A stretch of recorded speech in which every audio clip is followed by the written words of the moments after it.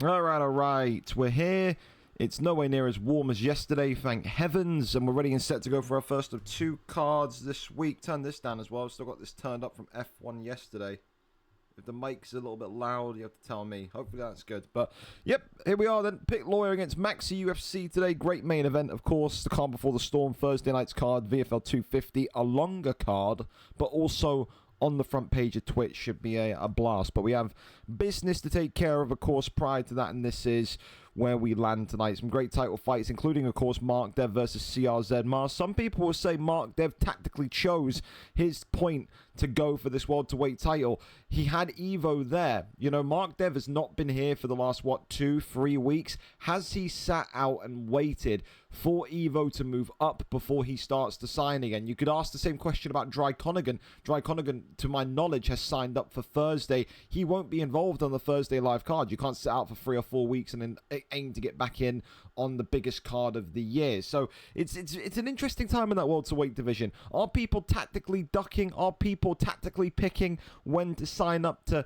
maximize their chances of a title? Are we doing that already? Only about a month and a half into the game. Only the fighters know. Ruth against Harold as well. Tim Coldwinter pulled out late last night, so the title fight for him was too late in the evening. He's been moved into featherweight. The only reason he was kept in lightweight is to give him this title shot. Now that he's effectively brushed away the title shot, he moves into his natural weight of 145. Up steps Harold, though, 1-0.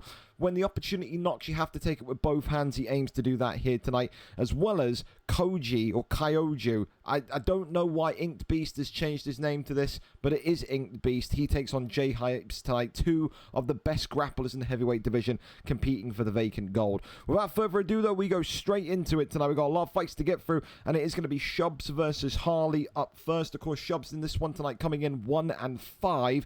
There is no getting away from it. There's no sinking even further down. There's no such thing as super heavyweight. He's 1-5. He's on a 4-fight losing streak, and he's in the quote-unquote easiest division in the league. Tonight, without sounding maybe a little bit too pushy, he kind of needs a win, because if you start to lose 5 in a row, if you can't buy a win for the life of you, it beckons the question, you know, what do you have to do? What do you have to change to get back to winning ways? Same question as well for Harley, who's also on a 4-fight losing streak.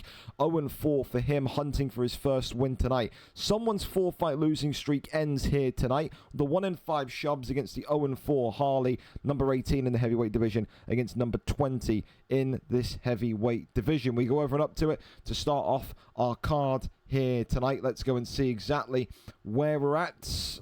Again, fellas, please don't ever DM me your stream links. There's a stream channel for a reason. I've already got 4 DMs.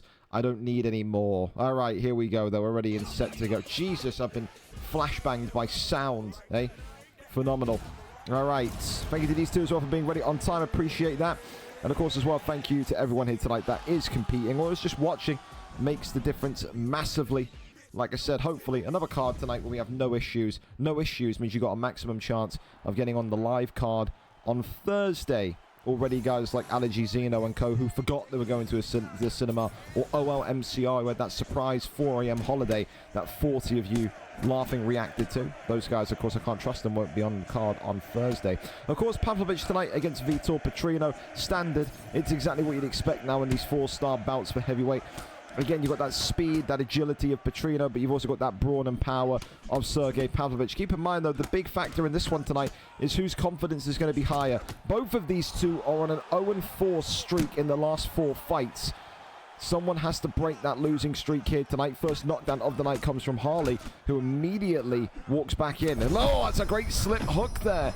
Great bit of head movement from Harley, 17, who now continues to just absolutely put it on Shubs.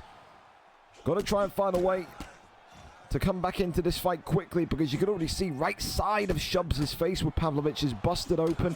Visible bleeding, visible bruising. And Harley just looks like he's in flow state at the minute. Looking like a torpedo in the octagon tonight. Not slowing down for a second. More and more damage coming in from Petrino. This is the same thing that we said with some of the other previous heavyweights, though. Shubs just walking forward. He's walking in straight lines. There's no head movement. There's no kind of in and out. It's just walking towards fire and hoping you're going to succeed. He's got to be a bit more smarter here.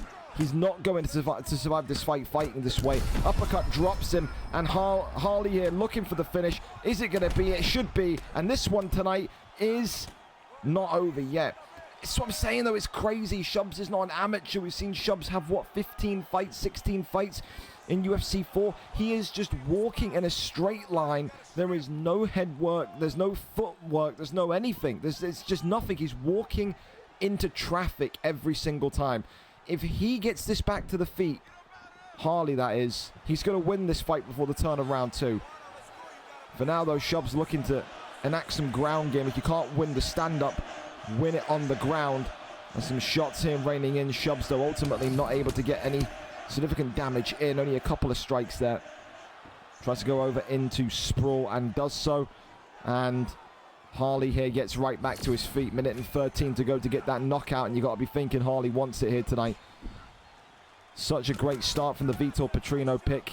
All he's got to do now is put the cherry on the cake with a victory, and he's knocked him again. Knee on belly, flow state activated, and this one is all over. What a difference Harley looked tonight. That was the best performance we've seen Harley have, period. He was fast, he was agile, he was slick, he was smooth. For Shubs, you have to wonder, where do you go from here? There was nothing. Like I said, he was walking forward in straight lines. There wasn't any kind of even zigzagging of movement. You talk about sometimes heavyweights to go in, they go out. They're a little bit hesitant. Tonight, it just seemed like Shubs was just shrugging his shoulders and saying, I'm walking towards my death. Walked into him, got knocked early, got dropped early, and never recovered. He has to get back to what he was like on the PlayStation side of things back in UFC 5 when he was collecting the odd win here or there. Tonight, it was a lack of movement. It was a lack of fluidity. It just looked really lacking in full. Take nothing away from Harley, though. You got to win the fight. He was 0-4. His first ever career win tonight. Both of those two are low on confidence. Tonight, though, one of them walks away with a victory. And for Harley now, he looks upwards, not downwards in this heavyweight division. Congratulations to him. A round 1 stoppage this evening. I feel for Shubs. I like the kid. I like Shubs a lot. Reliable. When you book him, you know he's going to show. But dude, like, how can you look at that performance and give him help? You know what I mean? That is the definition of a guy that needs a bow at MMA, that needs a restore, that needs any sort of camp. That is just going to sit down with him and say, let's just have a few spars here. Let's get the basics corrected. He needs those basics corrected, or else he's never going to win a fight again. I'm being dead honest, I am. Up next, though, we go over to Mems and Rainey 10. Mems, of course, tonight coming in with a 2-2 record coming off of a loss, whereas Rainey 2-3 does not let that last loss on the live card define him, says I am back tonight. Both of these two coming off of losses. Mems, of course, dared to be great, competed for that light heavyweight title in his last fight, but ultimately saw the difference between being a mid-carder and maybe being a title contender. Can he get back on his bike today with a big win, or does Rainey once again show that his boxing is levels in this light heavyweight division? Let's go over and see where we're headed to for this one tonight. Rainey is our cameraman. Fantastic news as we are ready and set to go in this one here as they get lobbied up. Of course, we're on time anyway, fellas, so it gives me a time or a chance to read my DMs, all 6 of them. Evo, you sent me a DM and then deleted it. No problem with me, buddy. If I'm on a Thursday card, going to fight after 8 p.m. No problem. Don't forget, we're going to be doing our Thursday matchmaking after tonight. It's a long, long night for me. Kevin G DM'd me and then deleted his message. You crafty swine, you. And I have no idea who M10 is. Again, can I ask why M10 is banned? I want to join, but with one of my key players banned, it's a bit of a handicap. I don't know who you are. I don't know who the fuck you are. That's okay. Yeah. Yep. So, there you go. All right. Well, we're still getting lobbied up and ready. So, fellas, move as quickly as you can.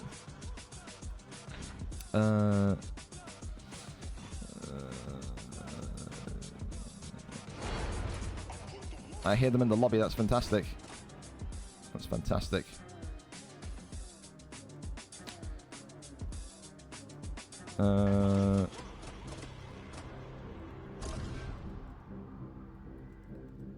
Cool. So that give me a chance to reply to everything.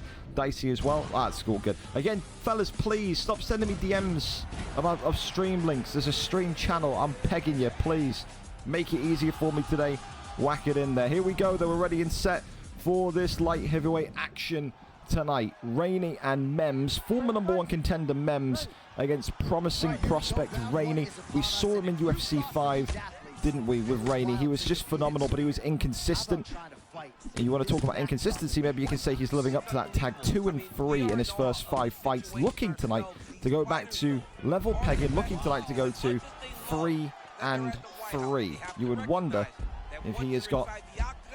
if he's got the ability to do that. Whips him immediately into an armbar, though. Khalil Roundtree already looking for a submission. This is the kind of fighter that Rainey has struggled against before, and you can already see. Have I rotated? Bloody well have. He's already... I've missed it because my fan's rotating. I didn't need to rotate it. But there you go. An immediate armbar's in. Stay. Damn it, stay. And goes for an arm triangle as well. This could be it for Rainey. But immediately, though, pops right back out of this one. Well, for now, Rainey has 1 submission enacted upon him. Mems tonight clearly showing that he has learned from that light heavyweight title fight and he's looking to wrestle. Listen, Rainey can't be angry, dude. Everyone knows Rainey's weakness. Everyone knows that if you want to have a good shot at beating Rainey, you get the fight off the feet and go straight to the ground. It's a really smart game plan from the Roundtree pick. You see, Rainey doesn't want to be down there. Immediately back up. He's got to defend the takedown, though. Big uppercut there comes in. Khalil Roundtree now being pressured by Rainey. But ultimately, the right hand from Khalil Roundtree continues to leave a mark. Big shot there again. Goes off the right jab. And look at this now from Rainey. Some of the best boxing in the light heavyweight division, we said. And this is why he's got to shoot a takedown. And immediately declined by Rainey. On the feet, Rainey's superior. On the ground, clearly, Mems is different gravy. He can't strike with him, but maybe he can. Big knockdown there from Mems. Rainey there, maybe getting a bit too aggressive and eats a knockdown for his trouble. And now Mems has got that confidence on the feet. Big uppercut right back. He's got to be careful, though. Jamal Hill can have one-stop power. He has to be careful here, does Mems. He went for takedowns. He went for wrestling. Jesus Christ! Overhand sweeps him. And this one tonight, is it over? No, it wasn't. But my goodness me, it could have been one of the knockouts of the century. And Mems now very much aware he can't do that again. He has to keep this grounded. I'll tell you this much, how has Rainey not gotten away with a knockout there? That is insanity. Kicks him up and gets him back up. If you're Luke Mems, you have to just walk backwards and just survive this round. Because you have eaten so much damage in the last 2 minutes. Rainey's got to pressure him here, to which he is doing, using all that length of Jamal Hill. Uppercut to the left hand, still coming backwards from Mems, though. 30 seconds left, he's been knocked again. Mems eating more and more damage. He still has to go for takedowns. I don't believe he can win this fight on the feet. I just don't see it. He's trying to use all that head movement now, but it is so dangerous to do all this head move. Oh my goodness me, the head kick comes off as well. Oh my word, this is the definition of a banger in the light heavyweight division. You want to talk about an advert for this 205 division? Look no further than this. Jesus Lord. All right, round 2, up and underway. Glove touch, and we're off. It's weird to think that Rainey ate a submission in the first kind of minute and 30, isn't it? Now he just descended into chaos in this round. Hell of a fight, though! As he gets an uppercut, Rainey now in a little bit of trouble. On wobbly feet here. Head kick, swing and a miss. Right hand there comes across Rainey, though, just out of traffic in time. Big uppercut there, though, from Jamal Hill. And look at these two go again. Just where we left off, the action continues. Mems tries to shoot a takedown, but he's miles away. Head kick comes up. Rainey hugging the cage here. He's happy to give him all that space. Uppercut, left hand, right hand. Combinations are coming in. Rainey's got to get out of there. Uppercut now back from Jamal Hill. Shoots the takedown. That's a great shot. That's an absolutely wonderful shot there from Luke Mems. Tries to go for an armbar himself. Does Rainey? Not going to happen. Now into half guard we go. Tries to cross over into top. Now not going to happen just yet. This one over into backside, and you would think Rainey's just going to pop up and go right back to his feet. Yes, he does. Thank you so much for the sub as well. You're enjoying the fight. It's an explosive one already on for Fight of the Night here tonight. Oh, clips him. Mems, once again, getting a huge knockdown. Oh, and now these two are swinging. And now Jamal Hill's in trouble. Big shots coming in. Mems looking for the victory here against the cage. Not going to happen. Ducks the... Oh, my good Lord almighty. If he just ducked the head kick and got a right hook, that could have been game, set, and match. These two are living on the edge. It's dangerous. Swings round, uppercut attempted. Left hand again. Luke Mems has to go down to the floor. He can't stay up here. Body shots now coming in. He's against the cage, defenseless pretty much. Mems shoots the takedown, gets the takedown. Oh my word. What a fight, man. What a fight. And I think he may have his arm taken. No, denies it. Tries to kick him off, and he does. Mems running out of stamina quick, though. Mems not disguising the takedown or the submission, should I say. Head kick comes off. Oh, drops him. Knee on belly. It's got to be. And it's all over. Just like that, Khalil Roundtree. In a war, in a gunfight with Rainey's Jamal Hill tonight. You were gritting your teeth. You were white knuckling the pad. You had to be focused. You had to be concentrated. And that is exactly tonight what Luke Mems was. He was dancing with fire at points. He really was. I didn't think if he stayed on the feet, he'd get the victory. There was a couple of times where he shouldn't have got the victory. Jamal Hill, moments ago, ducking that head kick and shooting a takedown. If Rainey just ducked the head kick and hit him, he would have won the fight. A fight of slight mistakes, but ultimately, Mems made less mistakes. Congratulations to him. Fight of the night, absolutely, so far, man. Absolutely. What a performance. What a way to kind of highlight how great that light heavyweight division is, and what a great way for Mems to bounce back after that disappointment of the title fight loss just last week. So there you go. But yeah, dude, loved it. And I love the way as well that Mems is incorporating submissions now. That first submission of the night, you know, a minute and 30 into round number 1. You don't see light heavyweights do that often. Good to see it tonight there from Mems, though. Top notch, top notch. Here we go, though. Lane and Dicey O'Reilly up next.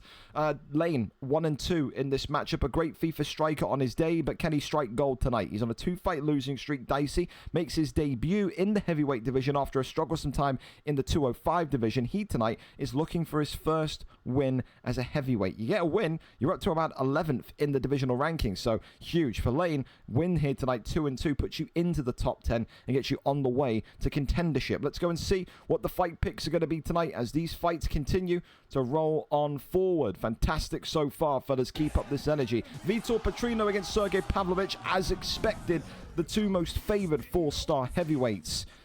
Let's see, though, if we get another absolute war here tonight. Dicey O'Reilly, hailing from the great nation of Ireland.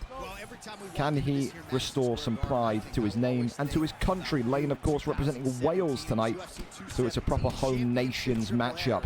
Of course, both of these two in the black. Sergey Pavlovich, the one with the blonde hair for Dicey O'Reilly.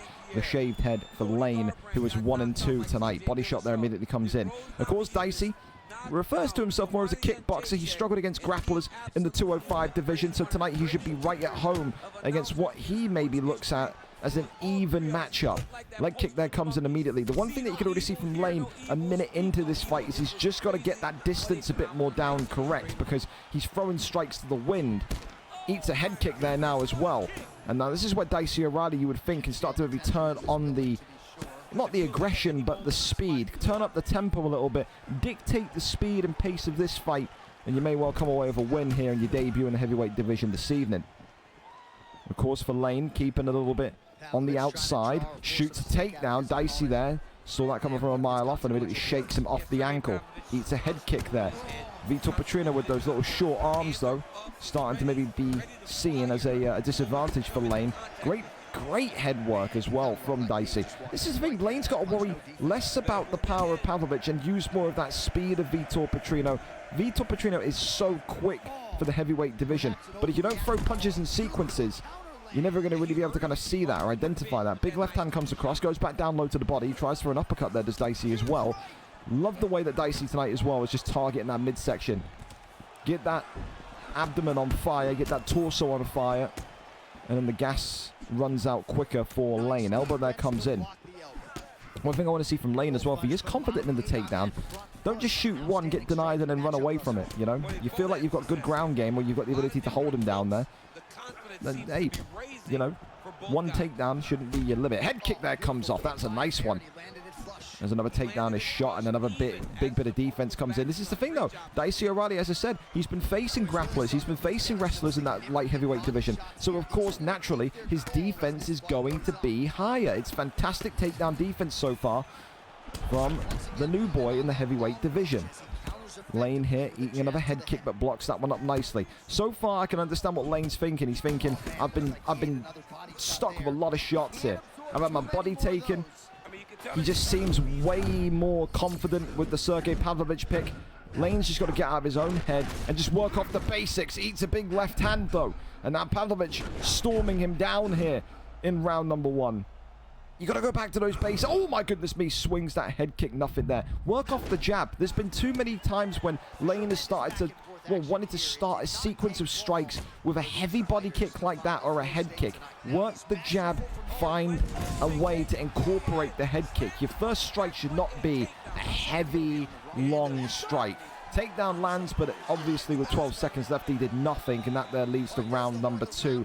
Hell of a start from Dicey O'Reilly. Dare I say, Dicey's most confident start in UFC 6. Let's see if we can get it over the line. It's not about how you start, it's about how you finish. No one remembers a great 2 or 3 minutes in round 1. People remember winners. Is he going to be a winner here tonight? Round number 2, up and underway. Work to do for Lane. Got to protect that body more than anything. If I'm Dicey, I'm thinking, yeah, there's nothing I'm aiming for other than the midsection. Try and get him uncomfortable. Try and get him defending low as quick as possible. For Lane here, what he's going to need to do is expect when that low shot comes in. If he can catch Dicey with an uppercut as Dicey is going low to the body, he could flash knock him out. So there is that also. Still sitting on the outside there, though, is Lane. Goes back to the body. There it is. That body health event knocks him down. Neon Belly is in here. And Dicey O'Reilly looking for the finish in round number 2. Can he get it? The answer is no. He was prioritizing those hooks rather than the straights. They need a couple of straights down the center. Probably could have got that one done and dusted. Now here we are in side control. Wonderful deny here from Dicey O'Reilly. Pops him over into side saddle. But ultimately Lane... Oh, it's denied again. Look at this. Denies inside saddle now. And another one. Lane here, a little bit strugglesome in terms of getting out of here. Big shots coming in still from Dicey O'Reilly. Doesn't want to gas himself out, though. And ultimately loses side saddle position. Back into sprawl we go. Not a bad position. You want to keep it here, though, if you are Dicey, because of those body shots that you can land. But ultimately goes to top mount instead. It's a wonderful bit of maneuvering from the Pavlovich pick here so far. Back into side saddle. He's loving the side saddle position. Now back over into backside. And he's going to get back flat. This is a bad position for Lane here. Big shots coming in. Goes for a rear naked choke as well. Can he get the rear naked choke in? Yes, he can. Lane here losing half of that submission bar. So Dicey here tonight freestyling on the 1 and 2 lane. Goes back for another arm triangle. And Lane could be in some serious trouble here if he doesn't know how to deny in submission positions. Will he get out of this one? No, he won't, but there is a sliver of submission bar left. You want to call that maybe 5%? That'd be generous. It's more like 1%. Goes back over to back mount again. Goes for one more rear naked choke, but just rolls out of that one and survives it. Of course, with 2 choke submissions as well, it's made stamina regeneration absolutely slow as a snail for Lane right now. If he was... Oh, I've never seen that reversal before. Hello. He's just fucking F5'd him. Wow. All right. Well, he's completely out of wind. He's completely out of gas. Dicey O'Reilly just has to get this one over the line now. It would be a travesty if he lost this fight from this position. He's in such a great position. It's insane. Works off the 1-2s. Little leg tap, comes forward again. Body shot. Back down to the ribs. Goes underneath. Big one to the right side. Ducks underneath. Oh, look at that. Nice from Lane, in fairness. Probably the best thing he's done all fight. Dicey O'Reilly taking some big shots here at the end of round 2. Could you imagine if Lane finds a finish in round 3? He needs it. Let me put that completely out there. He's not going to win this fight without a finish. But for Dicey O'Reilly, that last kind of 30 seconds has to act as like an alarm bell. Get this fight done. That's got to be the message from the corner. Head kick immediately comes in from Lane. Right hand uppercut there, knocks him and drops him. He's got him against the cage. Could this be the moment that Dicey O'Reilly goes to 1-0 in this heavyweight division? Big shots coming in again. Lane not giving up though. Got to defend the body, he has done. Head kick now comes up from Dicey O'Reilly. Body shot again, cracks against the ribs of Lane. And another one. Teasing now. The body shots. Lane can't do much other than just absorb those strikes and try and find the start of a counter. Defends the body shot nicely. Head kick comes up, goes back down low again. Ducks underneath. Oh, right hand! Lane! Could it be? Shoots a takedown. He's got Dicey O'Reilly panicking here. He's got Dicey O'Reilly panicking here. Goes for the takedown. And maybe he now will look to get this one done and dusted with a submission in this half-guard position. He does not want to stand. Dude, even though he's completely gassed, Vitor Petrino, lane 14-21, he's still putting up a fight here. You've got to love that resilience from the Welshman. He just can't find that stability at this minute, can Dicey. And ultimately, Dicey does get flipped. Lane's got to be careful, though. Doesn't want to get armbarred here. And ultimately gets back to his feet. Ducks the head kick. Oh, he stunned him again. Dicey O'Reilly's in trouble once more. It couldn't happen, could it? Dicey O'Reilly is now very much in a battle once again. Oh, he's ducked another one. Body shot this time. What is Dicey O'Reilly doing in there? This has got to motivate Lane. He has gone from having no hope to now having all the chances possible to win this fight. He's been knocked down though. Back down low, up high. Dicey O'Reilly trying to find a finish. Oh, and gets one hell of a finish. Peekaboo, your chin's in the stratosphere. You have to give props to Lane, though. What a round 3 from a guy that had no stamina, no submission, nothing. Ultimately, it's a bullet dodged from Dicey O'Reilly tonight. A phenomenal 2 rounds from Dicey, but a horrendous. I said he looked the best he's looked in the first round. That third round was the reason why he didn't win a fight in light heavyweight. I don't know what went through his mind there in round 3. He's gotten away with one tonight, and he's got the knockout of the night so far. That's a wonderful standing uppercut that left lane 14-21's Vitor Petrino gasping for air. A round 3 knockout tonight, but Jesus, that was too close for comfort. For Dicey O'Reilly, I think he will be saying to himself, maybe next time, don't make it too entertaining. Maybe next time just go for the submission in round 2. I don't know, but hey, I didn't listen. Fair props, fair fucks to Lane. I did not think he was going to have that much of a chance to win the fight. He's got to feel, if anything, Lane's got to feel a little bit gutted about how that last round went because he was so good in round 3. Well, again, same thing for Lane though. Well, how are you doing that in round 3, but then doing fuck all of any valid importance in rounds 1 and 2? It's like he turned up for round 3. Maybe he handed the pad to his granddad for round 1 and 2 and then said, get off the fucking sticks, old man. I'm here for round 3. Really good.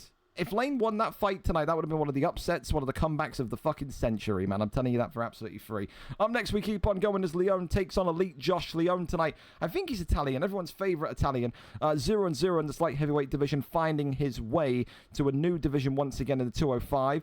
But of course, Elite Josh hasn't been seen for a couple of weeks. He's 0-1 tonight, looking for his first victory as a light heavyweight competitor. Will it come for him or will it come for Leone? Of course, you can maybe say that Elite Josh has got a little bit more experience in the division. He's had 1 fight compared to Leone's 0. Will that make a difference? I don't know.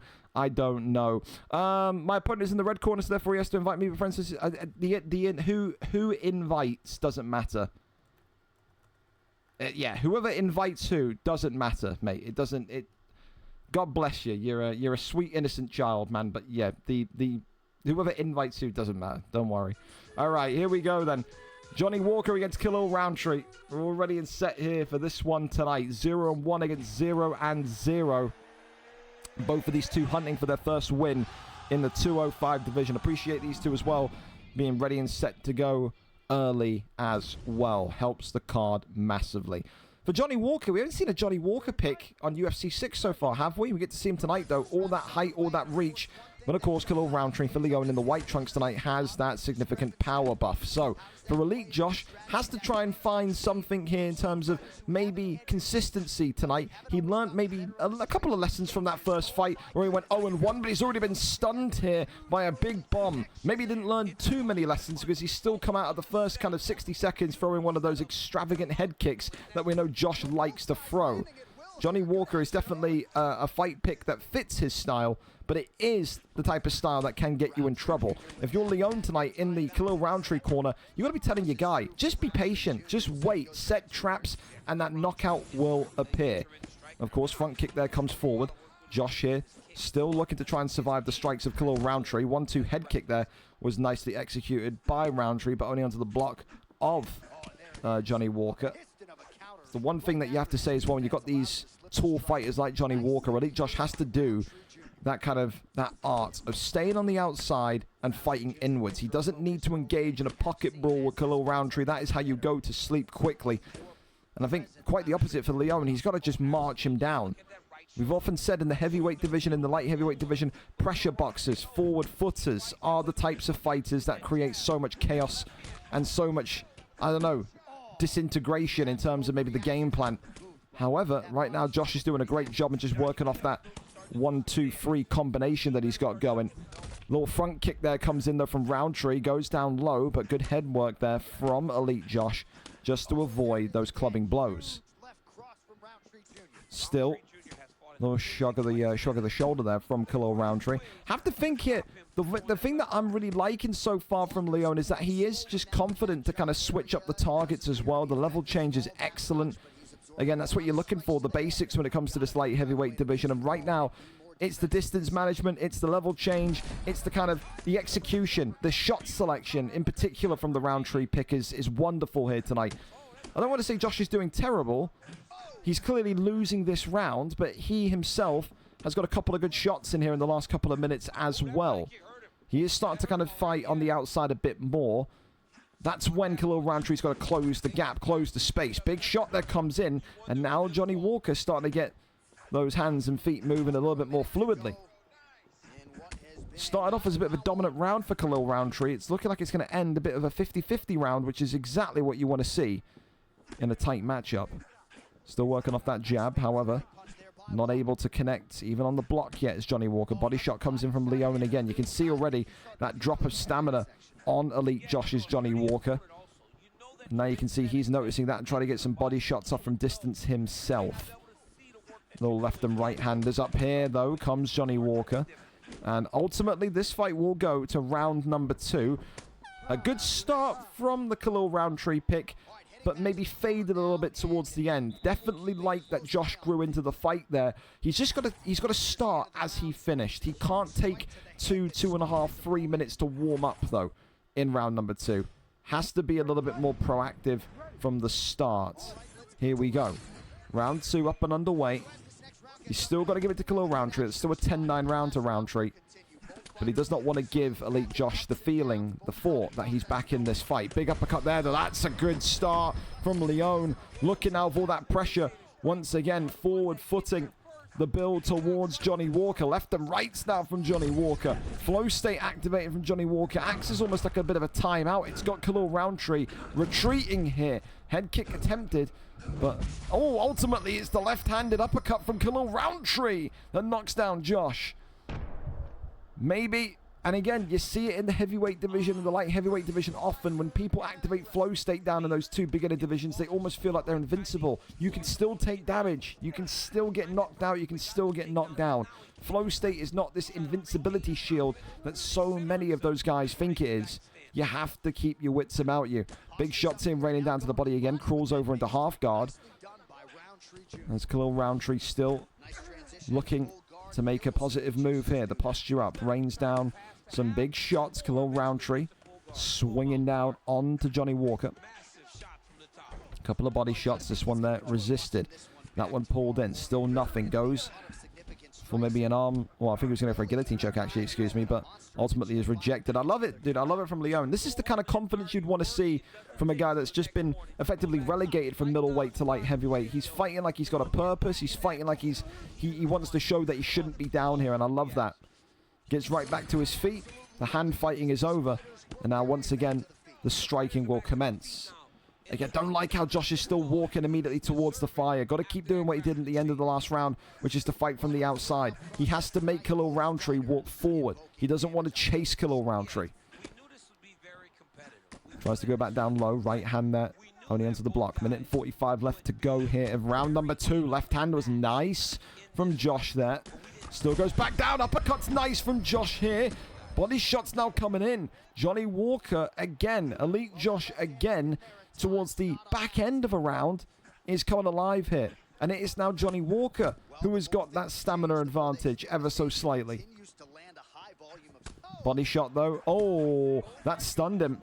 That zapped him.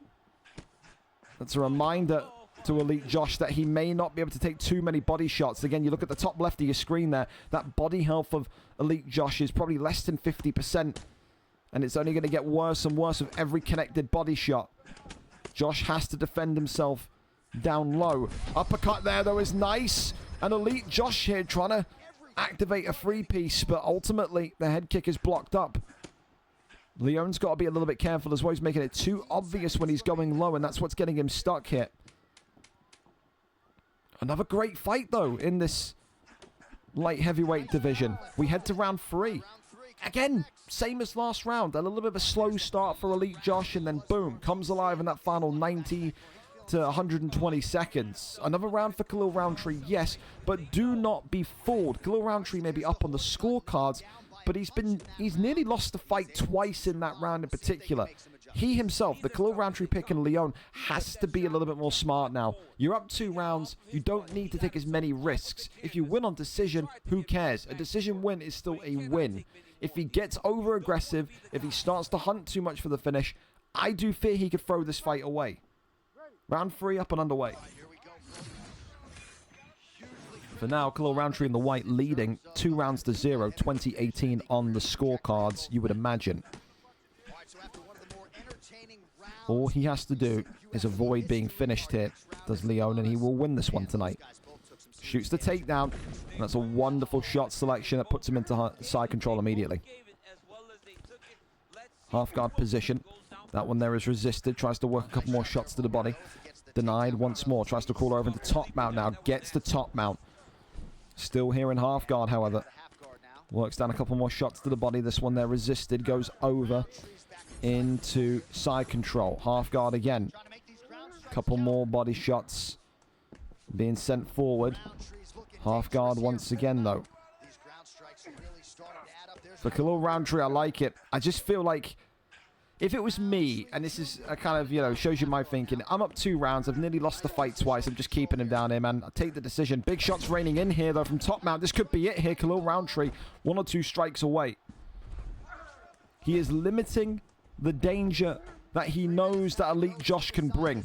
And this is where it gets so frustrating if you're a guy like Josh, and he's out of there, anticlimactic, and you can't blame Leon. He was getting lit up on the feet in rounds 1 and 2 towards the end of both rounds. If anything, Josh has got to take that as a compliment, because especially in round 2, he nearly had his ass twice. For tonight, you've got to give respect to Leon. He looked brilliant at the start of each round. And then towards the end of the fight, he realized the risk. He realized the potential of throwing this fight away and took it to an area of the fight where he knew that there was limited risk. He gets it done tonight by a round 3 TKO from top mount. What a way to start off his career in the light heavyweight division. Props to him. A fun fighter. And he gets his first win in that 205 division tonight. Could we have a new contender in the midst? I hope so. He's a great fighter. For Josh as well, I mean, listen, it's a loss, but it's a positive loss. Looked really, really good in there tonight. Just unfortunate that he started round 1 and round 2 a little bit lackluster. Got to correct that, and he's going to be A-OK. Up next, though, we go over to Loscott Jugo and George tonight. Of course, Jugo taking this fight on short notice after allergies, pulled out of the fight. Said, I'm gone to the cinema. You won't be seeing me tonight. The fans will have to wait. Jugo comes in, 3 wins, 1 draw, 2 losses. Only 2 wins, though, in his last 5 fights, which, of course, included 2 losses and a draw. For George, people will say, how is he going to get to fight the number 2 guy? George, of course, formerly of the featherweight division, relegated after last month's performances. He is described, in my opinion, as one of the forefathers of the featherweight division. Multiple title reigns, multiple victories, multiple submission victories in featherweight. Tonight, this is not going to be as easy as perhaps Jugo thinks it's going to be. He's got to keep his wits about him. Jugo, the superior striker. No shame in saying that there to George. But George tonight, if he gets that ground game going, if he gets gets those submissions going, he may well add to his tally. Remember, he's the second most dangerous submission artist in league history. 29 career submissions. Is Jugo going to be number 30 here tonight in George's lightweight debut? We go over and up to it, as Jugo is our cameraman tonight. We're there, we're set, and we're ready to go. Chase Hooper against Esteban Ribovics, who continues to be a fan favorite in these 4-star picks, I'll tell you that much. Here we go then, ready and set for this one tonight. George begins his career in that lightweight division. The aim is simple: get the title and get right back into the featherweight division and pick up where you left off. Both in blue trunks tonight. Chase Hooper, the man on the left-hand side for George. Right-hand side, Esteban Ribovics, the tatted guy for Loscott Jugo. For George, he has to understand tonight that Jugo is going to be as confident as ever with his striking. And Jugo's got to be very, very careful that he doesn't become victim number 30 in George's submission rampage. Of course, George may also take this opportunity in the lightweight division to improve his striking, but already Jugo showing just how good he is. Knocked down immediately. This is what we talked about. This kid's damn special, Jugo. Former contender for a reason, and one of the best boxers in 155. George already on the back foot here. May need to shoot a takedown sooner rather than later, and he does. Gets out of jail quickly. These boys are no joke in the lightweight division. George here got to stick to the game plan. That game plan is to wrestle and submit. Big shots here coming in now from top mount, but only one lands on the block. Jugo here, though, immediately declined, and this is where George at his peak was scary. Such brilliant top control in his day. But can this old-timer, this veteran, show us that he can still win fights in a top division? Big shots raining in here. George ultimately, though, not able to get more than 4 or 5 strikes down the center. Posture up again. Rains it on down. Chase Hooper, though, not going to happen. Again, great top control, man. This is where it's just so difficult to shake George off. He's like a virus when he gets top control. Immediately tries to go for that armbar hit. And ultimately, he is going to get the first. And Jugo has the arm taken. George may not have the boxing that Jugo has, but Christ almighty, he's got the wrestling still of a featherweight. Believe you me. We said when he came down into this division that it was going to be a brief stay. I knew if George found himself down here, if George went back to basics and did what George was good at, he could be a serious contender. And tonight he's showing that he is a serious contender against one of the division's best boxers. Works the body shots, tries to crawl over, not going to happen.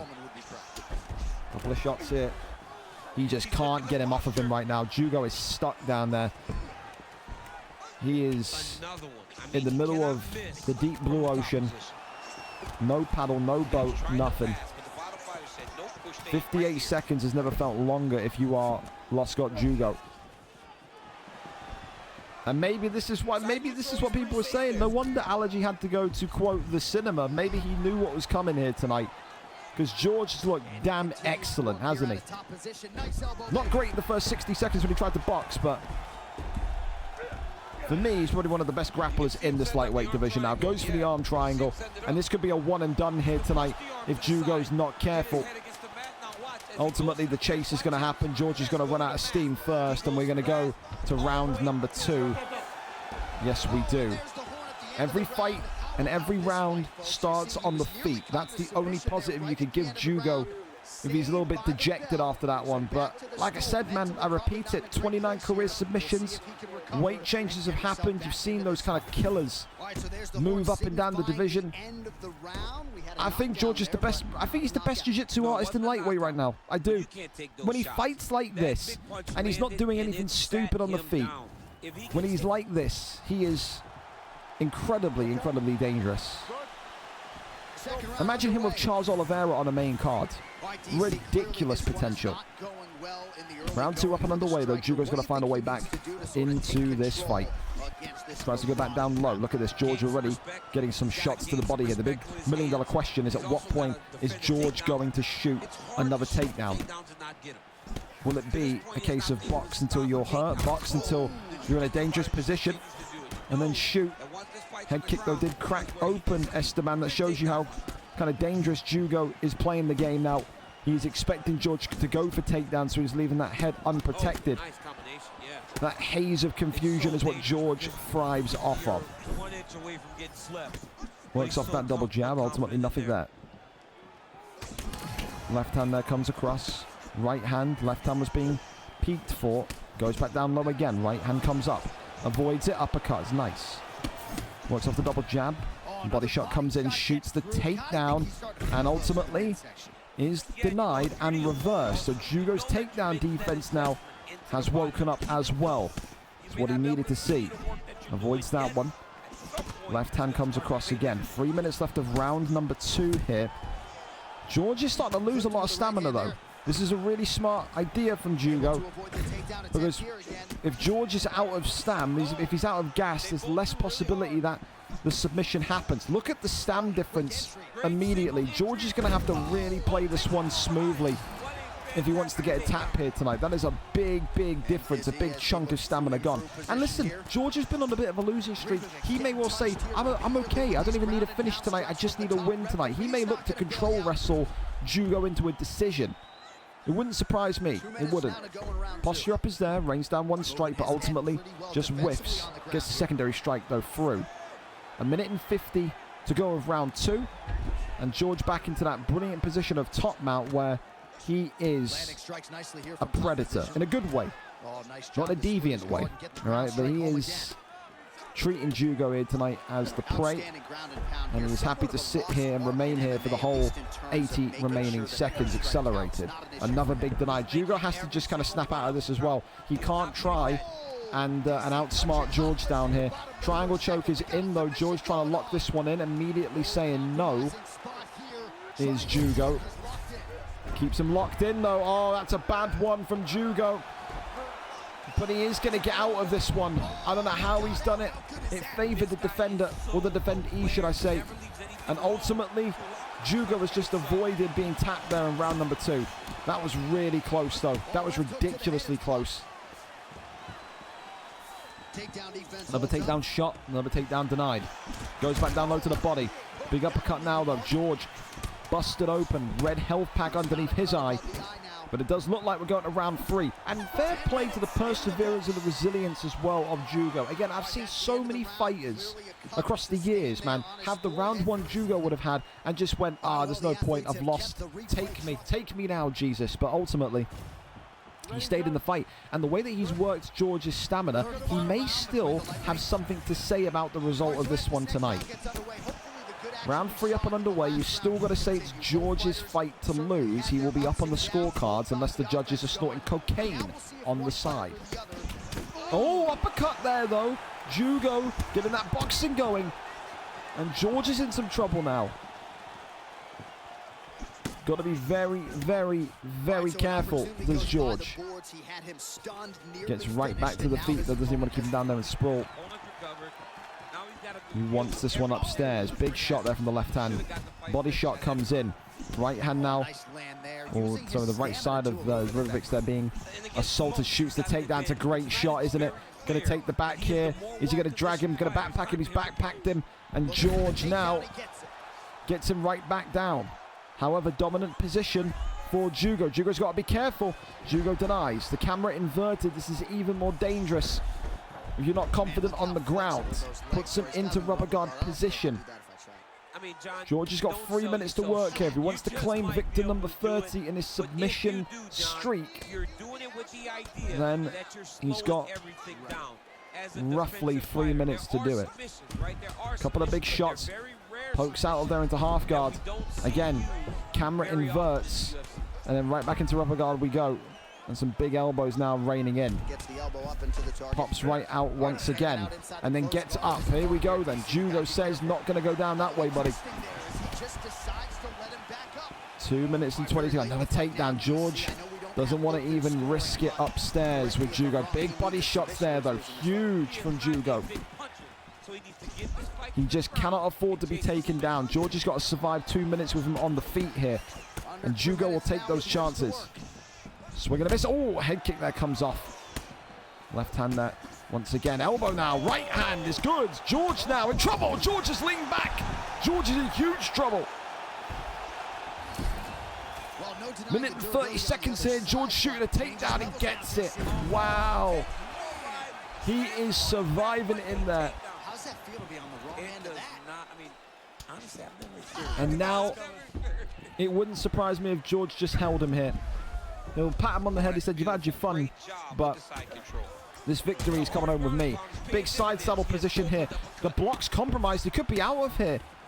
Ultimately, keeps him inside saddle and then goes over into side control. George, though, was close to a TKO victory. A couple more elbows would have been game, set, and match. 30 seconds. Works the body shots. George happy to keep him here. Oh, big shots from the Moves to backside. Posture up is there. And George tonight is saying it doesn't need to be a finish. It just needs to be a victory.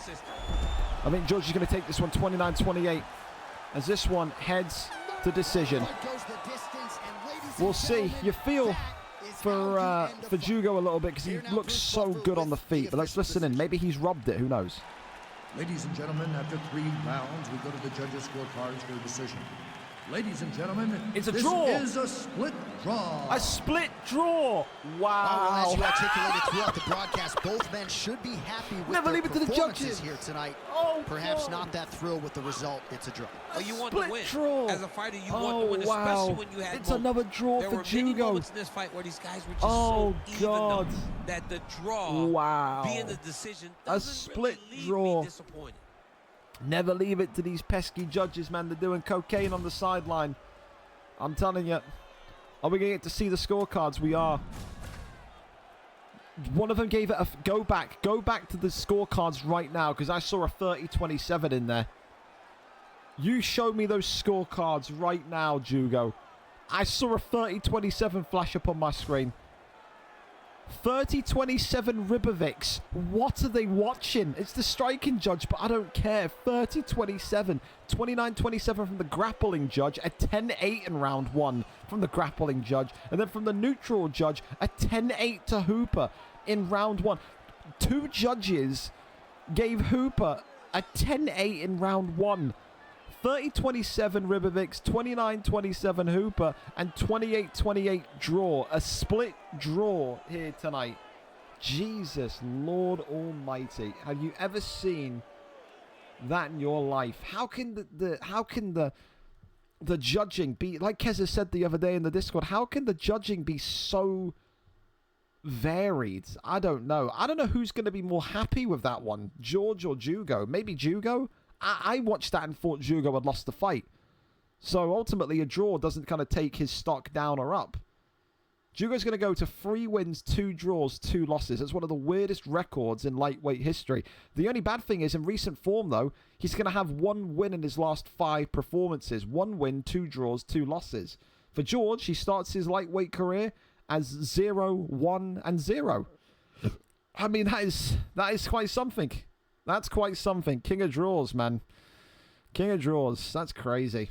But what can you do? All right, well, we keep on going as we head over to our next fight, which is ready for us. Appreciate Tucker and Rickson being patient as the heavyweight division is braced for more action. Tucker tonight comes in 1-3, losing his last fight. Rickson, surprisingly to me, relegated to the heavyweight division, but he had to be. He was on a 4-fight losing streak at light heavyweight, needed a reset, needed a recharge, and now he's going to get that today in this heavyweight division. Let's see what the picks are going to be. Surprise, surprise, boys. It's Pavlovich and Vitor Petrino. So, with that, these two can get up and underway. Rickson's got some wrestling background, but there's a part of me today that's making me think he's going to want to just kind of take out his frustration on Tucker and box him. Is Tucker going to stand a chance?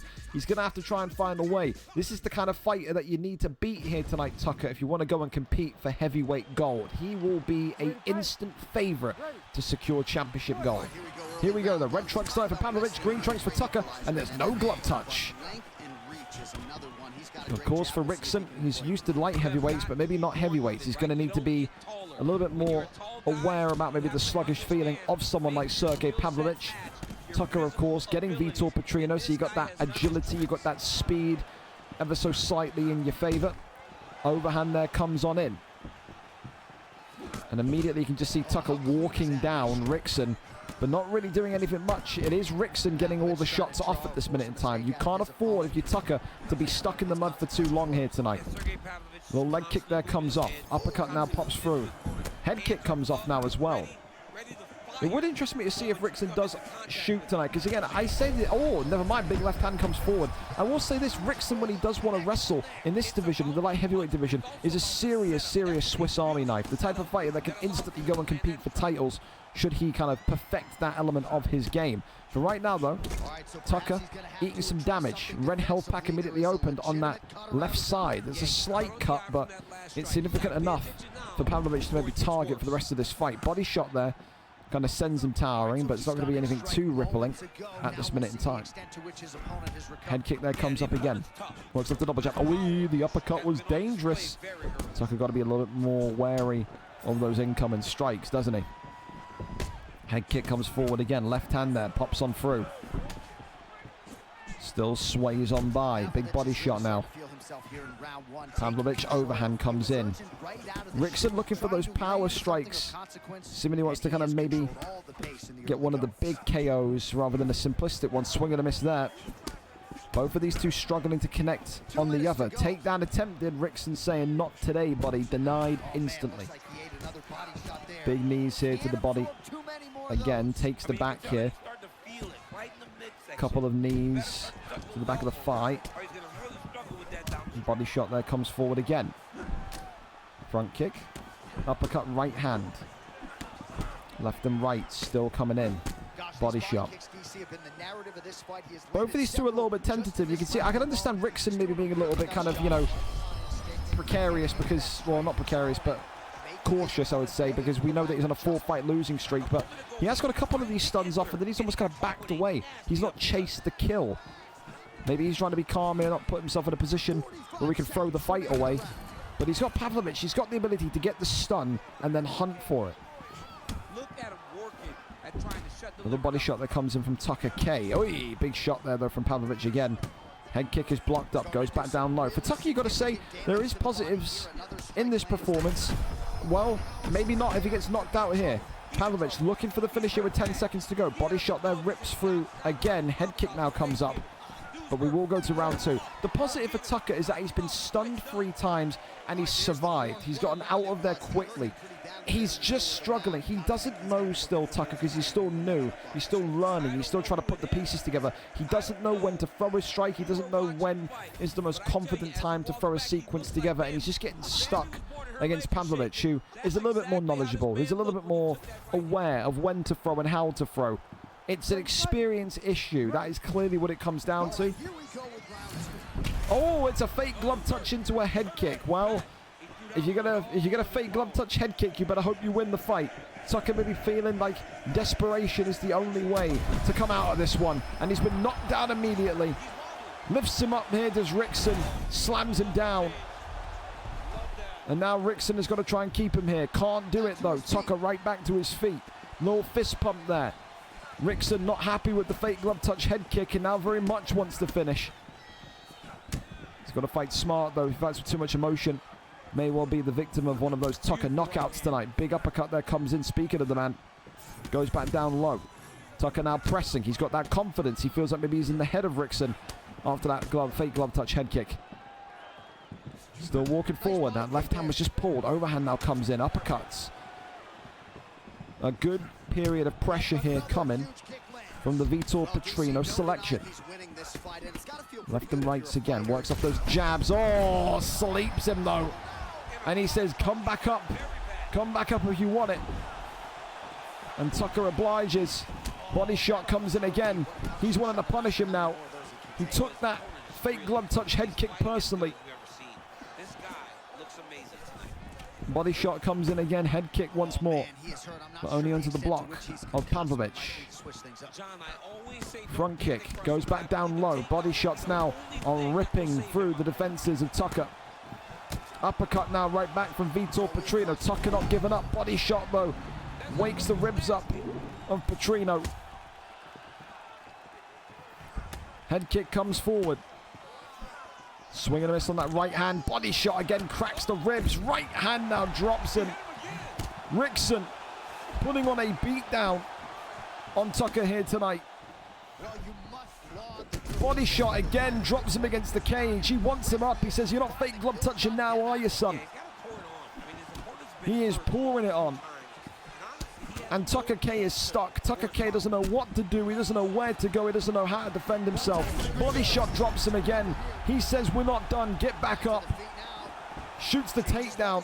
And Tucker K going to get out of there with his life pretty much hanging in the balance. You're talking about stamina of maybe, what, 33%? It's about a third of the bar left. Goes over into top mount here.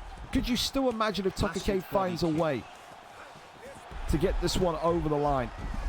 Tries to kick him off, and he does. 40 seconds left of round number 2. Shoots another takedown, and Tucker now 2 for 2 in quick succession. Slams Rickson down again.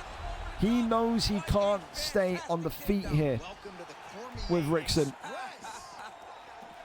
Tries to go over into side control and does, but he's got no gas in the tank. He is fighting on fumes here.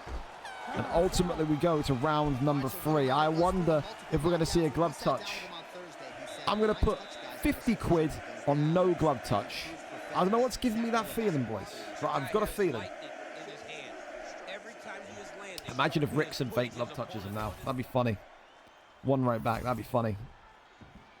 Third and final round. Tucker is fighting against all of the forces. He tried to, went for a fake glove touch leg kick though instead. He misinputted. Oh, body shot there. Overhand comes in. Head kick now. And it's all over. He sleeps him early into round number 3. And they'll say that will be a lesson to you. Never ever fake glove touch me again. Rickson goes to 1-0. Ends that horrifying and that really disappointing 4-fight losing streak that he had in light heavyweight. For Tucker tonight, fair play to him for lasting 3 rounds, but he just looked a little bit lacking in. I didn't know when to make that forward move, didn't know when to kind of make that first strike, and ultimately the experience gap tonight was the difference. Congratulations to Rickson, commiserations to Tucker, the ultimate heel, isn't he? Shooting with a fake glove touch head kick, but hey, listen, if it worked, we'd be talking about the genius of it, but it didn't, so there you go. Congratulations, it's a round 3 TKO tonight.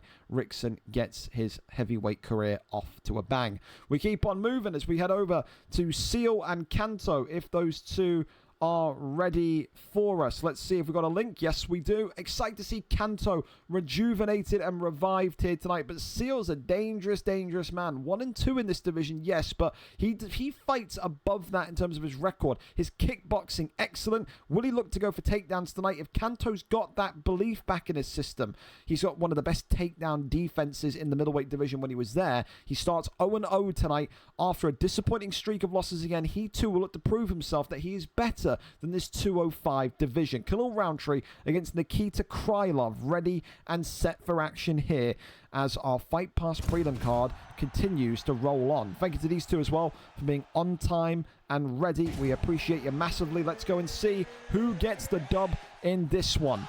1-2 for Seal and Khalil Roundtree in the black. 0-0 for the former middleweight champion of the world, Kanto, with Nikita Krylov in blue. He has fallen on a bit of bad form. It is the perfect time tonight to start over. Round 1 up and underway. Seal Khalil Roundtree is a dangerous, dangerous pick, though. Like I said, he is way better than what a 1-2 record suggests. And tonight, if Kanto doesn't respect that, he will be a victim. But look at this from Kanto already. Nikita Krylov immediately stunning Seal. This is the thing as well, Kanto was known in his prime when he's confident. He's known as a confidence fighter, is Kanto. If he's on a bit of good form, he's a serious title contender. When he loses 2 fights, 3 fights in a row, his head starts to drop and he does struggle to find consistency. If he can get that out of his game, he's going to be a welterweight or lightweight fighter in the future. That's how much I rate this kid. Immediate takedown, though, comes in from Kanto, who now looks to keep Khalil Roundtree in side control position. Goes over into sprawl, though. And again now, looking to rain down some strikes in sprawl. Gets back up to the feet, though. Right hand that comes across. I like it from Seal as well. Not resting on his laurels and immediately kind of charging down Kanto. We see so many people eat that first stun and then they retreat for the entire fight. Good body shots and head movement there, though, from Kanto. Really smooth. Head kick comes up again. Works off that right and left-hander. Tries to tease the body shot, gets that one down. Head kick. Oh, God. The head kick was ducked and avoided. He nearly Bass Inferno'd everywhere. Goes back down low to the midsection again.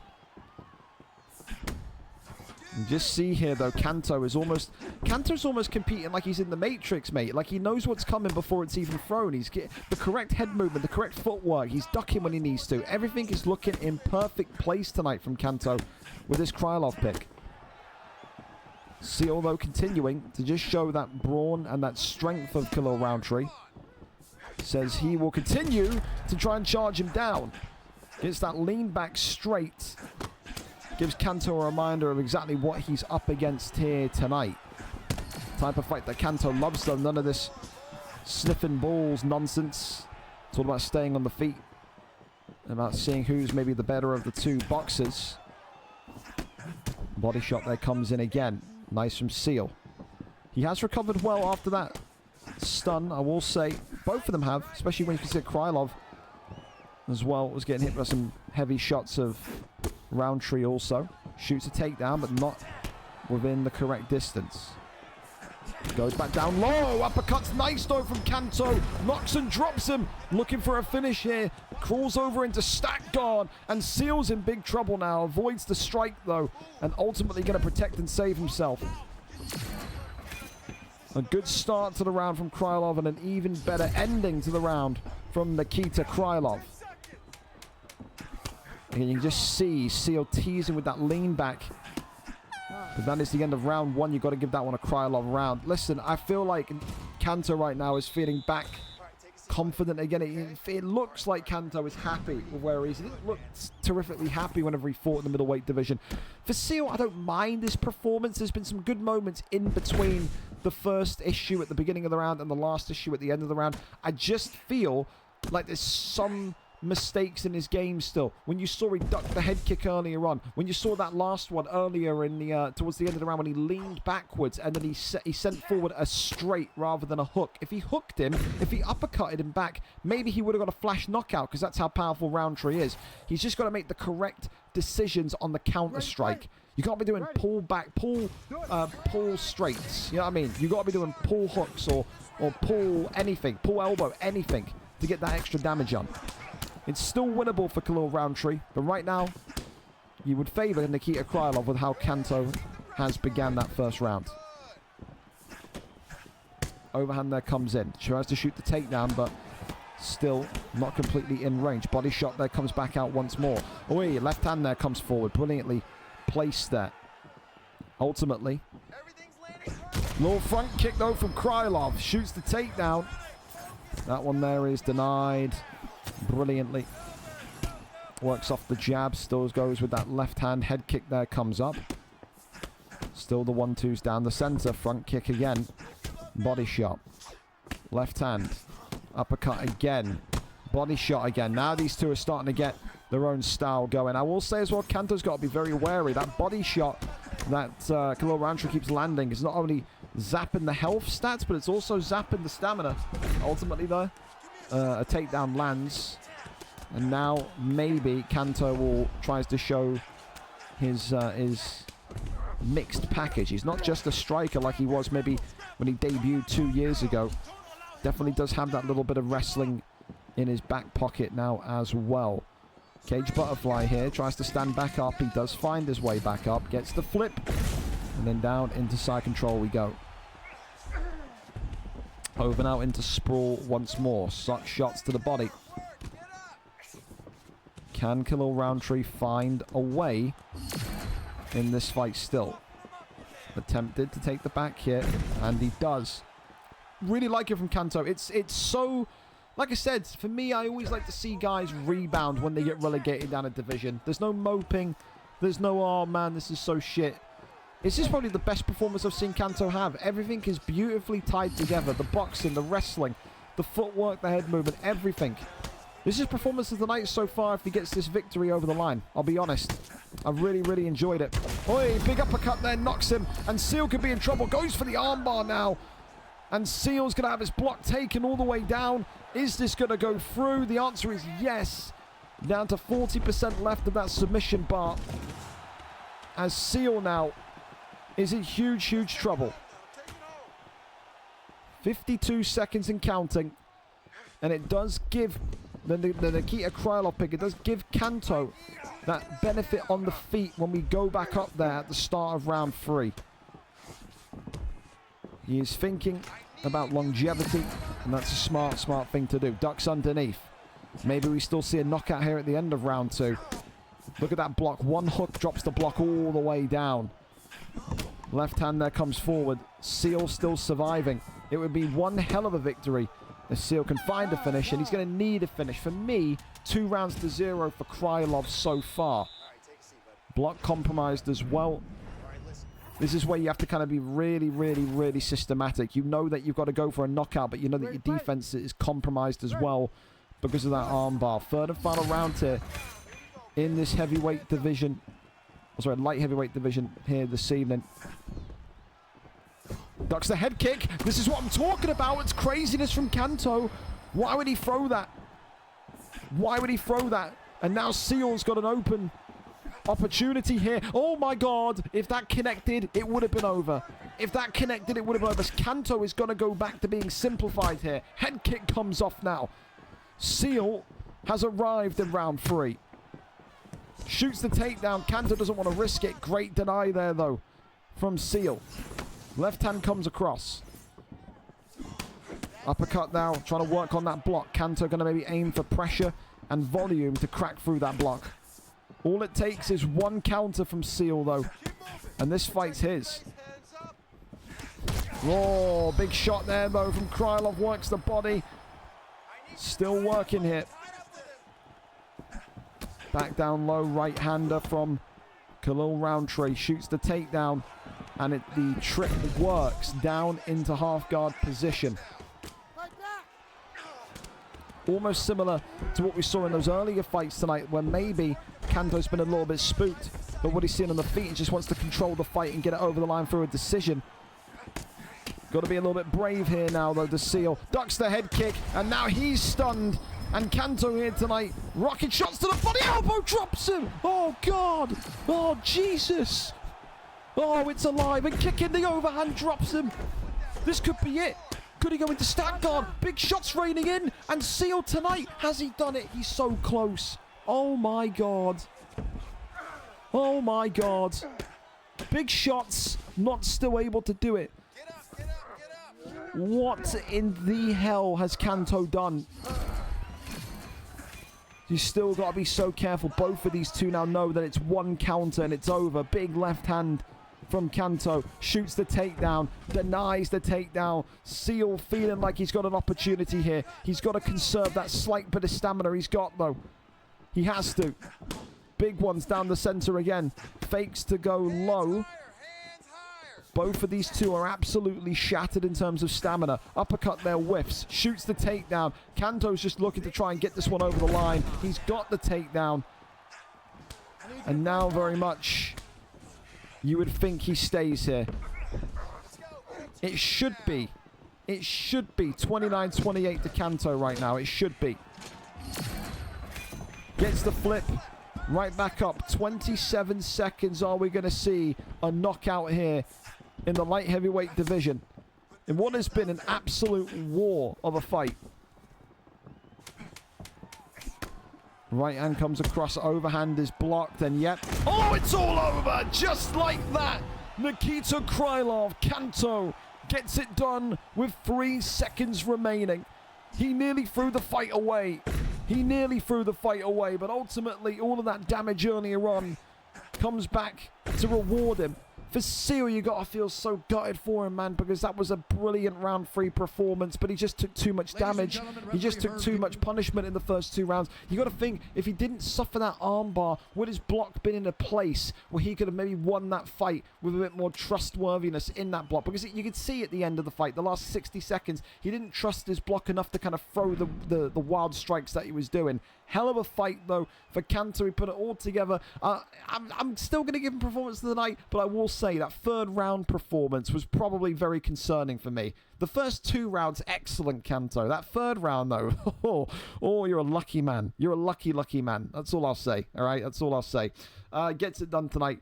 Round 3, TKO. I mean, Oh, dude, that was so it's Krylov, not Roundtree. Apologies. That was so close.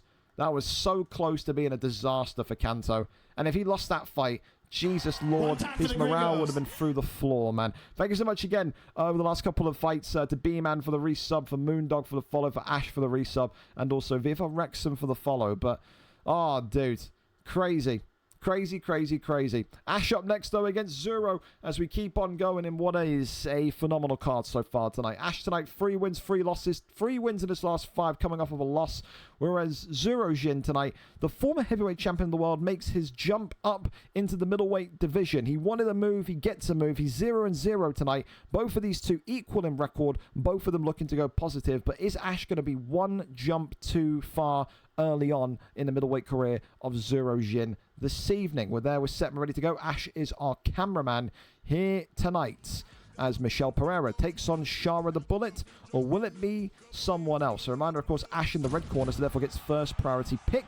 And there you go, it is going to be Michelle Pereira, and it is going to be Shara the Bullet. Here we are then, an opportunity for the former heavyweight champion Zero Jin Mason, whatever you know him as, to prove himself. Does he belong in this 185 division? Red trunks for Ash, black trunks for Mason.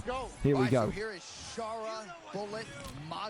When we saw Mason in that heavyweight division winning the title, we often talked about his kind of brilliance on the feet. But for Ash, you know, a guy that has high and lofty expectations, said before, I expect to be competing for the middleweight title sooner rather than later. We saw that kind of improvement in him already. He's got that great balanced game. He can box, he can wrestle, he can take the fight to any direction he wants to take it to.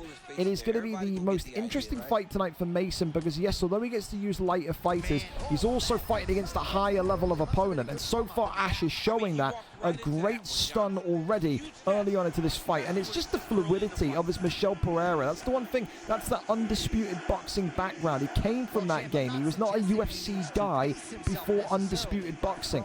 He honed his skills in the boxing ring and he's translated that over into the UFC octagon. And tonight looks brilliant on the stand-up. Just look how he is piecing Mason to pieces. A strong start here from Ash, who wants to put out a statement. Maybe wants to tell the young heavyweight champion, pat him on the head and say, listen, buddy, you ain't fighting against heavyweights in the 185 division. Takedown there lands, but already Ash is looking comfortable being on his back. It is the weak part of his game, though. Although he is confident to shoot the takedown, maybe the denies are what gets him in trouble. Big deny there, though, speaking of them. Goes back over into full guard. Couple of shots there as the posture up works. Shara the Bullet getting a couple of strikes here. Pulls him back in. Got to think the armbar going to be looked for. That one going to be denied, though. Got to be a little bit more crafty than that one. As he denies, goes for a strike or two. Another deny there on the armbar. So the armbar not going to work. This is when you want to see Ash, you know, go into his book of tricks here and maybe think about a guillotine. Think about something other than an armbar. Is he confident in anything but? Gets back to his feet, though, does Mason. Still, of course, a great start and a great round for Ash and Michelle Pereira in the red. Big strike again. Another one that does a pullback up or pullback straight. Big knockdown there, though, as Mason can't strike with Ash tonight. Ash is so clear in the boxing, it's horrifying. The way that he is just lighting him on fire in every exchange up here is crazy. And again, don't forget, Mason was one of the best boxers in the heavyweight division before he lost the title at the end of last month. The jump from heavyweight to middleweight is a big one, especially if you are still learning the tricks of the trade. This is the thing as well. This is where your mentality and your ego has to get left at the door. Big shots there raining in as Mason, again, is on the retreat. Uppercut there clips him. Ash now hovering over him. Doesn't want to jump in just yet. Body shot comes forward. And this one, another body counter. And a flying knee gets this one done in round number 1. He goes low. He fakes and he goes for a genius flying knee. He outclassed him on the feet tonight. And for Zero Jin, the former heavyweight champion, he starts off his middleweight journey with a KO loss. So this is what I'm talking about, right? Zero Jin, Mason, whatever he wants to know or know himself as or call himself, he has to listen to this because I think this is such a valid thing for not just him but everyone else moving up. When you go from an easier division like heavyweight into middleweight, especially when you were the champion, when you had this big win streak, Mason has to understand he is not supposed to go and compete for the middleweight division title. He's not supposed to be the champion this month, you know? You go and you have 4 weeks in heavyweight, you win the belt, you're on win streaks, you lose maybe once, you're feeling good about yourself. You're not supposed to go up a division every month. Could you imagine if you went from heavyweight to flyweight in like 6 months? You'd be regarded as one of the best of all time. There has to be an acceptance. It's going to take some time in this middleweight division. You're going to have to want to spend maybe a month, 2 months, maybe even 3 months in this middleweight division and just acclimatize yourself to the talent level. Ash is a great fighter, and tonight he showed the difference between heavyweight boxing and title contender middleweight boxing. That is the standard. You can't be afraid of the standard. We've had some FIFA people before, not saying you're one of them, Mason, but we've had some FIFA people before that they win the heavyweight title, they go up, they see that jump, you know, they see that skill increase, and then after 2 fights to go, yeah, not for me anymore, man. Either I don't want to fight in middleweight anymore, or can I go back to a division I was winning in? You have to embrace the challenge. That's the whole point of the league. You have to improve gradually. It's not supposed to be a quick journey in the middleweight division. That is supposed to be your home for the next 2, 3, 4 months. So don't be too down about yourself. Give all the props in the world to Ash. I think he was excellent tonight. A round 1 TKO, and that's going to be KO of the night so far. Always going to get me with a flying knee, aren't you, Ash? But for now, let's see if we can hang on to it. But a violent knockout there tonight. Congratulations to you.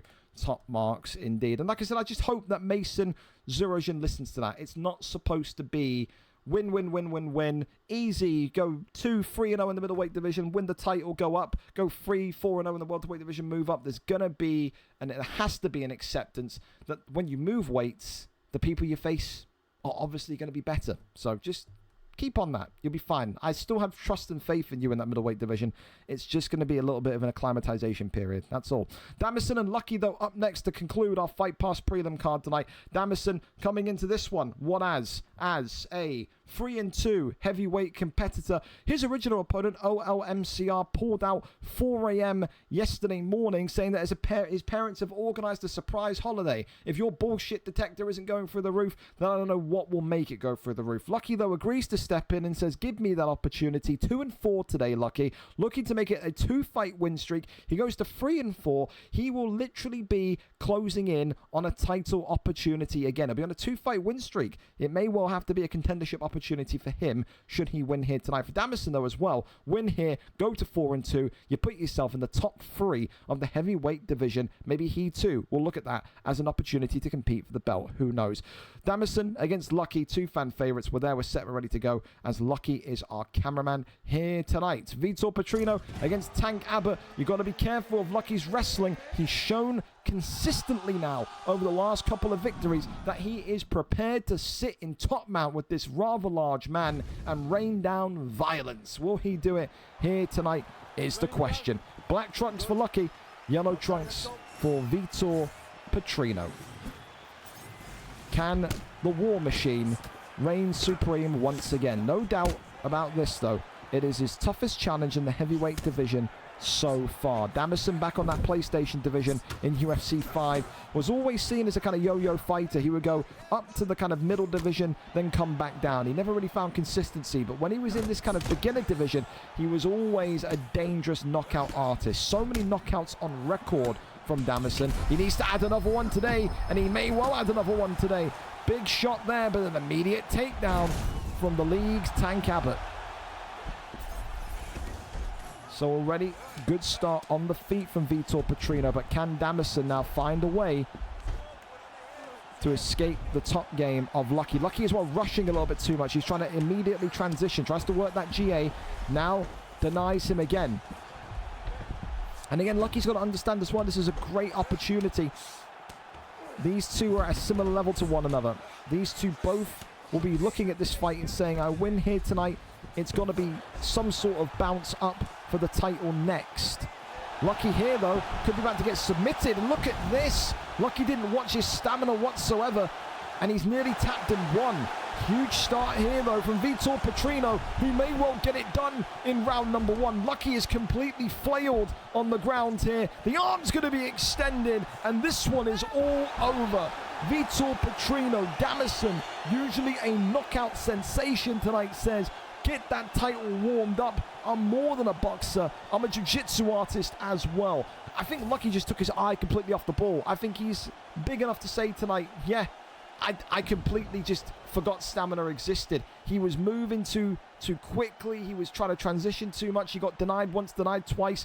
I think he got put in that armbar, probably looked up and went, oh, my stamina, where's it gone? And then before he knows it, he's lost 90% at the bar. One of those he's going to have to learn from. Still a top fighter. Still someone that I think we all want to see win the belt again. But it is Damison's night tonight. It is a round 1 submission with Vitor Petrino. And that there will give him, so far, by default, the submission of the night bonus. It is the only submission on the card so far. So, hey, listen, if that happens, then he'll take it, won't he? But Damison gets it done in 1. He says, new opponent, no problem, same result. Congratulations to him tonight. We keep on going as we head over then to our prelim card. 4.5-star fighters are now legal. And, of course, we can start off tonight with a very, very exciting one as well. No answer from my guy yet. Well, I'll tell you this much.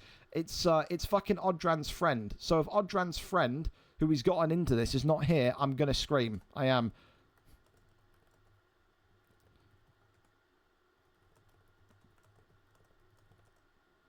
I'll see where he is.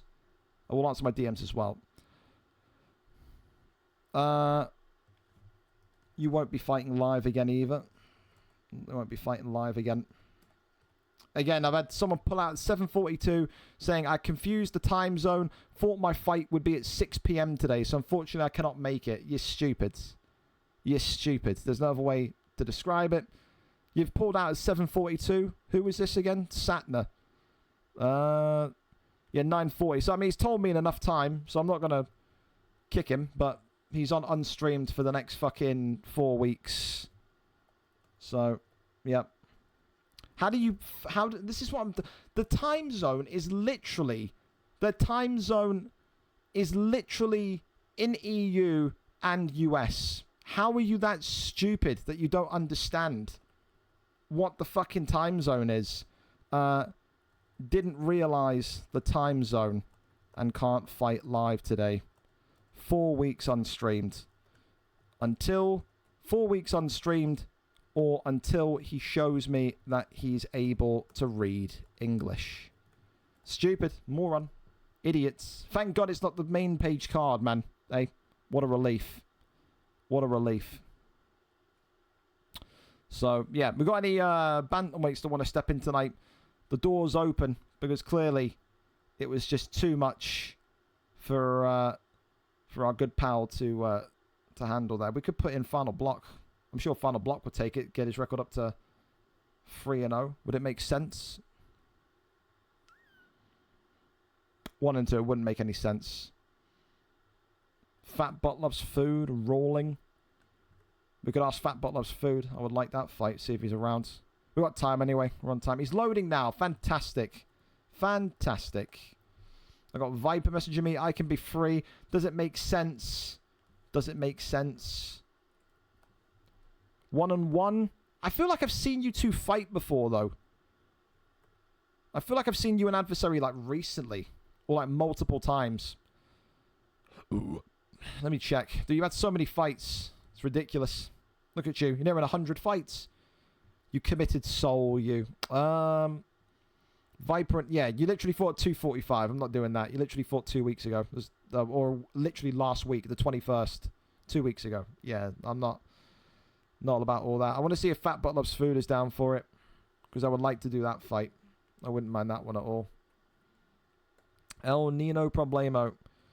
Here today. And if not him, let me see if Rawling, maybe. Yeah, Rawling's not on the card either. Let's see if Rawling's around as well. Around tonight, Rawling. Anybody really? Because it's unfair an adversary to kind of scrap his fight because you got some fucking clown that can't read, dude. I don't want to do that. Benjami?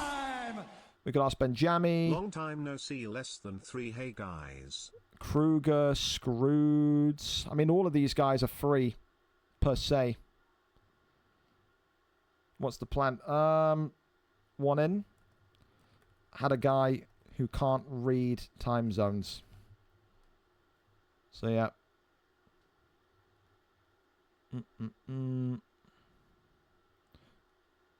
Give me just a minute.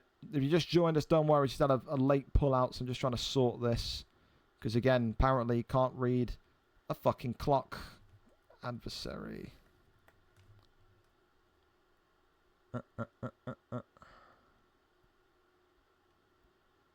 So, I mean, man, I hate it when we have to kind of do this stop-starting. I mean, in fairness, we are on time, so it's not even stop-starting nonsense, but a little bit annoying. But what can you do? I'm going to lose, but fuck it. There we go. That's the spirit. All right, so Fat Butt Loves Food makes his debut tonight against Adversary. I don't think... Again, Adversary was on PlayStation for a little bit, so that could be a rematch. I'll double-check it. We got time anyway. I feel like I've seen that fight before. At least it wasn't recent, though. Kruger, Scroods, Koros, Matt D, Benji, Ian, Non-Dual Ruling, Kasaki, Crod, Waki, Bully, Dawaja, Bishop, DJ D, Kex, Connigan, Jay, Hickus, Brown King, Boz, Momo, Mr. Fresh Asian, Camille, Jazz, Grammon Tick, Sock, Hate, Zat. No, never had it before. Hey, works brilliantly. There you go. Adversary and Fat Butt Loves Food. We land on our feet. Remember, I put the times in every time zone possible. You can't read what the fucking fight says. It's not my problem. You basically don't have eyes. So that's not my fault. That's your fault. So at least, though, he gave me enough notice. That's good news, isn't it? All right, well, we're just waiting for the stream link then for Falcon and Exclusive. As soon as we have that, we can go. If those two are slow and whatever, we can go to Odran and Lord Tyrannial or Ellis and Chubb. Whoever's stream link I get first, shout, boys, because I don't want to kind of sit here and wait and dilly-dally. So whoever wants to go, toss a link. We can rotate the fights around. Thank you as well to Wombat for the resub as well. Good to see you still alive, man. Didn't know you were alive, but you are. We love that from you. We do. I'm waiting on Lord Tyron adding me back. He is here, though. You are in conversation with him. Yes, Odran, I don't need to go and fucking bonk him on the head with a big stick, do I? That's all we need to know. But yeah. Keep me posted. Keep me posted. I got people messaging me about FIFA bans. Go away. Leave me be. I don't care. I do not care. Any stream links, boys? I DM'd like 30 minutes ago. I'd Invim, but he ain't replied. I think Lee is lobbying right now as well. I'll go and fucking get this guy as well. Where are you? See if I can get a reply. He ticked. Again, you know what it is? If he doesn't show up, I'm not saying he won't show up, but if he doesn't, you know how annoying it is to check the DMs when I send the reminder messages and I see that the guy ticked the reminder message. Imagine ticking the reminder message and not showing up. Could you imagine? That's my life in a nutshell. But there you go. All right, we've got a stream link for Falcon. Fantastic. So we're not too late on that one. Here we go then. Falcon and Exclusive here tonight. Falcon 0-0. Exclusive 0-0. It's Odran's boy. Odran getting a little bit of a taste of what it feels like to be a matchmaker as well, as he's had to text Exclusive to pretty much tell him, hey, dipshit, get on. It's time to fight. Here we go, though. A big one. Falcon back in his, I would say, his domain of the featherweight division. He loves to be up here. He does. He loves to mix it with the best. He's a great striker on his day. But what can we expect to see tonight from a guy that Odran described as a featherweight and potential bantamweight flyweight? Falcon's going to need to come into this one tonight with an open mind and very much be aware this could be a tough fight. Let's see what happens. 0-0 meets 0-0 in this featherweight division. Red trunks tonight for Falcon, whereas the new boy, Exclusive, or Qual Season, I don't know how you even say that. Qual Season? We're gonna need help on that. I just see an X, an L, and a V, and then Season. Mr. Season in the white with Yair Rodriguez. Both of these clearly in the first 30 seconds revealing themselves as kickboxers tonight, so no danger of potentially any wrestling to come. However, we may well still be braced for impact in that as well. Body shot there comes in as he works back down for the left hand. Falcon, of course, some nasty knockouts in his time. Put that Yair Rodriguez pick on wobbly legs already. Storming it backwards. Left hand there drops him down. Yair Rodriguez with a red health pack as well. So already, the new boy is feeling exactly what it feels like to be in the featherweight division. Falcon is piecing him apart here. And I think tonight, if there's any kind of banter after the fight, I can't lie, Odran may have blood on his hands here. Big drop, raining down the strikes, not going to be over just yet. Odran put him in this division. Odran did this to him, by the way. My hands are up. I'm fucking innocent, officer. This is all Odran's fault, all right? Yeah, he's a featherweight minimum. What have you done, Odran? Left hand, right hand, drops him again against the cage. Big shots coming in here, backside. And this one tonight in round 1, not over yet. How much more damage can Yair Rodriguez take, though? 2:25 on the clock. And this boy is struggling, man. Big shots raining in again. Is it over? Can it be over? Herb Dean continuing to just kind of peer over the carcass, the corpse of Yair Rodriguez. And it is now all over. You're a horrific friend, Odran. You're a terrible, terrible friend.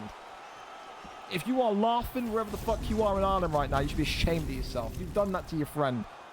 I need to fix that, all right? You tell him that is your fault. I don't want you blaming me on that. You put him in there. I put him where you told me to put him. You let him know that for 250, I will fix that. We'll get him in the correct division. That is not the correct division. You're a fucking terrible friend. You're a piece of shit, man. You're a piece of shit, honestly, for that. That's crazy. For Falcon, listen, looked sharp, though, didn't he? Round 1 and one of the best boxers in the business when it comes to 145 here tonight. I trailed him out of bed. Well, that is... Yeah, well, I think he'll be wanting to go back to bed after what you've just done to him, man. I tell you, Jesus. Featherweight. What have you done to the poor bloke? You're trying to make him quit the league instantly. Fuck it hell. Well, Odran, you put your link in. You're not even live, buddy. So I don't know what you're doing here. Gerard replied back to me randomly in DM saying, Odran is a Mossad agent. I think with what we've just seen there, I think you could be right.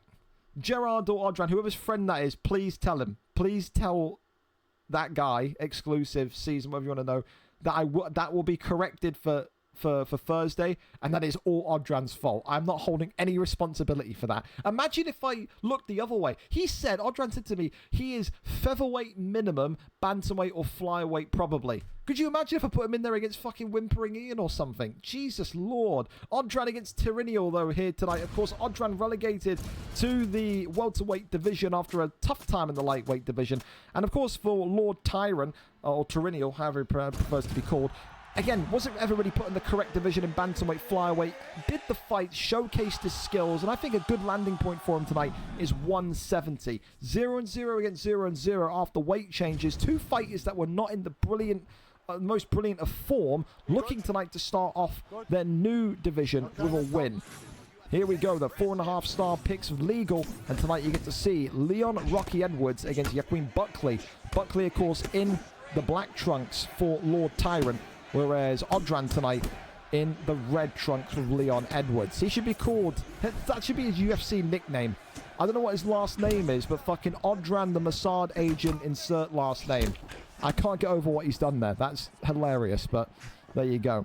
Of course, for Lord Tyrant, he's going to come in knowing today that the difficulty of this division is way, way reduced compared to what he was fighting in bantamweight and flyweight when he was winless. He will feel more at home today and feel more competitive today, which is what you want to see. For Odran, I still believe that this guy's got championship caliber when he is up for it. The only thing that you can maybe say here tonight is how dangerous is Lord Tyrant? If Odran starts to get a little bit sloppy like we've seen him do in fights before, we've seen Lord Tyrant knock people out, maybe not in league fights, but outside of league fights. And we've seen Odran throw fights away in grandiose fashion. Big shot there comes in, and Tyrant here is being worked already. Big shots left and right-handers now. Odran's pressure so far. Oh, big uppercut. Talking about Odran throwing fights away. Could it be happening again? Nearly a nightmare scenario for Odran 17. If there's any justice in the world after what he's just done to his friend, he shouldn't be winning here tonight. There's no way. If the big man upstairs has any say, then we should be having a Buckley arm raise tonight. But goes back down low to the body. Head kick there, comes upstairs again. Right hand, left hand. The one thing that you will say about Buckley as well is that he is so slow and stiff compared to Leon Edwards. You are just fishing for counters, basically. There's no real way Oh, that you can compete with the speed. Knocks him down. Big shots coming in here against the Buckley pick. As Lord Tyrant continues to just rebound and springboard back up. Good counter shot there. Goes back down to the body, but eats a big uppercut. Huge shots now. As the right hand knocks and drops him. Hammer fist, big shots against the cage. Is he going to survive it? He still does.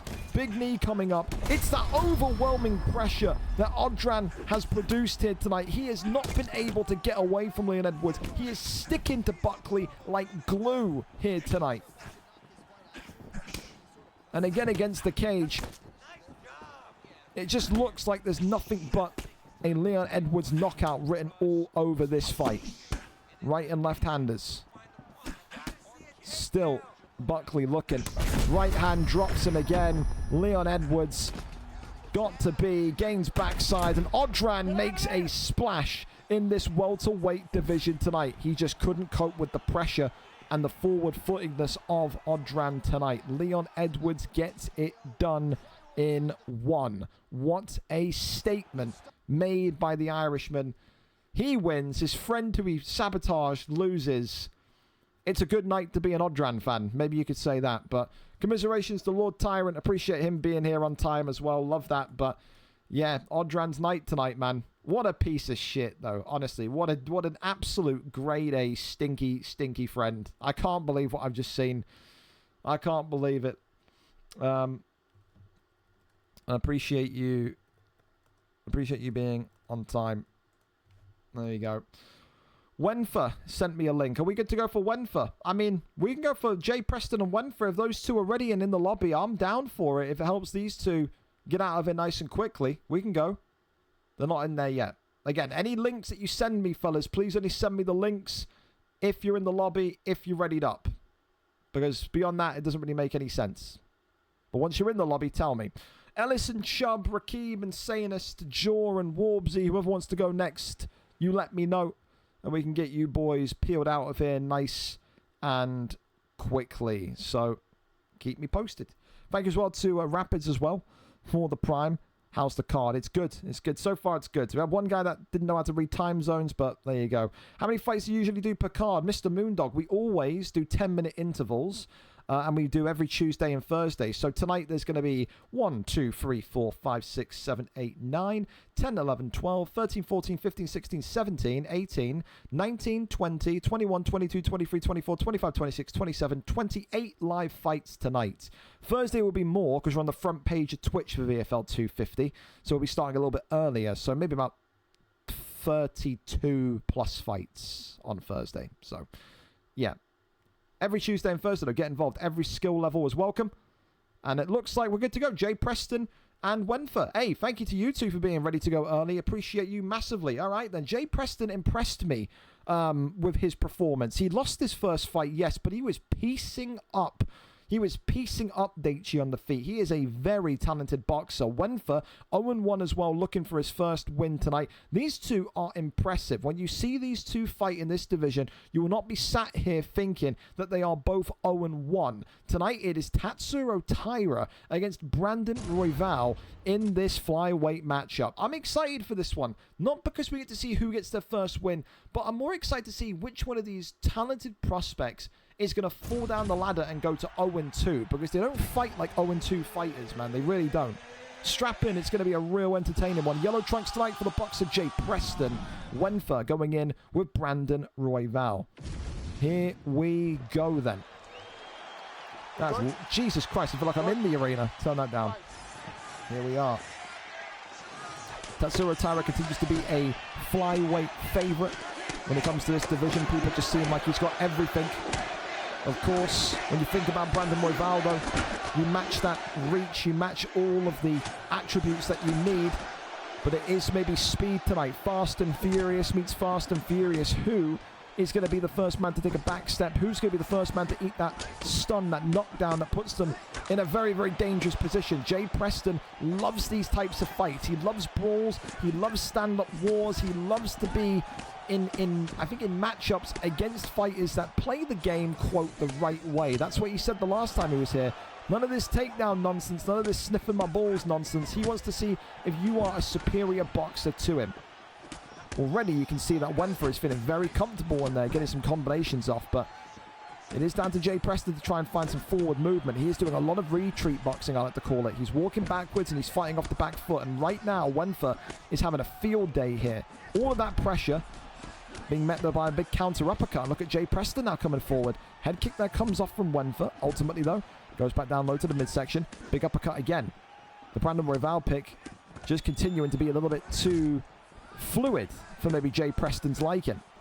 Another uppercut there. Body shot comes right back down. Right back forward comes Tatsuro Taira though. Peekaboo. One of the best counter boxers in the bantamweight flyweight division is Jay Preston. He was catching Daichi with similar shots last week as well. Works off that jab. The right hand uppercut now comes forward. Back down low to the midsection. It's the thing though, you know, when people know that Jay Preston's boxing is this good, they do often take him down. And it is like night and day, yin and yang. When he goes to the ground, he is completely lost. And that's exactly how Daichi won the fight last week. Right now, Jay Preston is performing at such a high level on the feet. Tries to work the body shot. That one comes in. Oh, another uppercut. Look at that midsection of Royval now. Blood across the chest, bruising on the left-hand side. Nearly goes into an uppercut there. It should have been a stun. That should have been. Body shot, uppercut. Oh, my goodness me. Look at how fast these two throw. You can't even keep up with it. That fluid, that elastic, continues to just tag and bag Tatsuro Taira against the cage. And this one is all over. Jay Preston had some complaints last week about the wrestling. I think tonight Jay Preston will look at that and say, you know what, man, you got me. You got me one truly there. Wenfer with a world-class performance from Brandon Royval. Two entertaining boxers on their day in that flyweight division. And tonight Wenfer has his first win in that elite class. For Jay Preston, you have to kind of feel a little bit of sympathy for him. Such a fun fighter, such a brawler, such a scrapper, but ultimately moves to 0-2 in this division. It's difficult to get wins down here, man. Some of the best in the world in that flyweight division tonight. He played one of them, Wenfer, round one and done. Congratulations to him. A smooth and suave performance indeed. Congratulations to him. And a big thank you again to both of you for being able to go early. That is a massive, massive help. We go over next then to Rakib, who is happy and set to go early as well. Welcome back to Rakib. Always a fan favorite in the octagon. He takes on the new boy tonight, Insanest Oof. He was supposed to make his debut last week, was Oof, but ultimately had to pull out due to being at an event. Tonight, though, Rakib back in the octagon, a 50-50 record, 2-2, win-loss, win-loss, a former contender, a former champion in UFC 5. Tonight, though, takes on the unknown quantity, the enigma that is the 0-0 Sanest Oof. He didn't like to see himself in the featherweight division. He saw the weight changes, he saw the division he landed in, and he said, oh, Jesus Christ, it's featherweight, I'm cooked. Tonight, he's got to believe in himself, he's got to find something here to get past Rakib. Of course, 4.5-star weight limit, please, as well, Rakib, so no Volkanovski just yet. And Yusuf Zalal is looking like the pick here for Sanest Oof. So for Rakib, he hops over to the Ruski. Movsar Evliov tonight. Maybe a little bit of wrestling is coming in from the former PlayStation champion. Here we go then. A big welcome to the league to Sanest Oof. Let's see what he's got. First time I've seen him fight. I don't know what he's good at, what he's bad at, but can he cope? Can he swim in those deep, murky waters with Rakib? Red trunks for Rakib. Green trunks for Sanest Oof. Featherweight division is one of the most stacked weight classes in the league currently. You've got a mix of everything. Wrestlers, boxers, neutral fighters. You got dominant fighters, pressure fighters, decision fighters. Everything you could want in a division. It's like a mixing pot of styles. Already, though, you can see the first ever Yusuf Zalal pick in a VFL card. Using maybe that reach and using those long legs to try and get the head kicks off early on Rakib's Evliov. Of course, when you think about Evliov, you think about wrestling. You think about what guys like Webo do with Evliov in this division. And you have to ask yourself, so when does that first shot come in for Rakib here tonight? Little leg kick there comes forward, goes for another head kick again. He loves that head kick. He wants that head kick. Got to try and disguise that, though. I'm looking up because it's going to rain, bro. The rain clouds are appearing. will maybe tonight Saint Estouff rain on the parade of Rakib. I'm here all week, but I'm... Overhand there, swings by, left hand side attack met by a right hand side body kick. Again, Rakib as well, back in his prime on the PlayStation division, was known as a guy that was able to wrestle, yes, but he did really prioritize that boxing. Goes for that first ankle pick of the evening, and now has side control. Rakib now very much looking to move over into backside. And is he going to get the back flat? No. Has him in half guard here. Works some shots to the chest. Tries to crawl over into top mount, does. Good deny there from Rakib as well. The posture up is there. Rains down some heavy shots here. Ultimately, only a couple get through. It's not the end of the world just yet. Still, the damage is not too severe. Tries to kick him off. That one's going to be denied. Posture up again. Rakib raining down more and more heavy shots. Could Rakib get it done in one tonight? It seems like he's found the kryptonite of Saint Estouff. He can't find his rhythm or his composure down here. And right now, Rakib is having his merry way with him in these wrestling positions. Goes over to backside. Tries to roll him through. Half guard is the position that we land at. Back over now into side control. Over now into sprawl.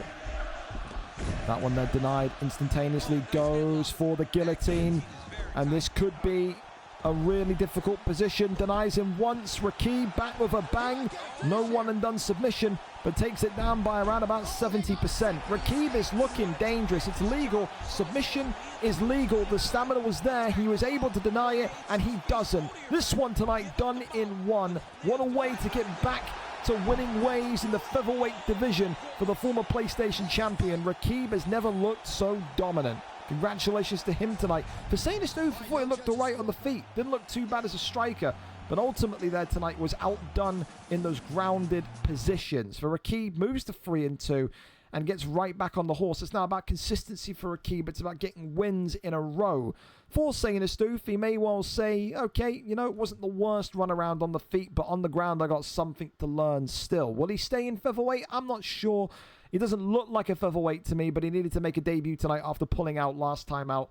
So ultimately, maybe he'll get reshuffled around. It will depend on what happens tonight during matchmaking, any returning fighters, X, Y, Z. So again, it's one of those, so learn from it. Rakib's not exactly a fodder fighter either. You look at Rakib, you're thinking he's a top 10 guy in featherweight. It's not one of the lower end featherweights, is he? Rakib is the kind of guy that was on the verge of being put in the bantamweight flyweight division at the start of the game, so not a bad loss if you want to look at it that way. But commiserations to Saint Estouff. Thank you for being here. Thank you for going on time, and thank you to Rakib as well for being here and on time and early as well. A great return to action for him.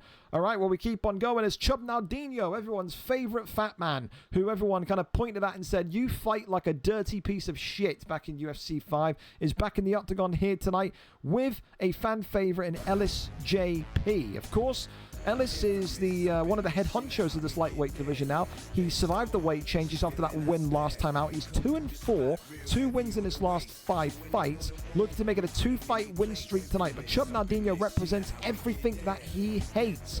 Represents everything that he struggles to beat. A wrestler. Chub Naldinho, of course, former champion, former bantamweight flyweight contender, 0-0 in the octagon for his return tonight. Can he find a win? And can he disappoint the masses of Ellis JP fans that have congregated here this evening? We wait and see. 4.5-star picks, of course, are legal at this point of the card. Ellis JP looking like he's going for King Green tonight.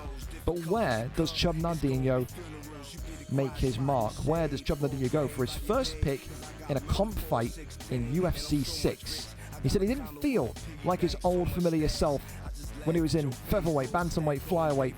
Said he was getting beaten up and tossed around in spars. Was it a lie? Or was he being truthful? You'd have to wonder. For now, he is hovering over Dustin Poirier. If he tries to strike with Ellis tonight, I wonder how that's going to go. We know Ellis is superior on the feet. Chub Naldinho, with all of that experience of a UFC 4, of a UFC 5, you would think has got the capability to out-grapple and out-wrestle Ellis. I will say, though, Dustin Poirier does have some good jiu-jitsu, you know? Not like he's, you know, void of takedowns, void of jiu-jitsu. Chub can and maybe will look for submissions tonight. Maybe he will jump the gilly tonight with Dustin the Damn Poirier. Floral trunks for the debutant, Chub Nardinho. Red trunks for the fan favorite, Ellis JP. On the feet, you have to think this is an Ellis fight to win. Can Chub Nardinho tonight make his return to the league with a bang? It's those animations as well of Dustin Poirier that people struggle with so much. They're so, I wouldn't say delayed, but they're so long in terms of kind of how long it takes to connect. Bobby Green, King Green, so much more slicker, so much more faster. Of course, though, Poirier does have that ability to turn heads with his boxing. Chub Nardinho eating some body shots here now. Ellis, though, delivers them right back. So for Ellis tonight as well to go 3-4 in a 2-fight win streak would put him not in title contention, but would put him on his biggest win streak in the lightweight division so far. And again, he was so close to being relegated to that welterweight division. Won that last fight in July. Managed to keep himself right here at 155. But Chub Nardinho gets the first knockdown of tonight. The wrestler turned boxer giving it to King Green. Right hand there from King Green, though. It looks like maybe there's going to be no wrestling here tonight from Chub. Goes back down low to the body. Wonderful body work there from Ellis JP. Both of these two now busted open. Both of them with that present red health pack. Swing and a miss there from Chub. Oh, flow state activated, but Ellis has been stunned here. Big shots coming in. Ellis is in retreat despite having flow state. Look how good Chub Nardinho looks on the feet here tonight. The fat man has got moves. Avoids that one. Swing and a miss there. Goes back down low. Chub Nardinho survives the flow state of King Green. Body shot comes right back in. Got to think here, if you Chub Nardinho, when did you activate your flow state? Maybe if he gets another stun, who knows? Defends the body shot, goes back down low. Left hand comes across again. Definitely has to work off the speed of King Green here. Does Ellis. Oh my goodness me. The way that King Green can kind of connect 3 or 4 shots before Poirier gets one off is such an advantage. Avoids that one again. Great head movement from Chub. For his first competitive fight back, this is the best boxing I've seen this young man have in months and years. So good compared to what his boxing looked like at the end of UFC 5. Oh no. Oh no. Have we lost the fight? It's not me, is it? Oh dear. It's not me, is it? It's not me, is it? No, I'm still live, it says. Oh, we're back. Nope. I think I think Chub Nardinho's internet's died. I'm convinced of it. Mine is still good. So, something's happened here. He's bloody DC'd. My streamer's up. Default win for JP. And unfortunately not. We're in time, so we'll have to go again. We'll have to go again. Because, dude, that fight was just getting good as well. Oh, God. Pay your internet bill, Chub. Dear Lord. My streamer's up. Is this fight still going, or is it actually fully DC'd? Alright, well, we go again. Take 2, fellas. You're lucky that we're still very much in a position where we can run the fight back. Good fight as well. So the boxing was excellent from Chub Nardinho there. Same picks, please. No switching picks. It has to be King Green and Poirier again. So maybe Chub Nardinho here is in a race against time. Can he finish the fight before his router explodes into pieces? Here we go. Take 2. Forget everything you just saw. I think if anything that hurts Chub the most, because I think Ellis JP, with that health event that he took, was probably on, you know, wobbly legs. So a second bite of the cherry for both of these two here tonight. Floral trunks again, Chub Nardinho and Dustin Poirier, Ellis JP in the red with King Green. A disconnect puts us back in a position where we still don't know who's going to walk away with the victory tonight. Right hand, left hand is already good. So Chub Nardinho finding that rhythm immediately off the rip here. Said it before, said it again. Ellis JP knows that he is the faster fighter. King Green lands strikes at a quicker rate. Those animations of Poirier kind of create some difficulty in connecting shots nicely. Right hand there though is nice. Drops him down. Chub Nardinho starting just like he did at the end of the last fight. Ellis JP eats a knockdown nice and quickly. All right, so a stunning strike moments Can't let ago. that Now one, we'll see the extent to which his can't let that opponent one is enter his mind as a potential fight ender though. Ellis is still in a good position, but he is now stuck in the mud. He's walking backwards defending, and this one against the cage here. Chub Nardinho may well get this one done in record time. back up. The question is, Swings him round. Uppercut now coming in from King Green. Goes back down low to the body. That's what he's got to keep doing, does Ellis. He has to keep working those body shots. It's what he did before. 1-2 down the center. Right hand comes across. lot of forward motion out of Dustin Poirier as we have Left come hand, to right hand. Green is busted open again. Uppercut, left hand once more. Swing and a miss on that one. Well, there's no denying his durability, but at some point you Double just gotta jab go here. all Chubb in. continues to live off that double Kill jab. shot and get your hand Such an right. experienced fighter. Like I said, was competing back in that bantamweight flyweight division, albeit losing fights consecutively in that bantamweight flyweight division. Was never really suited for bantamweight flyweight, but pushed himself up there. This fight looks as though it has Wanted been to cut challenge himself. And all of that maybe hurt back at the end of UFC 5 has put him in a position now where his boxing is at a fine level. This is very good boxing from Chubb. I say it again. huge shots being landed on both sides. Avoids that one. Oi! Chub Nardinho and Ellis Under 90 seconds swinging and banging here. And now flow state activated for Poirier. Looking to try and get this one done in round number 1. Left hand comes across. Body shot left hand again. Ellis has got to get out of there. He is absolutely being cornered by Poirier. Oh, clips him. Big shot now from Ellis JP. Knocks down Chub Nardinho. Oh, we've got a fight on our hands now. Who's got the nerve? Who's got the bottle? King Green with that left hand. Oh, it's a good slit right. And look at this now. Ellis JP stunned again. Flow state enabled. Now it's Chub Nardinho that's got to get out of there. He is in retreat. Ellis, trying to maybe find the opening, trying to find something. In the end, this goes to round number 2. I can't get how that Chub Nardinho's boxing, mate, is actually, because I watched it at the end of UFC 5 and his boxing was just nowhere near as good. Maybe the time off the game has helped him, but no wrestling required tonight. Doesn't go to the bread and butter of what got him success before. He is boxing with one of the most entertaining boxers in the lightweight division. A really good fight so far. You probably have to give that one to Poirier, though. 2 knockdowns to 1. The stats would tend to agree. Round 2 up and underway. Still anyone's to win here. Oh my God, these two are swinging and banging. Both of them though evasive enough to avoid the other one's power strike in that sequence. Lovely little sequence there from Ellis JP. Still continues to work off that jab does Chub Nardinho. Left and right hands now. Right hand swings like a baseball bat. And Poirier now swinging for the fences. Still nothing for the time being. Goes back down low. Right hand now from King Green. It's really simplistic and nice from Ellis, but it's that power of Poirier. The knockdown there from Chub Nardinho. Can he find a comeback victory? It's Ellis JP that's shooting the takedown. The panic wrestling has come out from King Green. Avoids that one. Right hand again from Poirier. Was it a mistake? Was it intentional? Who knows? Big shot again. 1-2 down the center.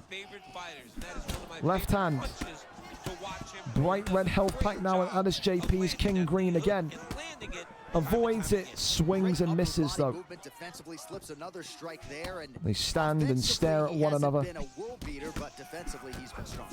Rory McDonald, Robbie Lawler style. Both absolutely foaming at the mouth. Big right hand again from King Green. Left and rights now from Ellis JP. Chub Nardinho. Oh, eats a big uppercut that drops him. And now here comes flow state. Ellis JP taken down but denies it. Maybe he feels like Chub Nardinho is now feeling the pressure. Ellis though not able to make the most of King Green's flow state. And gets clipped with a big uppercut. Left and right hand. Drops him.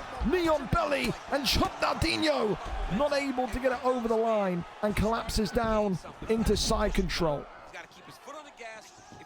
A little bit of respite here in what has been a bloodbath of a boxing match.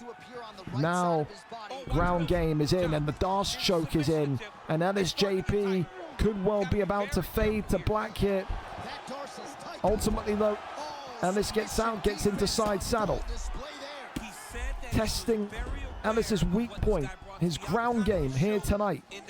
Chub Nardinho gives up back mounts. Gets a left-hander in there. Tries to flatten him out, not going to happen. And then departs. 40 seconds left of round number 2. Are we still going to see a knockout? Chub Nardinho says we could. Head kick drops him. Looking for the finish here, knee on belly. Chub Nardinho reining in the strikes, but not going to get it. That stamina is what's costing Chub Nardinho at the minute. It's that brilliant, consistent shot to the body from Ellis JP that's kind of hampered Chub Nardinho there. We're going to round 3. What a fight. What a fight. Well, you don't see that every day. What a round it was. Knockdowns Dear on Lord. both sides, DC.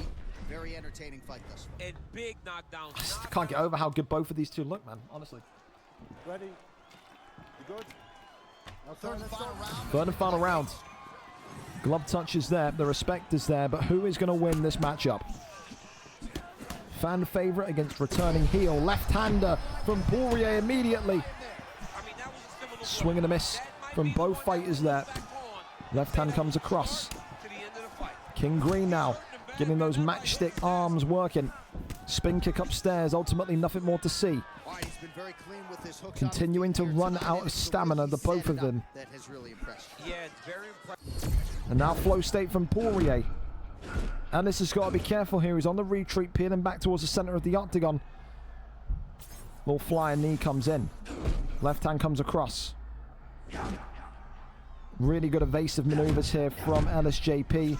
Chub Nardinho effectively wasting flow state. Goes back down low to the body himself. Uppercut there though. Catches Ellis. Head kick and it's all over. Chub Nardinho. Welcome back to the octagon, you fat little bastard. What a victory tonight. Some of the best boxing, kickboxing that we have seen from him in any of his fights across UFC titles. Where has he picked that up from? He gets it done tonight against Ellis JP in round number 3 as performance of the night. You can dislike the guy or you like for his wrestling back previously, but that is the best boxing I've seen Chub Nardinho have in years. And he did it against one of the greatest boxers in the lightweight division tonight in Ellis JP. Chub Nardinho, a round 3 victory on his return. And, I mean, listen, maybe he doesn't wrestle anymore. Maybe he's just an outright kickboxer now. Who knows? But he boxes like that in that division. He's going to have a lot of success in there, man. Hell of a performance. Congratulations, Chub. Commiserations to Ellis JP, as per usual. Hopefully we get to see him fight again. What a performance, though, from Chub Nardinho there tonight. We keep on going as we head to Mr. Break Your Jaw against Warbsy up next. You want to talk about bangers after bangers? Well, we're here ready for this one. Break Your Jaw and Warbsy. Break Your Jaw, of course, tonight gets the privilege and the pleasure of welcoming in a VFL Hall of Famer to the 155 division. Warbsy has never competed at 155. The lowest he's been at was 145 in featherweight. Tonight, he has to swallow his pride, maybe swallow his ego, and maybe, just maybe, say to people, remind people, I don't deserve to be here. I'm going to show it in my performance. Can he get a win to start off his lightweight career? Dustin Poirier for Warbsy against Charles Oliveira for Mr. Break Your Jaw. Let's see what happens in this one tonight. A huge opportunity for Mr. Break Your Jaw to get one of the most respected wins on his resume to date. He is a difficult man to beat, is Warbsy, when he is in his prime. Had that featherweight stint did Warbsy, where his record after a month was 1-4 in 145. It made no sense to keep him in there. A refresh, a recharge, and a re-energization is exactly what he needs. 4 trunks tonight for Warbsy. Former VFL Bantamweight flyweight contender, former BMF Grand Prix winner, VFL Hall of Famer. You name it, he's done it. Head kick there immediately comes off, though, from Mr. Breaking Jaw, and it's an immediate takedown from the Oliveira pick. Keep in mind, Warbsy is that textbook kind of fighter, man. He is a stand-up artist first. We go back to UFC 4 and we said he had the best Sugar Sean O'Malley we'd ever seen. Never ever a guy that kind of works predominantly off of his wrestling. He always wants to be on the feet. He always wants to box against you. Of course, though, it is not going to be maybe in the best interest of Charles Oliveira to stand up and box with Dustin Poirier. Maybe tonight he will have to be patient and pick his moments to land a takedown. Big uppercut there immediately lands in on Charles Oliveira, as Mr. Breaking Jaw now is continuing to just stand in the fire and fight against Poirier. Big left-hander comes forward, little leg tap there comes off as well. Working shots toward those lead lefts and rights, but I'll tell you this much, inside the pocket, I don't like Oliveira's chances, especially against a powerhouse hitter like Poirier. Already seen it in the last fight. He can absolutely body snatch and he can headhunt. You think about that, combine that with Warbsy's skill set, his reactions, his knowledge of the boxing. It's a dangerous, dangerous combination. Right now, we've only seen one takedown from the Oliver's pick. And this is what I'm saying, man. You pick Charles Oliveira. If your intent is to go in there and box, surely there's a better pick at 4.5 star than Charles Oliveira. It just makes no sense. You would think, you know, Charles, you engage with the boxing a little bit, but you shoot the takedown, you work predominantly on the ground, you know. Why would you try and outstrike Poirier? Maybe this is why. Hang on a minute. Poirier on the back foot here. Looks like I know absolutely nothing, okay? There you go. Spinning back fist comes in. Continues to rain down some strikes as well. Oh, left hand there from Warbsy. Right hand comes across. Still looking for the exclamation point, though, as Warbsy. Spin kick there to the body, but just doesn't connect from Break Your Jaw. Head kick, swing and a miss there. Right back from Poirier. Got to be careful both of these two, though, because they are also taking significant damage to the body. They're both trying to fool the other. Go low to go high type stuff. Take down their lands, but it's not going to really lead to anything. 15 seconds left of round number 1. And it does look like Charles Oliveira and Dustin Poirier tonight are going to go into the second round of the fight. I need to see more wrestling. I need to see more of this from the start, man. He shot one takedown, and then he didn't shoot another one until 30 seconds left of the fight. You've got to use Oliveira to his strengths. That's my main message. But again, he knows that. He's got to know that. He's a good fighter, as Mr. Breaking Jaw. On the feet, I still think it's obvious. I think on the feet, if this stays up, if this stays on the canvas in that light, there's no way Warbsy loses this fight. I've seen enough in the first round to say that. I seriously feel like Breaking Jaw has to get this down and has to control this fight and slow this fight down. Immediate shot of takedown and immediate land, but denied and reversed by Warbsy brilliantly. Of course, he has to try and disguise that takedown as well. Can't just be a dry one. Body shot there comes in. Works off the double jab. Big left and right handers there. Excellent.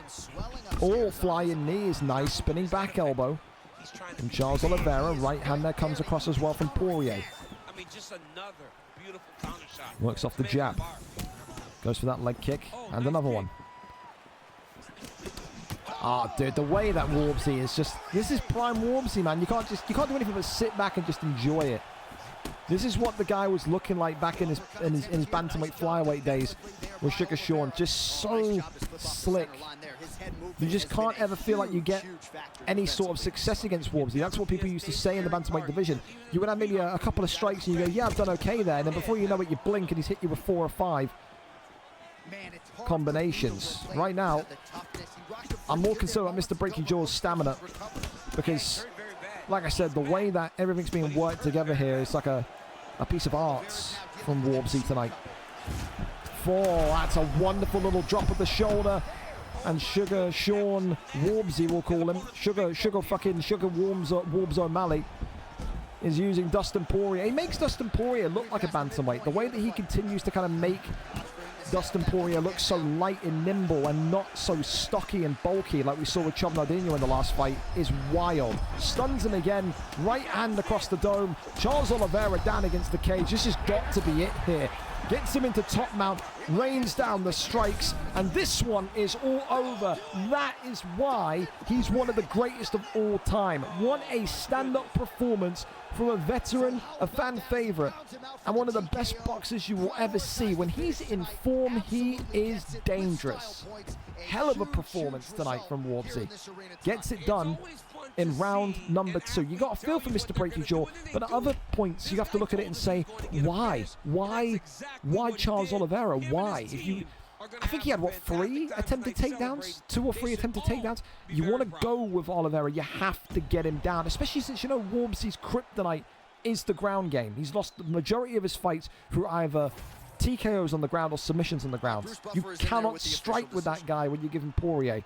Commiserations to him, but a little bit of a stupid. I don't ever want to be insulting because people are very soft in this league, but it was a very stupid pick. I don't know what other way to say it. It was a very, I don't understand it. When you see Warbsy, you know about Warbsy. Maybe he didn't know. Maybe he doesn't know who Warbsy is. All right. Maybe he's not got a fucking clue who he's in there with. But that's the only thing that would explain it. But take nothing away from Warbs. Like I said, he made Dustin Poirier look so damn smooth in there tonight, and gets his first victory of what he will hopefully say is a short stint in that lightweight division. Congratulations to him. Commiserations to Mr. Breaky Jaw. Of course, the Creativity and Benji are ready to go. That's great. If not, Adversary, Fatbot, G09G, Only J, whoever wants to go next, you let me know, and we will go. So you keep me posted on that one. Keep me posted. Ashley, I'm saying I want that title shot next, unless I got to get another win. But it's right around the corner. Hey, fantastic performance tonight. I'll tell you that much for absolutely free. Fellas, anyone that wants to go early, your opportunity's there. Creativity, Benji, Adversary, Fatbot, G09G, Mr. Only J. If we can get you out of here early, then fantastic. Thank you, Legacy, as well. First time sub from you, Legacy. Appreciate you, my man. Tier 1. God bless you. Solid. I really didn't want to use Poirier, but I had to counter the pick. I don't apologize. You did what you needed to do. All right, you had an excellent fight as well. That was phenomenal stuff. So yeah, absolutely. For now though, we're on time. There's no rush here. We're 15 minutes early. So again, I know we got Creativity's American, Adversary and Fatbot are both European, so maybe they'll want to go early. We know Mr. Only J is American, so maybe the 2 American fights are not going to be able to go early, but if they are, we're accepting, we're taking all possibilities, boys. So if you can go and you want to go early, then just toss it to me. Toss it to me.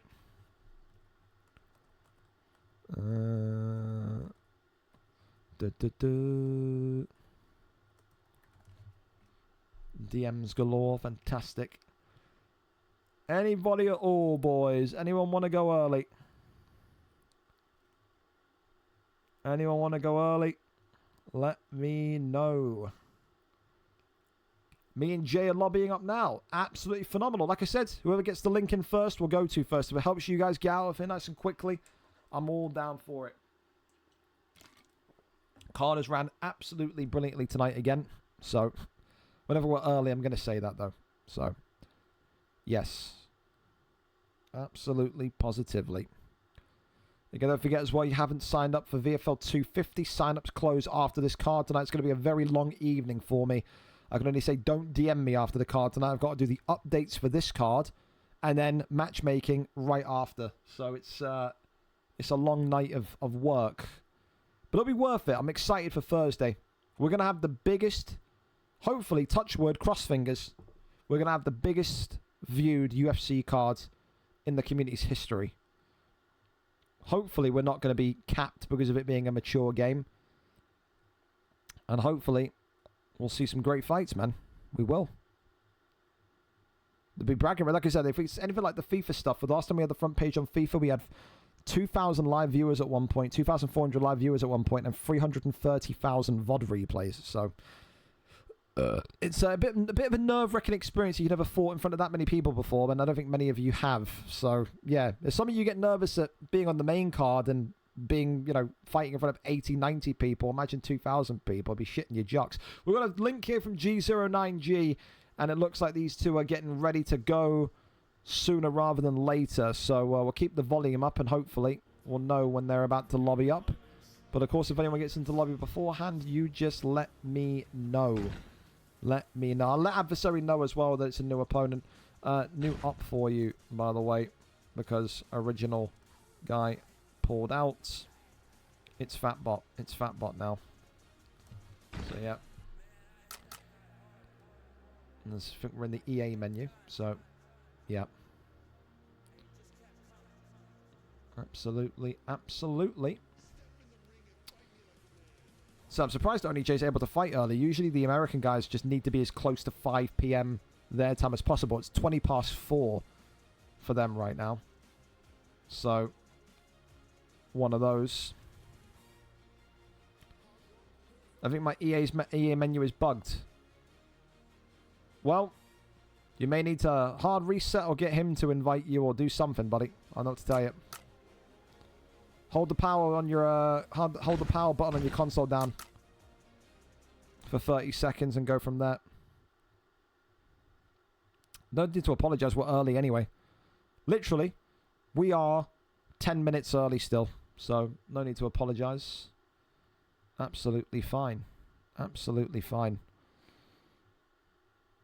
Tilo main event. You got more hope in finding God, Tilo. My ears have been fucking blown off my skull. That's great. EA Sports. I still need to advance the college football save. That reminds me. But then again, it's pre-season. No one really cares, do they? The wait for Madden continues. Bum, bum, bum. All right, we'll go to adversary, who looks like maybe they'll be ready in the lobby. Yes, they are. So G09G, if you hear me, we'll come back to you. We're ready and set here for this one. Adversary tonight going up against a really, really interesting opponent in Fatbot Loves Food. He was dominating the featherweight division. He lost the featherweight title on the last fight in July, and now he makes his debut tonight in the bantamweight division against Adversary. Adversary, of course, not having the greatest starts to life either. 1-2 for him down here. 2-fight losing streak, looking to make a bounce back today. Fatbot, though, is 0-0. He was feeling confident. He was talking confident. Then the featherweight title loss happened. Will he find confidence in his performance today? I wonder. We're there, we're set, and we are ready to go.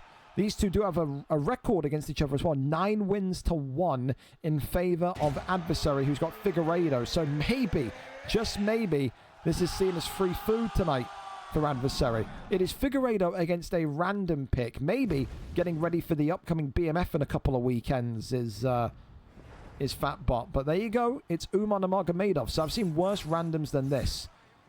So, purple trunks tonight for Adversary, a.k.a. Fluffy Hippo, whereas Umar Nurmagomedov for Fatbot Loves Food in the black. Former featherweight champion takes on one of the most, I would say, entertaining but also annoying fighters in the world, because you've seen Adversary be so close to title fights and contendership fights before, and then he just throws it all away. It's either inconsistency or bad decision making. We know there's a quality fighter in there. We all know it.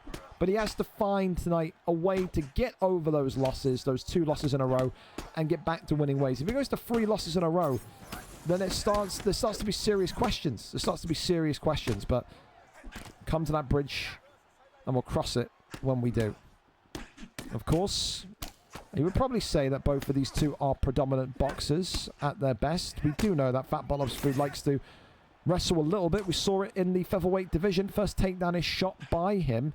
And when you get given Umar Nurmagomedov by, you know, the randomized pick, you're going to have to kind of use his strengths as well, which is to wrestle, not be afraid of the wrestling. Spin kick upstairs, comes off, but only onto the block, as these two continue to just throw down here nice and early. Tries to make the back step there. Got to think, are those 10 spars, those 10 fights that they've had in the head of Fatbot Loves Food? He's only won 1 of them. They never fought inside of a VFL octagon before, but they know each other quite well. The tells, the patterns, all of it tonight will be, I think, a storyline as to what happens in this fight. So far, though, you got to say, Figueiredo pick for Adversary looking very, very smooth. Doesn't look like he's... I don't want to say it doesn't look like he's taking Fatbot seriously, but he just looks very comfortable. I don't know what other way to describe it other than that. Both of them, though, do have that red health pack. underneath their head health, so there is serious cut damage to maybe deal with. As the uppercut there comes forward again. Tries to go forward the 1-2s. Right hand, left hand. Oh, it's dropped him. Fatbot loves food. Looking for the finish. It was a double drop. Stack guard gained. Adversary was winning the fight. Adversary's out of there. Fatbot loves food. Just like that. A winning start to his bantamweight career. I told you, man. I told you. Adversary is so good, but he's so annoying. How the hell has Adversary gone from dominating the fight to losing it? It's an unfortunate double drop. And ultimately, Fatbot Loves Food starts with a bang. 1-0 in the bantamweight division. If someone went downstairs to get a bag of chips, a bag of crisps, and then came back upstairs and saw this screen, they'd think, what the hell happened? It was so easy for Adversary. But ultimately, that's the bantamweight division in a nutshell. Never, ever lower your guard. Tonight, Adversary moves to 1-3. It is a 3-fight losing streak for Fatbot Loves Food. He took the chance. He knew that he's fought Adversary 10 times, won once. Whether it's comp fights or sparring, he knew. He went into the fight. He said to me in DMs, I'm going to lose, but it's whatever. Take the fight. And he's been rewarded massively here this evening. A round 1 victory tonight to start off his bantamweight journey. He is going to be absolutely celebrating that one like a crazy person. Congratulations to him once again. All right. Okay. Well, we keep on going, and we go and see exactly where we're off to now, as we'll see if G09G is all sorted for us here. Yes, he is. Okay, so yeah, featherweight, please, fellas. I don't know why we're on lightweight. It's the featherweight division. I don't know if Only Jay's trying to send a message here that he wants to go to lightweight, but it's featherweight here tonight, fellas. So I don't know who's lobby host, but whoever you are, shift it to featherweight, please. Please and thank you. Please and thank you. All right. 4.5-star picks are legal. 0-1 for Oni J tonight. We put, guys like Kruger on the Mount Rushmore of PlayStation champions. Whether you like him or hate him, you have to put Oni J in that same bracket. Another excellent fighter and an excellent champion in his day. Paved the way for so many of those PlayStation stars that we now see.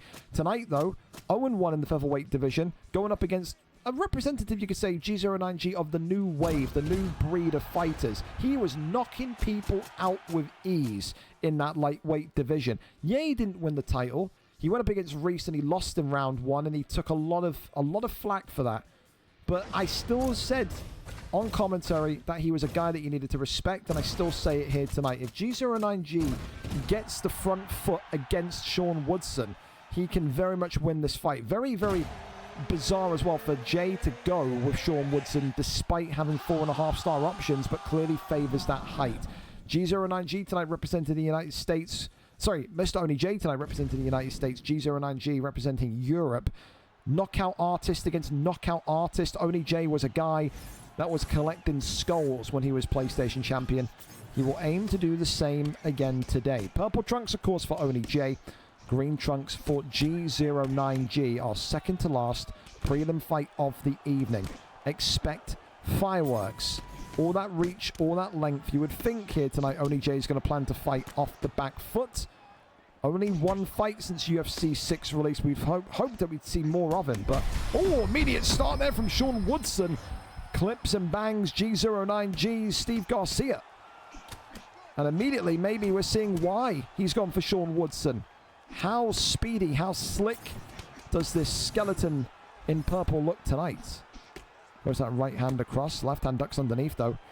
Wonderful from G09G. And you can see Oni J aiming to try and frustrate. Steps on the outside, but then makes that forward step in when he believes that he can catch G09G in animation. Works off that double jab, but not able to connect to anything but thin air. Left and right sit uppercut, back down low to the midsection. Right hand comes across. Still, Sean Woodson trying to keep his composure. Swing and a miss there. Goes to the body shot. Don't think that the lag would have helped him there, but one of those that you're going to have to maybe expect in a UK versus US matchup. Still, though, both of these two aiming for the body. Again, I'm not in the position of calling a no contest yet, but my alarm bells are starting to ring more and more of every kind of stop starting. This big uppercut there, though, connects. Steve Garcia and Sean Woodson continue to stand right in front of one another. Good little bit of head movement. And then that responding left hand. Someone's got to turn their pawn off and get connected to the Ethernet, man. This smells of a Wi-Fi connection. Right hand comes across.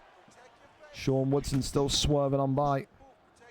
Minute and 30 left of round one. A shot of a takedown. Good deny there from Oni J, though. Spins him round. Tries to get him against the cage. Not going to reach. Right side comes across. Goes back down low.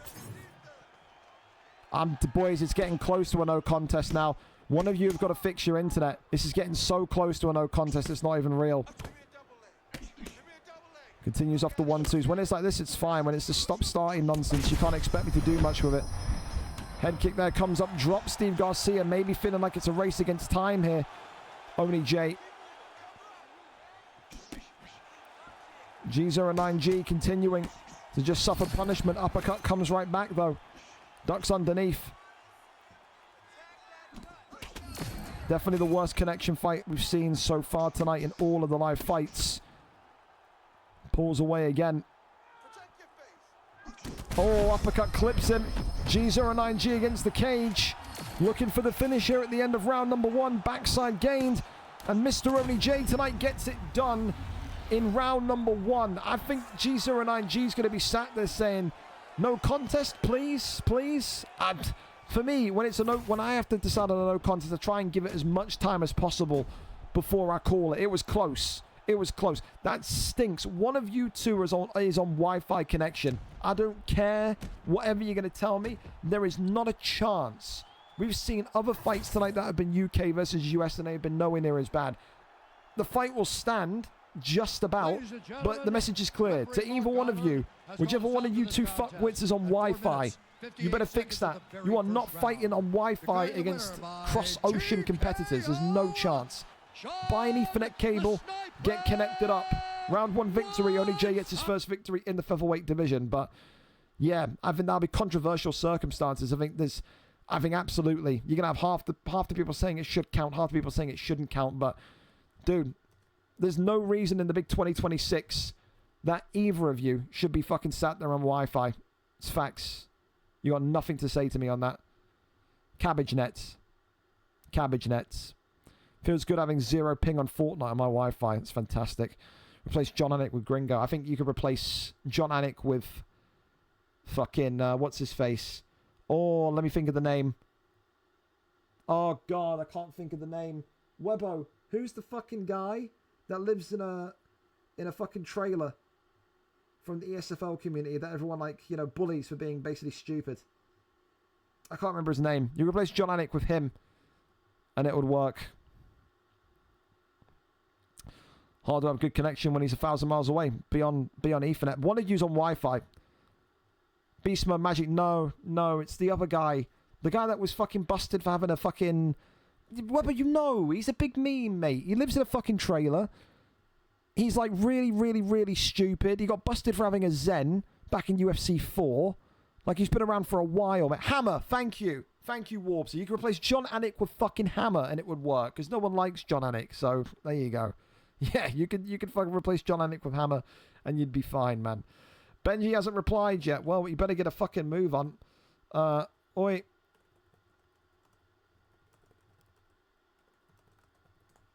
Let's see what he's doing, because he's the last person. And he should be here. It's 9:32. So, he sat there listening to fucking Bruno Mars. You can sit and listen to Bruno Mars every single day for the rest of his life if he's not showing up to this fight. I'll tell you that much.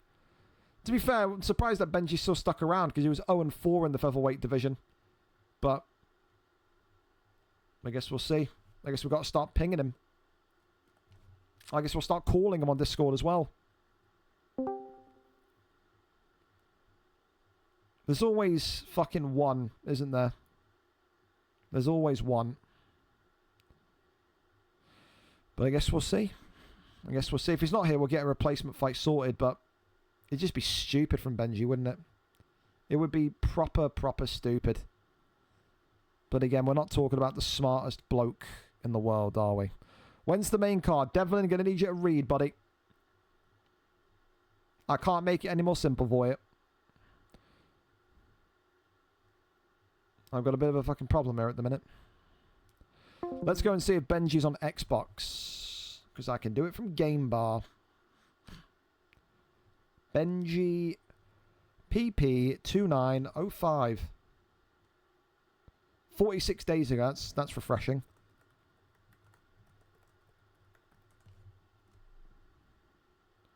Bum bum bum bum bum bum. Well, we'll keep on waiting. We'll give it like 5 minutes and then get a replacement sorted. But I'm spam tagging him on Discord again. He's probably fucking stupid and fallen asleep. He sat there on Spotify listening to fucking Bruno Mars, man. He's on his phone, clearly. So, if he doesn't want to fight, then, well, he knows the punishment. He knows what it will be. Well, I've pinged him like 8 times. Probably 18 times is better. So, for now, I'm going to start looking for replacement fights. And if Benji gets cut, he knows the price to pay back in. Where can we go for a replacement fight, I wonder?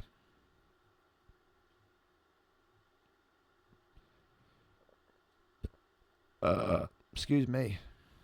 Could try Theo B. We could ask Theo.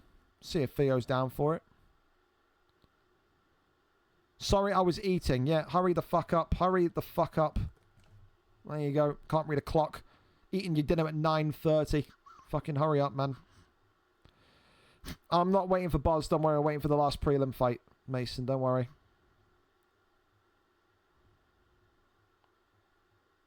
He's loading up now. Fantastic. Better late than never, at least. Phenomenal stuff.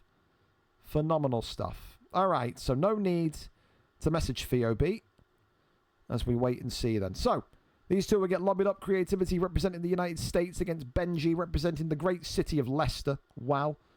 There's nothing great about Leicester. Not hearing it. Benji, though, comes in tonight 0-0. Creativity.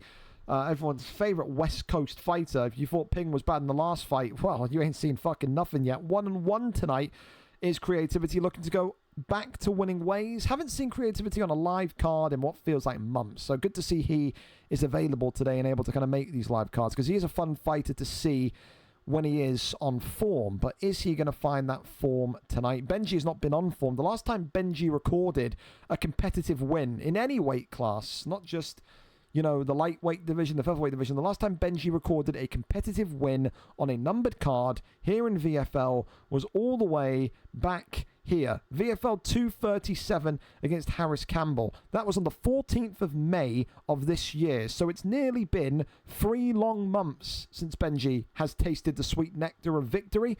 Will he find that taste of victory today? I wonder. Well, we will wait and see as these two are loading up, and then we will need a stream link. And yeah. Back from Ed. Will Benji have ring rust? I don't think ring rust is probably. He's just. I would say it's just shit. But dude, he's lost the last 4 fights in a row. You know what I mean? He fought 2 weeks ago. He's fought every week. He had a week off last week, and then every week before that, he's fought consistently, and he's lost 0-4. But then again, he's also not fighting the way that he should be fighting. Benji, when he was winning and was winning championships, was known for wrestling, was known for ground game, was known for all of that. He's been striking the last few fights. He's not a striker. So, one of those. Jazz, good evening to you, man. Just waiting on our last live fight for tonight. Well, prelim fight for tonight, excuse me. I don't know if we're going to have Top Gun 2 Skywalker with us here on the card tonight as well for comms, but we may do. I'll shoot with DM, see if he's going to be home from work in time. We'll be here for main card if you manage to get home early enough. Because everyone loves Top Gun. I get DMs now. When's Top Gun going to be on? We like his accent. Fucking cowboy-esque. Top tip.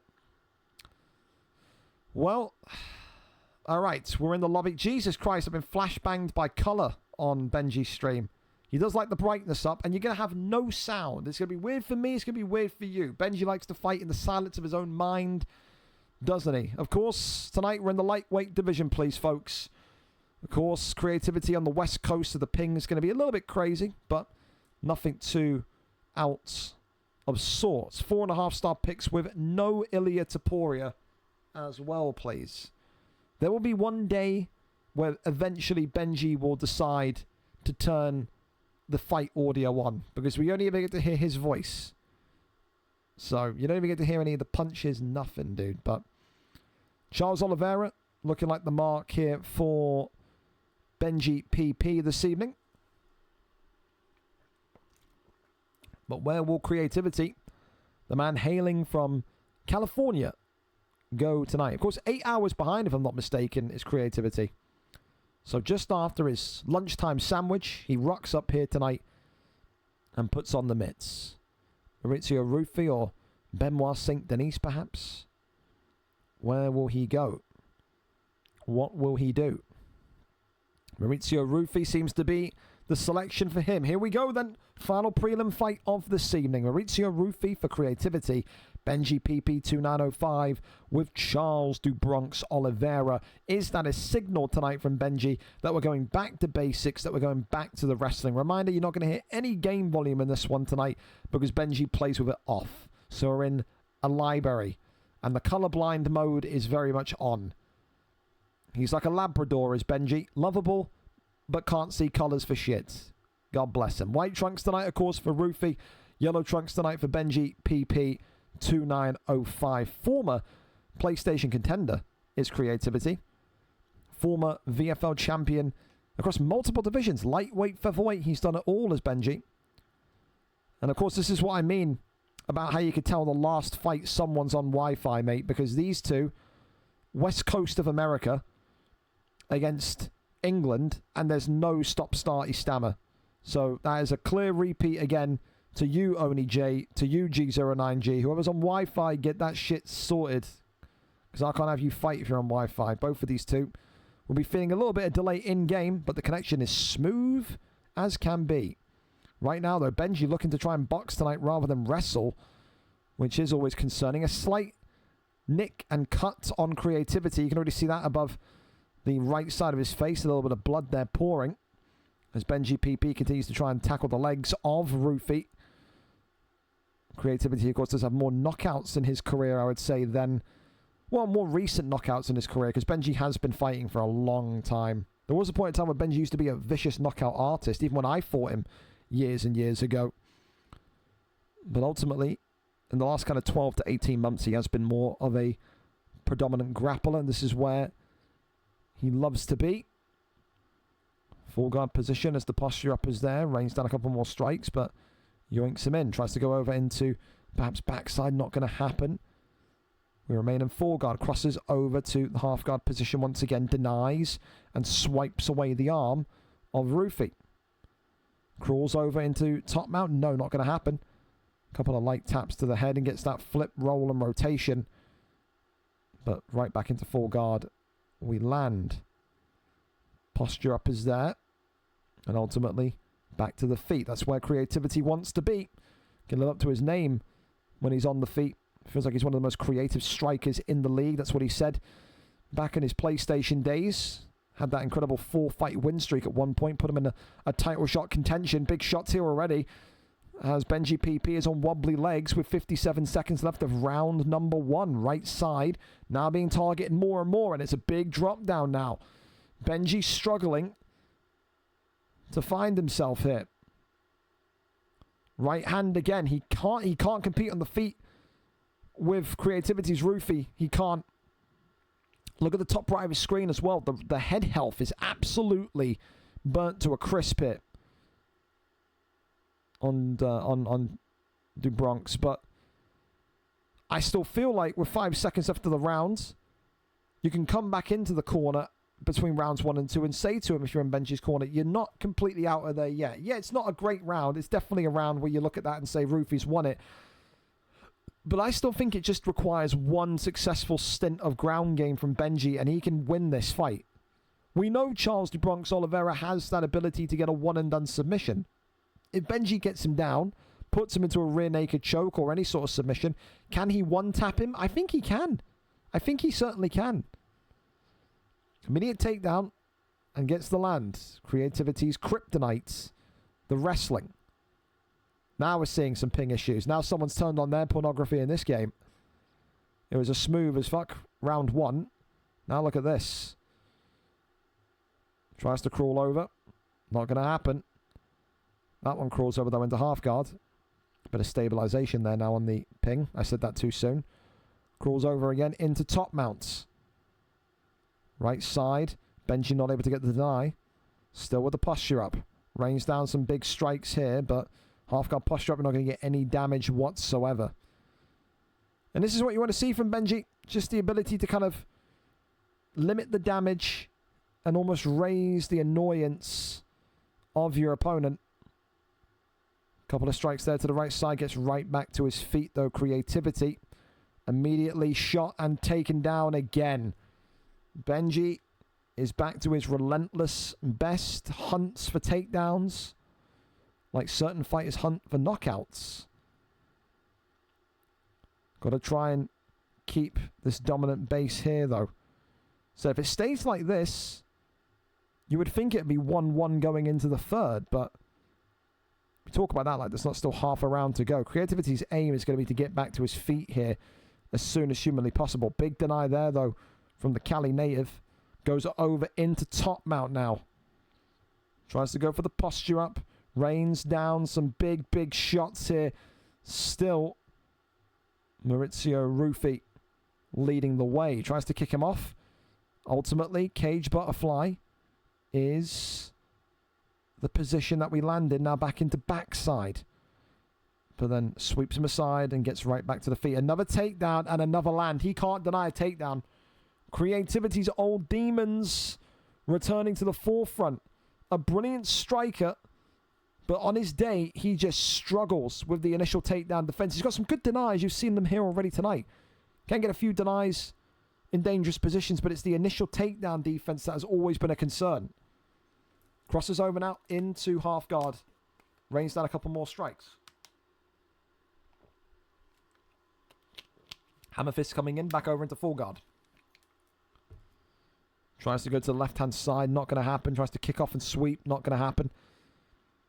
Has Benji done enough to win this round on points? I think he has. It doesn't need to be pretty. It doesn't got to be entertaining. It's not got to be performative. It's just got to be enough on those judges' scorecards. He knows he lost round 1. And I think he's won round 2. I think he absolutely has won round 2. So it's going to go into that third and final round, with this one being even Stevens. 1-1 heading into the third. And it will be, I think, Benji's corner telling him, listen, we need that exact same round repeated. That same kind of style of round is going to get Benji over the line. And like I said, when you're on a 4-fight losing streak, like he was in featherweight, it's not about the knockouts, it's not about the submissions, it's not about the finish. It's about just getting the win banked. And I think that right now is going to be the main aim and the main concern of Benji. Great takedown defense, though. Listen, we talked about the takedown defense maybe being a problem in round 2. 2 in quick succession here in round 3 so far. Clearly, Creativity ready for it this time. Left hand there. Sticks in from Rufy. Flying knee is nice. Oh, ducks underneath. The elbow there, though, just too short from Dubronx. Big uppercut there, lands. And look at Creativity go swinging for the fences, and a takedown lands now from Benji. Puts him in crucifix as well. If he can keep him here, this is really, really bad. Ultimately, though, comes out into side saddle. Some piercing elbows attempted. Goes over into backside. Back mount there, immediately resisted and denied. As Creativity now rolls him forward into full guard. 3 minutes and 10 seconds to work here. You would think Creativity wants to get back to the feet ASAP. Fakes for the top mount. And now trying to get up. That one is going to succeed. Right back to the feet we go. Immediate takedown shot by Benji. But ultimately, nothing more than that flying knee attempted. A little bit kind of wayward there from creativity. 2.5 minutes and counting in round number 3. You've probably got to say just about right now, because of the stun earlier on, just about maybe that creativity is winning this fight 29-28. But it could come down to the wire, especially with shots like this. Look at this. Big punches landing there from Benji. If he gets a couple more like that, if he gets a couple more takedowns landed and does that, he can very much walk away victorious here tonight. Big shot there, though. Rufy stuns him again. Avoids that uppercut right back from Benji. Huge shots now. Benji PP. With a knockdown. That's huge from Benji. He's kept calm. He's kept patient. And he's been rewarded. And he is going to be thinking about nothing but keeping position now. He will be absolutely certain, will Benji, that he's won round 2. And with that knockdown, he's won round 3. 46 seconds to keep position. It is creativity that has to rush this now and get this back up to the feet. Tries to go for a guillotine. That one going to be rejected. 25 seconds left. And like I said, it ain't got to be pretty. It ain't got to be convincing. It has to be very much just a win. He's activated flow state, got into rear naked, and now look at this. Has the armbar position. That one going to be rejected. It leads to nothing. And ultimately, it goes to a decision here tonight. We have no volume. Bruce Buffer's microphone is broken. You would expect, though, to see... Wow. Okay. Okay. Maurizio Rufy wins it by decision. Wow. So they must have gave round 2 to creativity. Wow, they did. Judges 1 and 3 gave... How in the fuck has creativity won that round? How has creativity won round 2? I would be absolutely furious. He's outdone in every metric. That is a farce from the EA judges. How in the world have the judges are snorting coke, mate? They are. That is really bad. Not a single area where creativity has succeeded in, and he's won that round. That's insane, mate. That is crazy. Oh my God. I think Benji's got a real reason to feel upset, but ultimately, the judges say that creativity tonight has won this by decision. He's robbed one from young Benji PP. And you have to feel for Benji PP. That is insane, man. Insane. Overturn it. I can't. If we do that, then we set a precedent for doing that constantly. You can't do it. You can't do it. But there you go. There we go. So Top Gun might be joining us later on for the main card. He's just got to do some stuff with his kids. But for now, fellas, we can go over to our main card. I'm going to send a ping out to the Discord and then get going. Of course, if everyone is ready to go nice and early, then it puts everyone in a great position to get to bed early and me to start my heaps and heaps of admin work early. Hey? So we're going to pop this in the Discord, and then we're going to get the main card trailer played for you. No prediction card tonight, obviously. We'll be saving that for Thursday's Supercard on the front page of Twitch, VFL 250. Absolutely massive. It's going to be the greatest card of all time, unless you guys make it terrible. Eh? Main card is now live, and we'll get the little poster up again for all the matchups. Some great fights tonight on this main card. The prelim card's been great as well, but this has got the potential to be even better. Funders, grab a snack, grab a drink, grab whatever. Grab a fucking blankie for all I care. We're going into the main card trailer. The final portion of tonight's VFL 249 card is upon us. Back momentarily.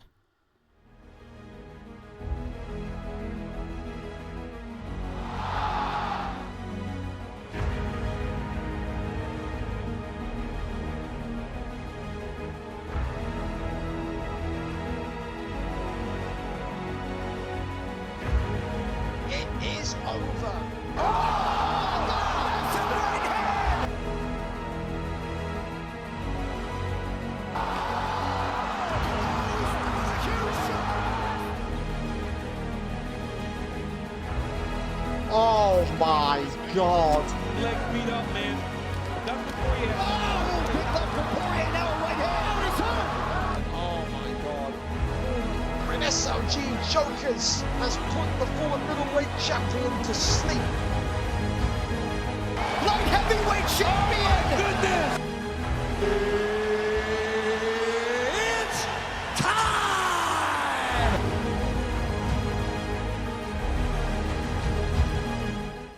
Oh baby, it's time for the main card. 4 incredible title fights tonight. Main event closer towards around about 11:45 p.m. UK, 6:45 p.m. US Eastern.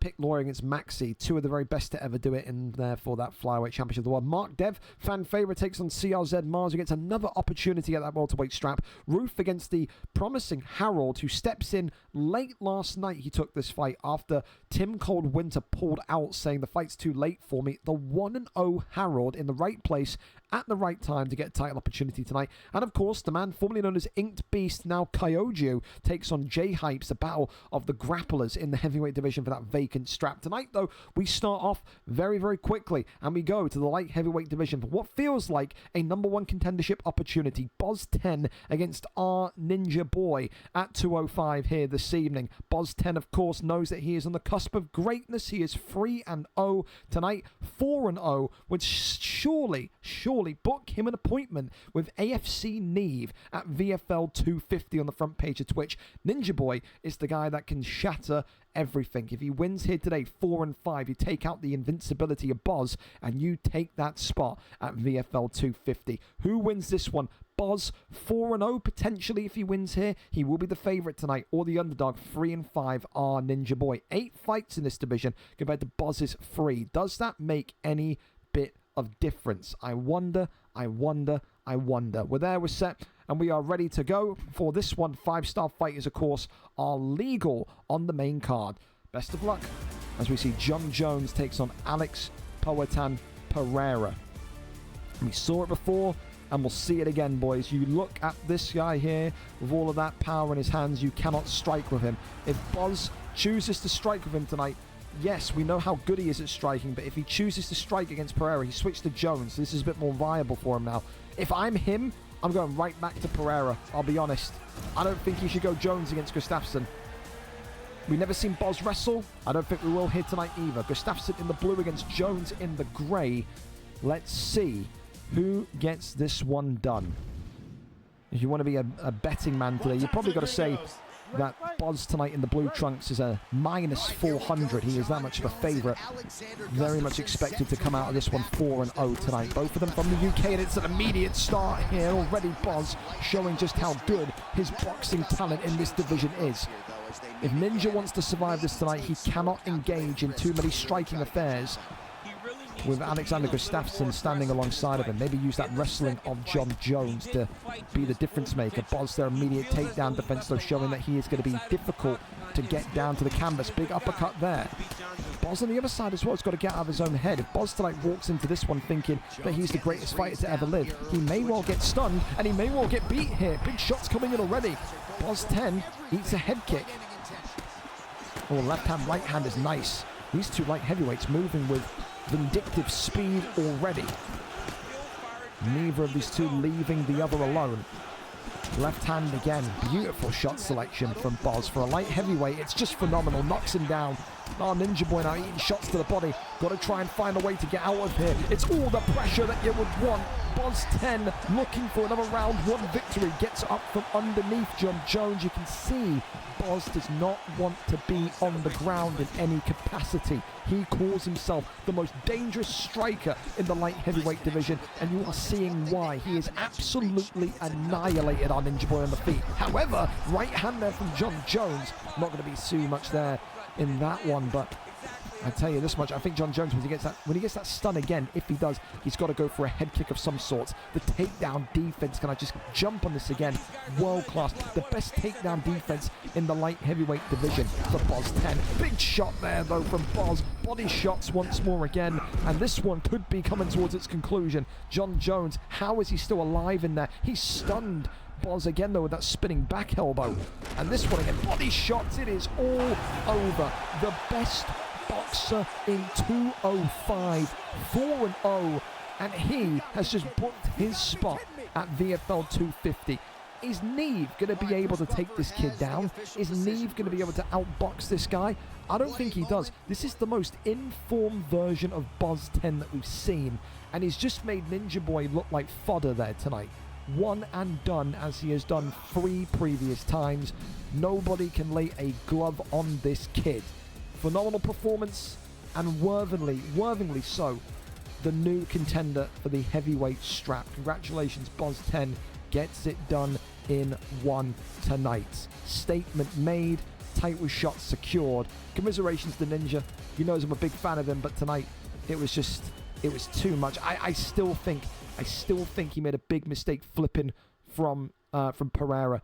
You know that Buzz doesn't want to wrestle, excuse me. If you know someone does not want to wrestle, you pick the best striker in the game in Poatan Pereira, and he got stuns with John Jones. John Jones with 83 punch power. If Ninja Boy went Pereira, would he have won the fight with 1 or 2 of those stuns? I think he would have. I think that's the thing that he's going to kick himself over. Commiserations to him, though. Ultimately, the journey will start again for him. But for Buzz 10, the hype on this kid is certainly real. We keep on going as we head over to Tilo and Rupert if we are ready and set to go. Yes, we are. Tilo is our cameraman here tonight. Love him or hate him, he is emphatic and he is energetic, and today he will look to again make a claim towards that welterweight strap. Tilo tonight comes in 3 wins, 2 losses, looking to make it a 2-fight win streak, whereas Rupert comes in 2-1. Both of these two looking to go on a 2-fight win streak here this evening, but Rupert though has been here before. He's worn the t-shirt before a champion. Can Tilo find the answer, the solution? We're there and we're set. Shavkat Rakhmonov in the blue tonight for Rupert. Tilo in the black and gold with Islam Makhachev. Tilo says that he has been putting in the work. He says he's no longer a heavyweight on the ground. He says, I will wrestle, dominate, and tap anyone that I choose. Maybe that'll be the case here tonight, but Rupert will have to kind of be the tester of such. Tilo said he felt disrespected that he didn't get an instant title shot. He felt like even though he pulled out of that fight to go watch Spider-Man on his own at 11 p.m. at night, last week he said he felt like he still was the best fighter in this 170 on my division. own. What are you on about?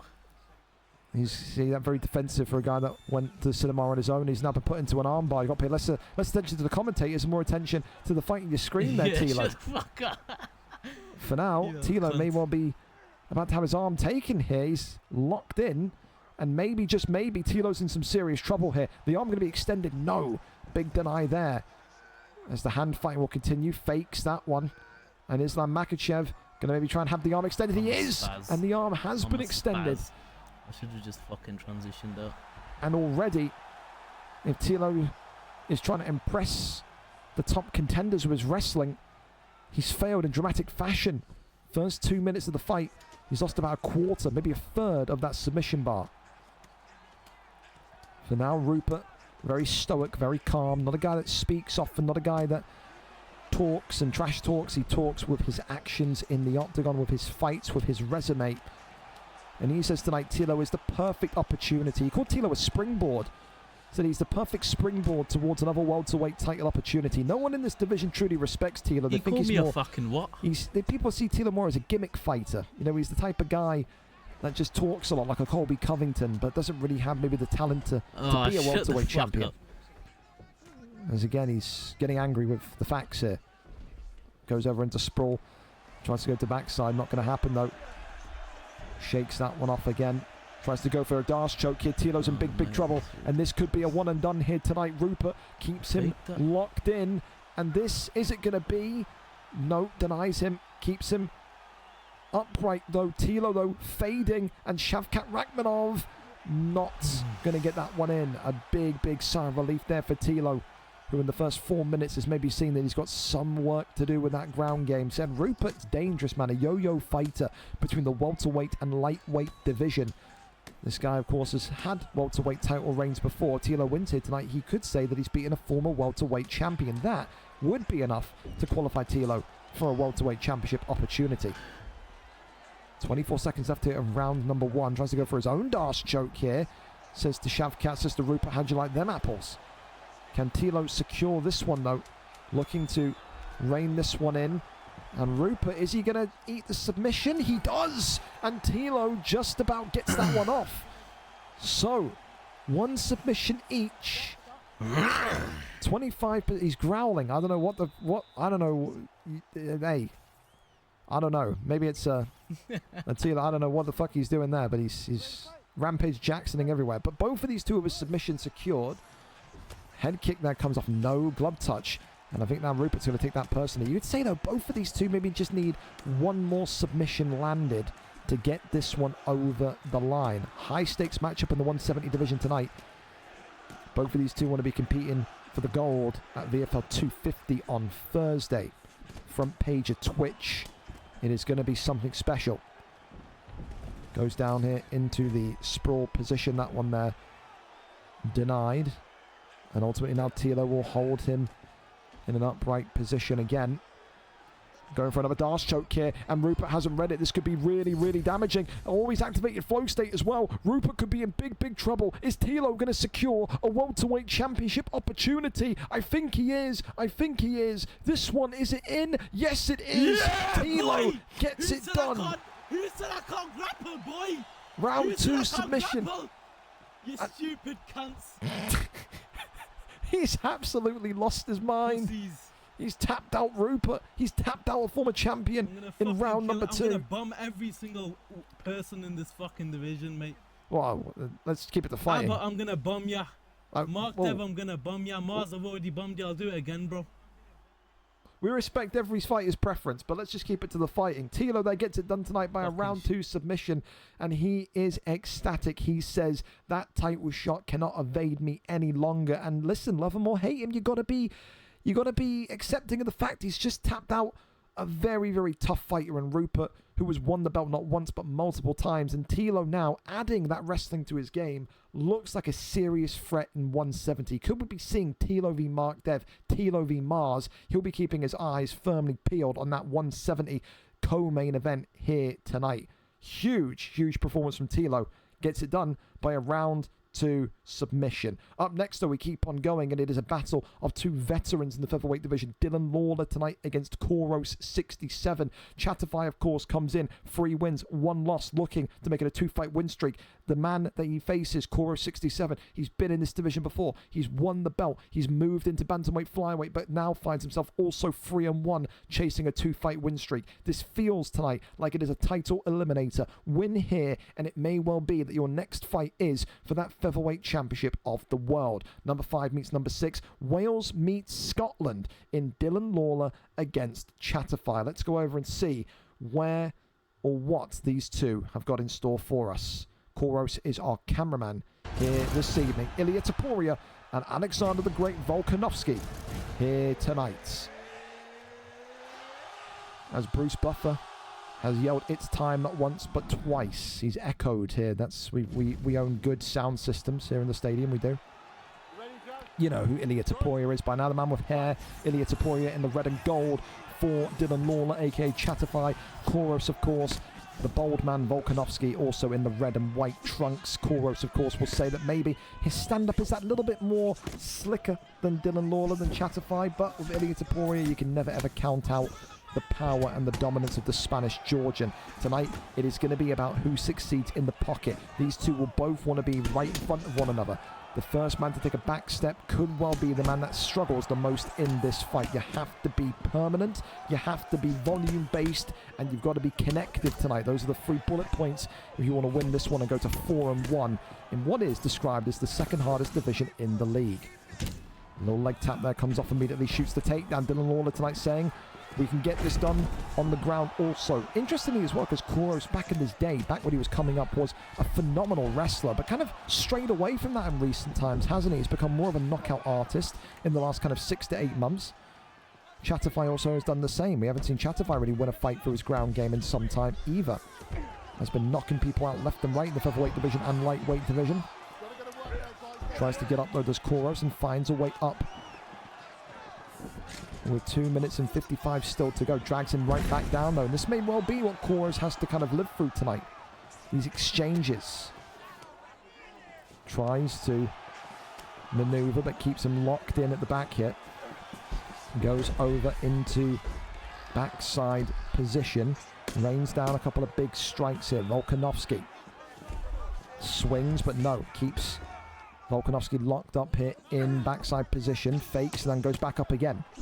Really smart here from Chatterfy, who is just trying to cover all bases. This is the thing you got to do. You know, these two respect each other. They do. I think they're in the same camp as one another. They know all about each other's strengths and weaknesses, and you have to try and assert dominance in every area quickly. You want to make the other man aware, I'm the better boxer, I'm the better wrestler. You want to take away all areas of comfortability in a fight like this. Of course, as well. Oh, head kick, that comes off nicely. Of course, as well, Weber will be keeping a very firm eye on this. Also, could well be that the winner of this tonight takes him on for that featherweight strap. Knocked down there, goes back down low. Really, really smooth so far for Dylan Lawler, who continues to make very, very fine work of that Ilia Topuria pick. Of course, it's not the first and last time that Kouros has had to fight against the Topuria. He knows how to beat Topuria and calls Volkanovski the antidote to Ilia Topuria. But right now, there is no antidote and there is no solution. 20 seconds after round number 1, you have to say that this is a clear and concise 10-9 to Dylan Lawler's Ilia Topuria. How is Kouros going to respond? What is Kouros' corner, if he's got one, going to say to him? Work to do, but the good news is that's only round 1. Plenty of time to go. Respect there immediately paid from one side. Like I said, these two do respect each other. They both acknowledge that this is going to be one of the toughest fights in this division to date. 3-1 apiece for a reason. Round 2 up and underway. Of course, it's about maybe those first 30 seconds, those first 45 seconds. Lay down your dominance, lay down your game plan, and see how the other fighter reacts. Half guard position. Couple of strikes here to the body. It's all just GA builders. They're not looking to enact damage with these strikes. It's just about getting that GA bar moving to the point then where you can say, all right, I'm here, I'm present. Little body shot not going to happen though. Topuria tries to cross over there, does Kouros. Not going to happen either. Back over now into sprawl. Resisted and denied. Up we go. So a good kind of minute and a half there on the ground for Kouros. Didn't take damage. Just kind of made Chatterfy remember that he can wrestle as well as box. Definitely a good start for the Volkanovski pick so far, but Kouros, more than anyone will know, it doesn't take much from Ilia Topuria to get a stun, to get a knockdown. So Kouros has got to be very, very, very careful as well. Good deny there on the takedown from Kouros. Another takedown though landed in response to the deny. Kouros looking to win this fight back on the points, it seems. It would be difficult to argue that this is anything but a Volkanovski round, but you've seen tonight and in previous weeks that these judges at the side, boys, they cannot be trusted. You slip them enough money in a brown envelope or give them enough packet of a substance and maybe they'll root against you. Kouros there denying the back mount here and backside. Gets right back to his feet once again. Tries to drag him back down, and he does. Excellent wrestling there from Topuria. Really, really big. Knee on belly now, reining in the strikes here. Kouros eating a couple. Nothing too dangerous there, though. Back over into half guard position. Full guard. Couple of shots. Still coming in. We're going to be looking for a flip and rotation, you think, with Kouros. 53 seconds, still a long time, especially if Topuria gets into a position and maybe top mount. It would be bad, but ultimately Kouros protects himself from that possibility. He gets the flip and rotation. Now he's in dominant position. Collapses back down. Yeah, we've not seen Chatterfy do anything in this round of significance. You would have to say this is the perfect response from a difficult round 1 for Kouros. It should be, if there is justice in the world, it should be 1-1 going into the third. And I think both of these two will think of it as 1-1 going into the third. Then again, 8-5, maybe not. It felt like he got way more than 5 significant strikes off. Am I seeing things? It's so weird. Third and final round. Is it 2-0? Is it 1-1? You be your own judge.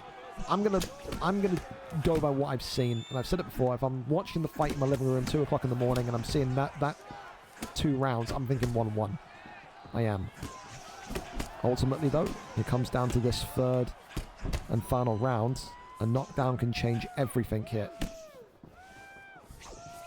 Left and right handers. You can see Chorus being a little bit more aggressive here now on the start. Right hand comes across again. Beautiful shot selection. Dylan Lawler, Chatterfy, not really doing too much here in the opening 60+ seconds. As now Flow State is unable. Big movement there on the shoulder. Stuns Volkanovski. Swinging for the fences. Shoots the takedown. Does Koros. That one there is resisted. But Flow State is effectively now gone. Koros still has his to pop at any given time. Very, very tactical fight. And a fight where both of these two know it can just lead to devastation in the blink of an eye. You have to be so locked in and focused. Works off that jab. Goes back down low. Uppercuts. Left hand again. Double jab. Head kick is nice. Shoots the takedown. Ultimately right back to the feet. 2 phenomenal FIFA players in their day, but tonight in the octagon looking for contendership. Chatterfy making a big step towards that with that stun. Explosive power does Topuria have. But he needs an explosive finish here because Volkanovski also has that same power. Big shot now from Koros. Working shots to the body. And this fight has just gone up a few octaves. Those little arms of Volkanovski, though, can be the bad side of Volkanovski. You can't get that range. That reach, that head kick, though, is nice from Topuria. Dylan Lawler shoots the takedown and gets the land. Maybe, just maybe, Dylan Lawler here thinking tonight, get it over the line through a decision, limit the possibility of getting cracked here by Volkanovski. Is Koros going to stand up? That's the question. 50 seconds to go. And Webo will know his opponent for that featherweight strap at VFL 250. Right now, something inside my gut is saying it's going to be Dylan Lawler. I feel like he has done enough, and I feel like he will aim to just survive here. Tries to get the arm. Kimura is locked in. Transitions over. No. Gets it into full guard, but that's going to be all she wrote. Game, set, and match. A tactical featherweight matchup between 2 incredible fighters. 3-1 tonight. Only one of them will move to 4-1. And it's Volkanovski! Wow! Oh God, it's happened again! Oh my God. I thought for sure, man, I thought for sure Chatterfy. Oh my Christ. One judge gave it 29-29, the other 2 gave it 29-28 Volkanovski. Oh my God. Judge 2 gave Topuria and Volkanovski a 10-10 in round 2. Can we flip through the rounds to see who got robbed? Can we see round by round scoring?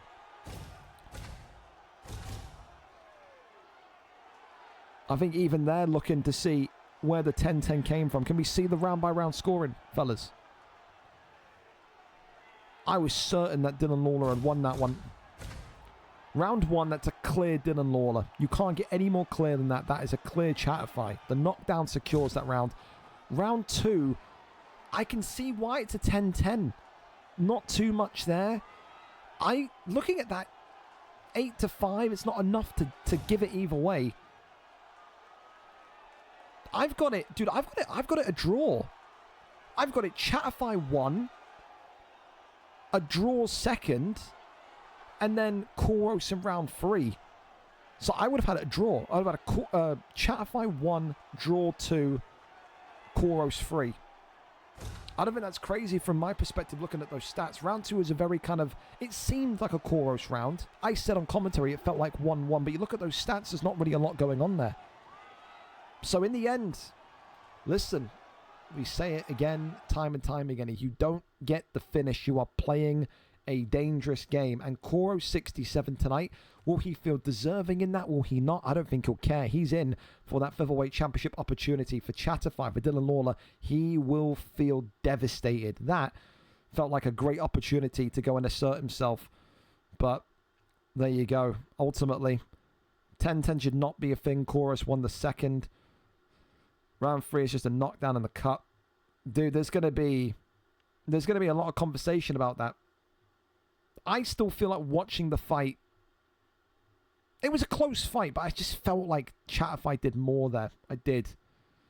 I liked it though from Koros. It was very strategic, and I think again, those two won't go at each other. They know it's the judging in this game, man. It's the judging in this game. You risk it every time it goes to a decision. You just do. Up next, though, we keep on going. Middleweight division set for impact from two incredible fighters. Legacy MMA, of course, tonight. 3 wins, 2 losses. Back on the main card where he belongs. Looking to make it a 2-fight win streak tonight. And he takes on the prospect. The oldest prospect you've ever seen. Driscoll, one of the oldest competitors in the league, but is one of the most dangerous. And I said this last week.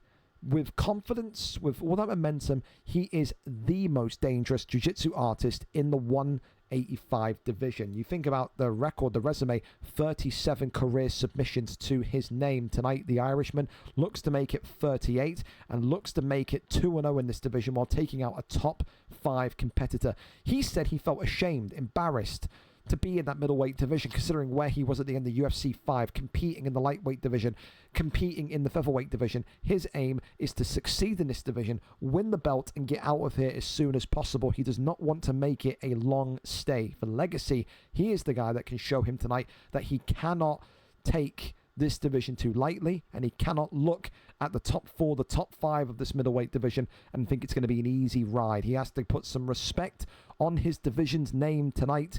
Legacy versus Driscoll. Let's go over and see what the fight picks are going to be here tonight. As we are there, and we are set on YouTube for this middleweight matchup. Fair warning, he's got connection issues. Well, Driscoll, you better fix your fucking shit, silly internet, because, yeah.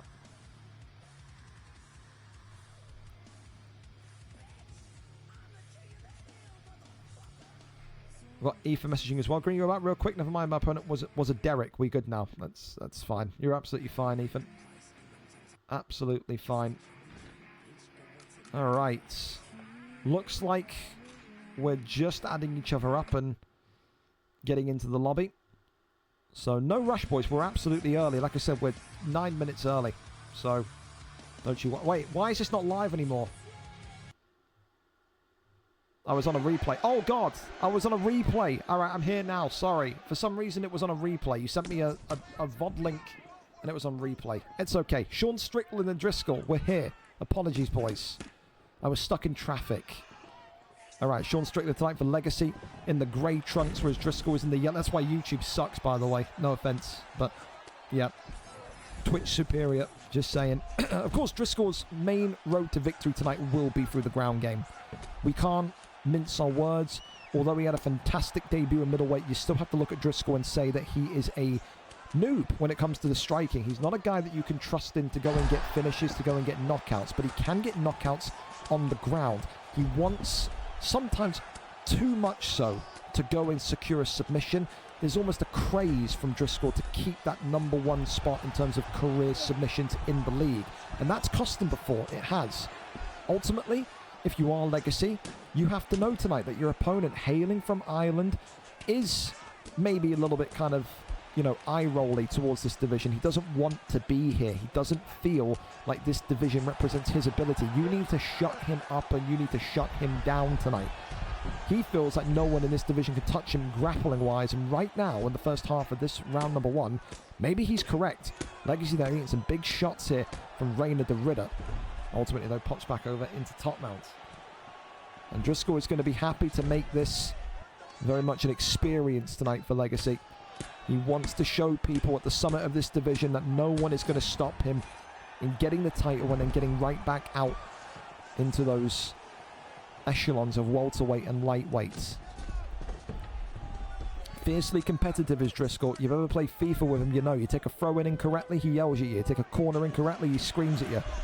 So now think about that type of guy being relegated a division in UFC when he spent the majority of UFC 5 floating between lightweight and featherweight. Now he finds himself in middleweight. He did not have a good career at welterweight in the month of July. He acknowledges that. He says the relegation is fair, but I don't have to accept it. Shoots the takedown, gets back down into the side control position once more. And for Legacy as well, we've seen him do this to so many people across his stint in the PlayStation division, but also recently in middleweight as well. Good deny there from the American. Fun story about Legacy as well. Yesterday night was lobbied up in a party with his camp, and DM'd me saying, "What's going on? What's happening with the card?" I said, "What do you mean?" He says, "You're not live. My fight's in like 10 minutes." Had to remind him that it was Monday yesterday. He says, "Wow, the CTE's taken over. I thought it was Tuesday." So he was that amped up.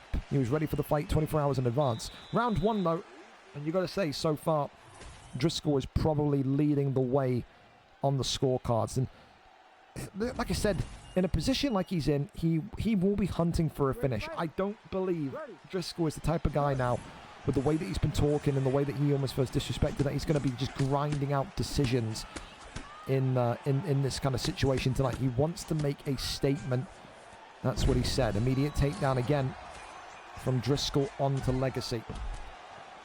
And again, this is a statement, because you've got to think how good Legacy has looked in recent weeks in terms of his consistency, takedown defense, boxing. He's been the complete package. He was so close to being a #1 contender for the middleweight strap.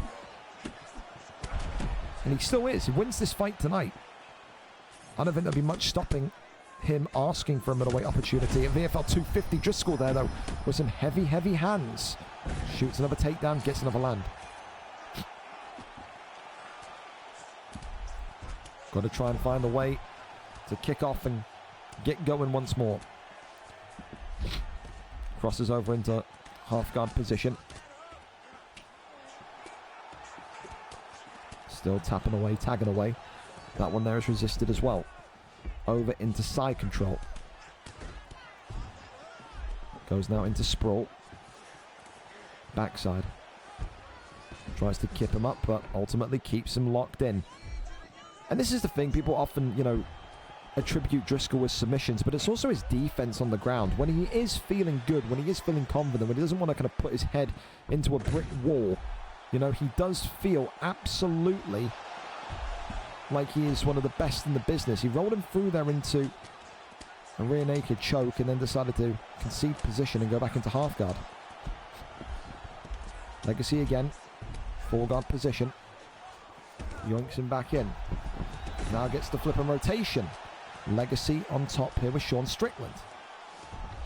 And again, if Sean Strickland gets you in top mount, that's not a great position to be in either. Be very clear on that. Right side denied. Legacy now coming to the party with his own grappling. Big posture up here. Driscoll got to protect himself.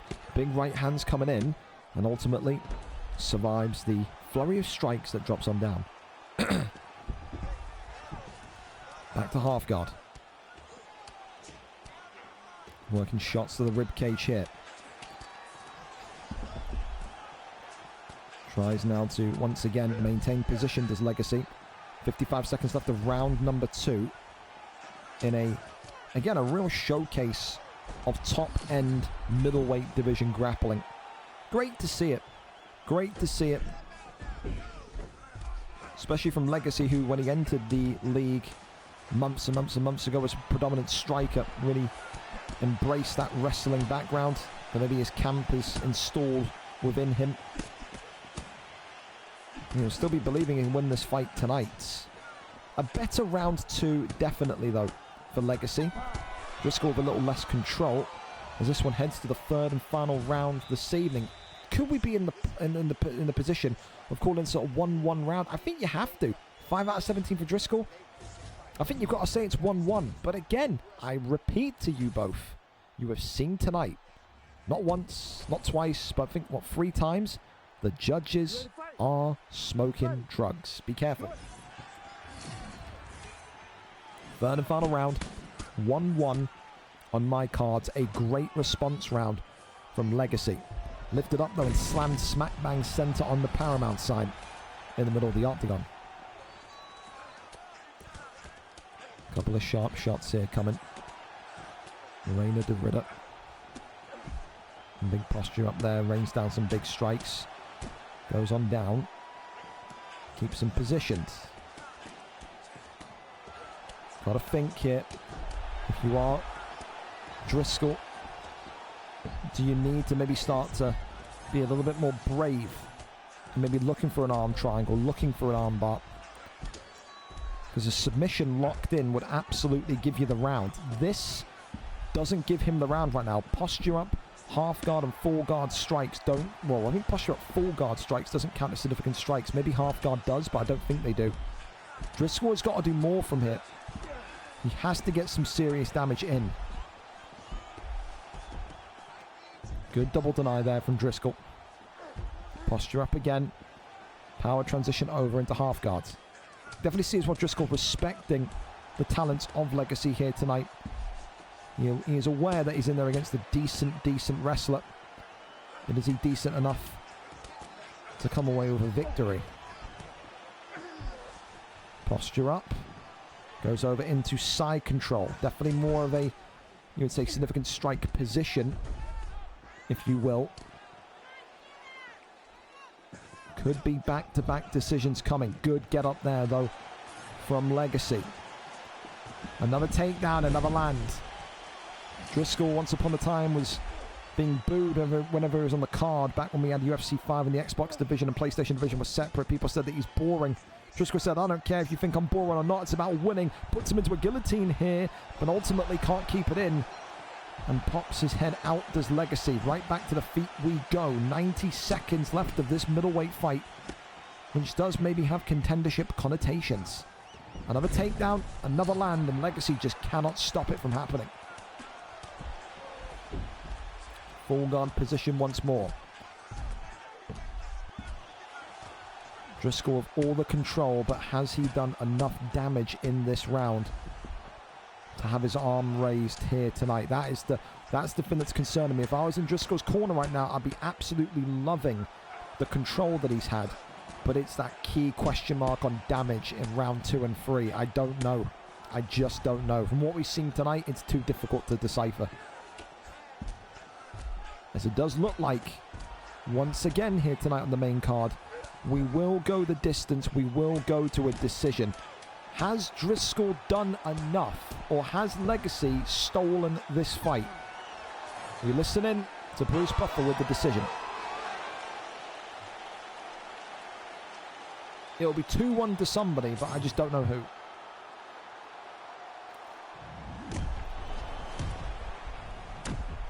Strong round from Strickland in 2.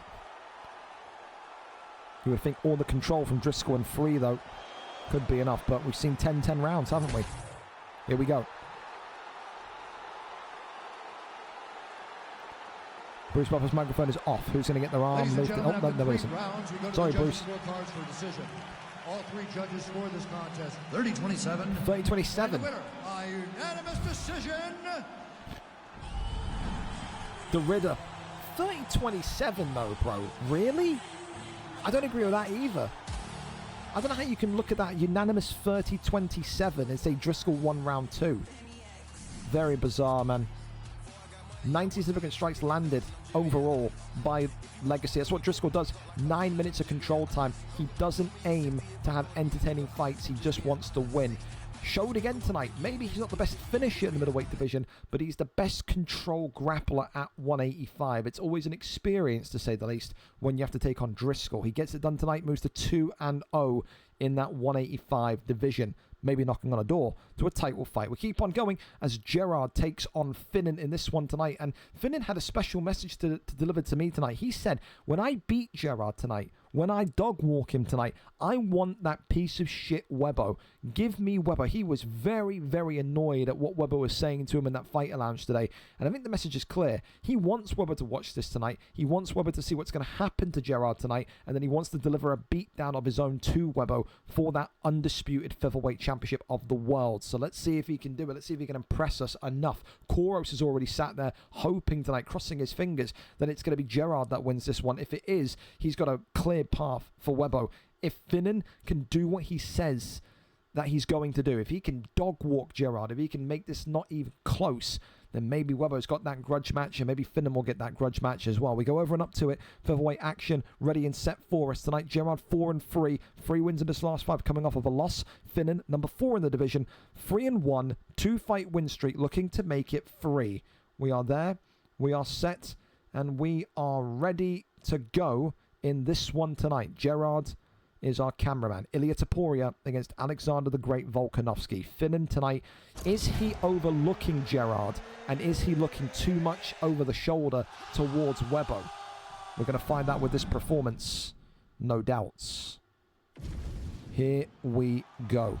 Talented boxer is Gerard, but tonight Finnan says he is fighting to get the attention of others.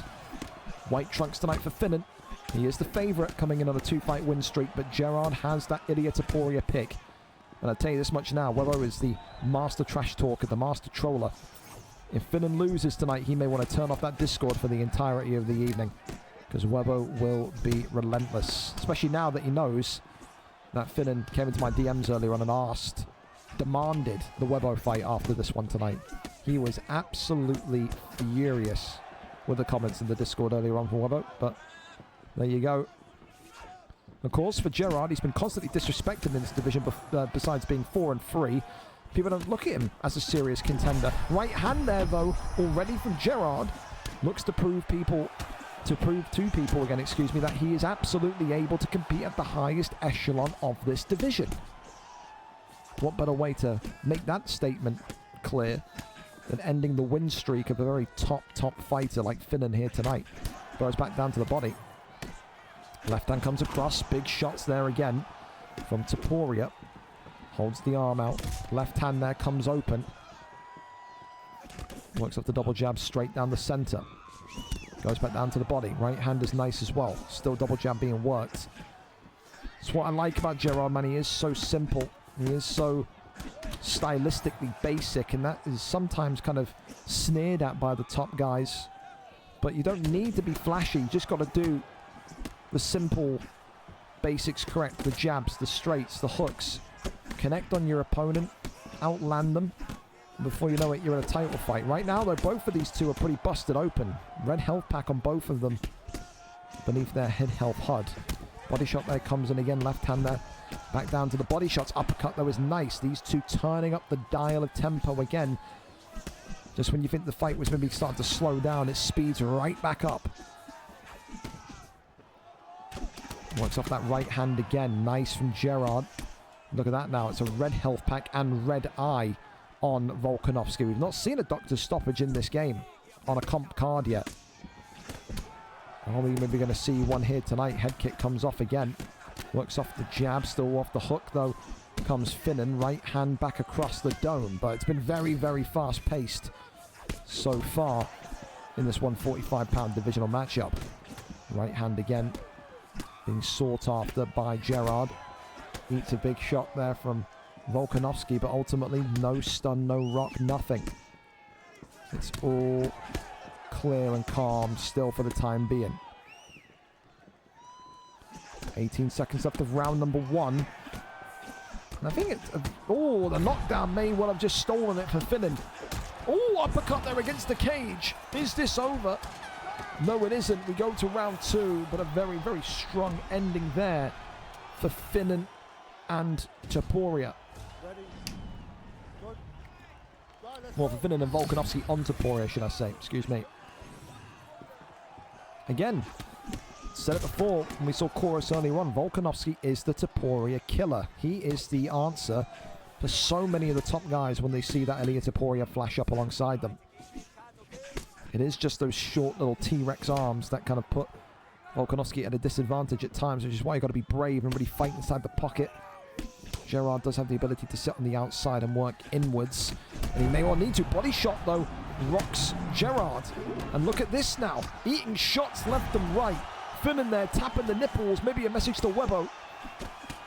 Left and right hands again. Gerard continuing. Oh, it's a head kick. He's fainting. Oh my goodness me. He's trying to make Gerard guess and drop the block. Still, though, stays upright, does Gerard. He's still got a puncher's chance, which is what you need with Ilia Topuria. But what a flurry. Immediate takedown and gets the land. Side control. Now very much in and present. Couple of light shots here from Volkanovski. The posture up. Rains down some big body shots here. And head shots now. Gets right back up to the feet. Still. Volkanovski, right hand up. Uppercut low. Oh, it's big. Yep. He's just trying to catch Gerard flow state. And now the arms are both fixed. These two are both taunting each other. There's going to be some trash talk in that Discord after this one tonight. Let me tell you, big left hand. Oh my goodness me, Topuria. Flow state, the arms go up. Could it be? Could Gerard steal this one? Head kick comes off. I'll tell you this much. Finnan would have lived to regret that one. If he got the TKO there, Topuria. Has to stop playing with his food, does Finnan. How many times have we seen a situation like this happen before? Throw a title shot away because you're getting just a little bit too confident. Is it going to happen here tonight? Gerard eats another big left hand. Gerard knocked and dropped, knee on belly. And this one tonight is all over. Finnan says, thank you for coming, but Webbo, where are you? We have got business to attend to. Finnan or Koros? Koros or Finnan? That is the question. Webbo is one half of it, but my oh my, Finnan may well have just booked in that ultimate grudge match against Webbo for the featherweight strap, should he have it his way. A brutal, brutal victory tonight, which he nearly threw away in that second round, but ultimately it's not about how you start, it's about how you finish, and Finnan gets it done tonight by a round 2 TKO. He will now very much sit there and demand the Webbo fight, because I know he will, because that's what he wanted earlier on. I wonder how Webbo is going to respond to that one. I do wonder.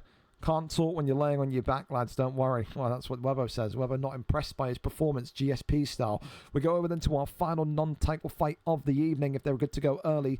Daichi against Spooky Ghost here tonight. A really fun one between two of the most entertaining flyweight fighters on the roster. Daichi tonight comes in, 3 wins, 2 losses, win-loss, win-loss, win. Wants to make it a 2-fight win streak tonight, whereas Spooky, back to winning ways last week, but looking to go 3-2 this week at the expense of Daichi and move back into those contendership positions with his own win streak. We go over and see what the fight picks are going to be tonight. 2 fan favorites. You want both of these two to win, but it just can't happen. Let's go and see who gets their arm raised tonight, though, as the Canadian sensation takes on the Brits. Demetrius Johnson against Pantoja, looking like the selections here tonight.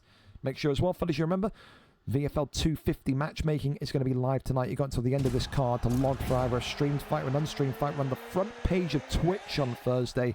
So it will be the biggest crowd and maybe the biggest ever card that we've done in terms of concurrent viewers. Get involved. It's going to be great. Earlier start as well. Won't be a 7 o'clock start. It'll be a 6:30 start. Get some more fights on the card. Here we go though. Demetrius Johnson in the white trunks tonight for Daichi. Spooky Ghost in the yellow trunks for Pantoja, who tonight comes away with a victory and a win streak, more importantly. You can say Daichi more so rather than not is the superior striker. I don't think Spooky would be offended by that, but Spooky Ghost, when he gets that wrestling going, when he gets that momentum in his favor, he is a breathtaking comparison to Khabib Nurmagomedov. We saw back in his PlayStation career in UFC 5, he was finishing rounds where his opponents were restricted to 3 significant strikes. He was that dominant. He has started to work on his boxing towards the back end of UFC 5, the beginning of UFC 6, but still, the bread and butter for the Canadian is here, in these dominant positions, in these wrestling positions. Daichi has got to find out a way to overcome this tonight. Big shots there from backside, though, as Demetrius Johnson now is going to be looking to protect from that back mount position more than anything. But another posture up comes in. Big shots there. Opens up the first kind of stun strike. Keeps him upright. Does Spooky Ghost. Fakes and then back into backside once more. Big shots once again. Landing with intent. Now goes over into back mount, but this time Daichi camping that deny and does indeed stop it where it lands. Half guard position. Posture up. Couple more strikes coming in now. Again, Spooky, another one that's very happy to just kind of take it slow and steady. Good reversal there, though, by Daichi. Puts him back in a position of stand-up. Body shot there immediately coming forward. Those body uppercuts are dangerous. They're wounding uppercuts, aren't they? Ultimately, though, they mean nothing unless you can kind of build upon them.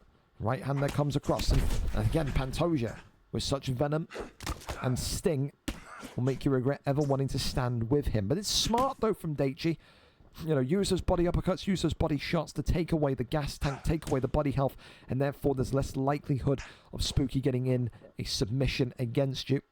However, Crucifix is now very much locked in as the elbow's coming forward. Side control, though, ultimately is the position that we land on here. Back into sprawl, over into backside.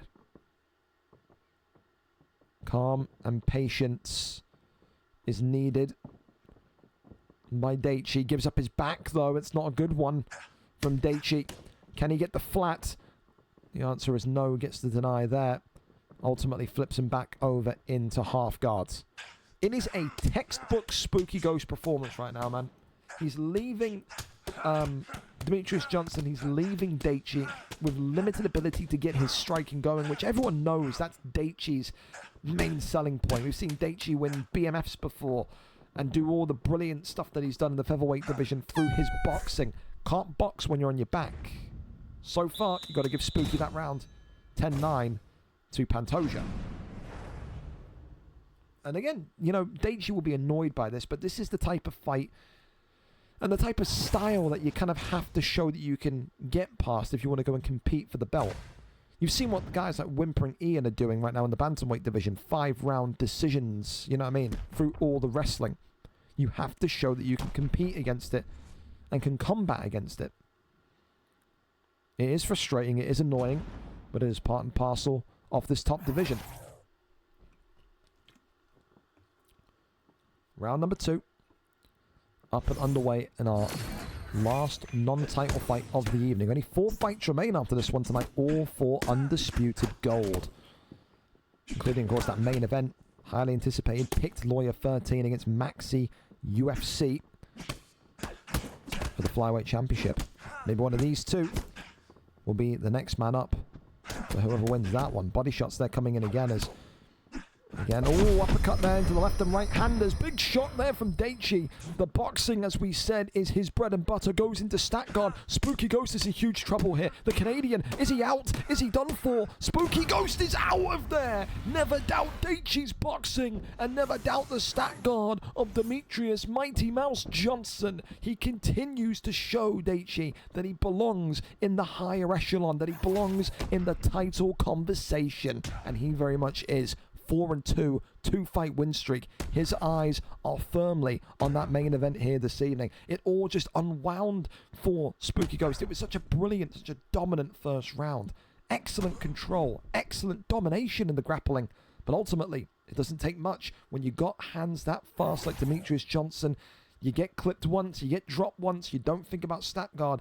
It's all over by the time you blink your eyes. Tonight, Daichi very much proves that. Gets it done with a round 2 TKO.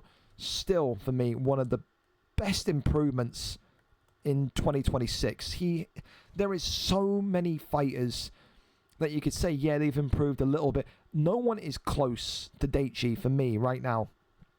For the most improved fighter award of 2026. We do our end of year awards in December. He looks fucking phenomenal. You go back to 6 months ago, looked nowhere near as good as this, but a true killer now in that flyweight division, and will be lining up once again for an eventual flyweight championship opportunity. For now, though, we can go over to our title fights tonight if they are, of course, ready for us. We'll go and ping the Discord. and see if our championship fights are ready. Oh, Jesus, someone's been hacked in the Discord again. Someone's been hacked in the Discord again. Hang on, let me just quickly... Can I just say this before I say thank you for the subs? Whenever you see in Discords people posting these crypto screenshots, please don't be fucking stupid and do what the screenshot says or click anything. If you click these crypto screenshots or you do what these crypto screenshots show, all it tells me is that you have got a severe learning disability, all right? Please, don't get your shit hacked. No one wants to see that. All right, we can ping the Discord. You want to know. Get the title fights ready to go. UFC 6 title fights are now live. Please stop. Thank you, Wanderlei. Always a pleasure. Thank you as well, more so than Wanderlei, Andre for the resub, and also Mayhem for the follow as well, as also Bowers, if that's how I say your name, for the follow earlier on.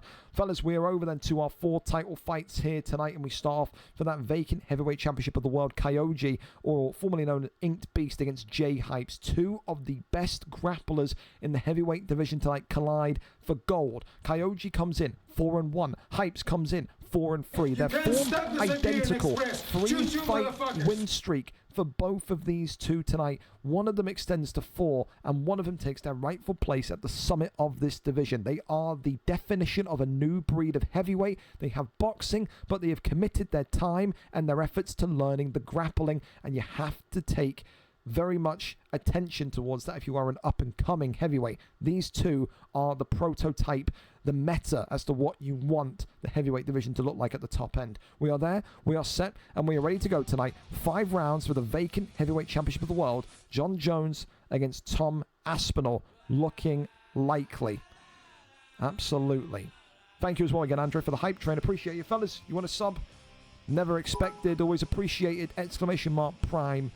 Use your Amazon Prime, connect your Amazon account to your Twitch, get a free sub, and then don't miss any of the action. You get to avoid all the ads by subbing for absolutely free.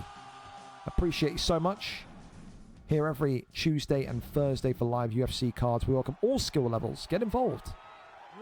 John Jones, Tom Aspinall, the belt vacant. And tonight someone's grappling is going to pay off in a big way. Red trunks, of course, for Kyoju, whereas black trunks for Jay Hypes.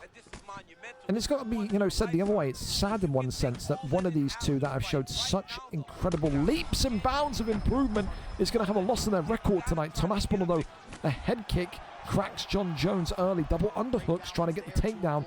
Not going to happen. Takes the back, though. And look at this. The backpack. This is the signature move that we have seen Jay Hypes win fights with before. Goes straight into an armbar. Look how fluid this kid is.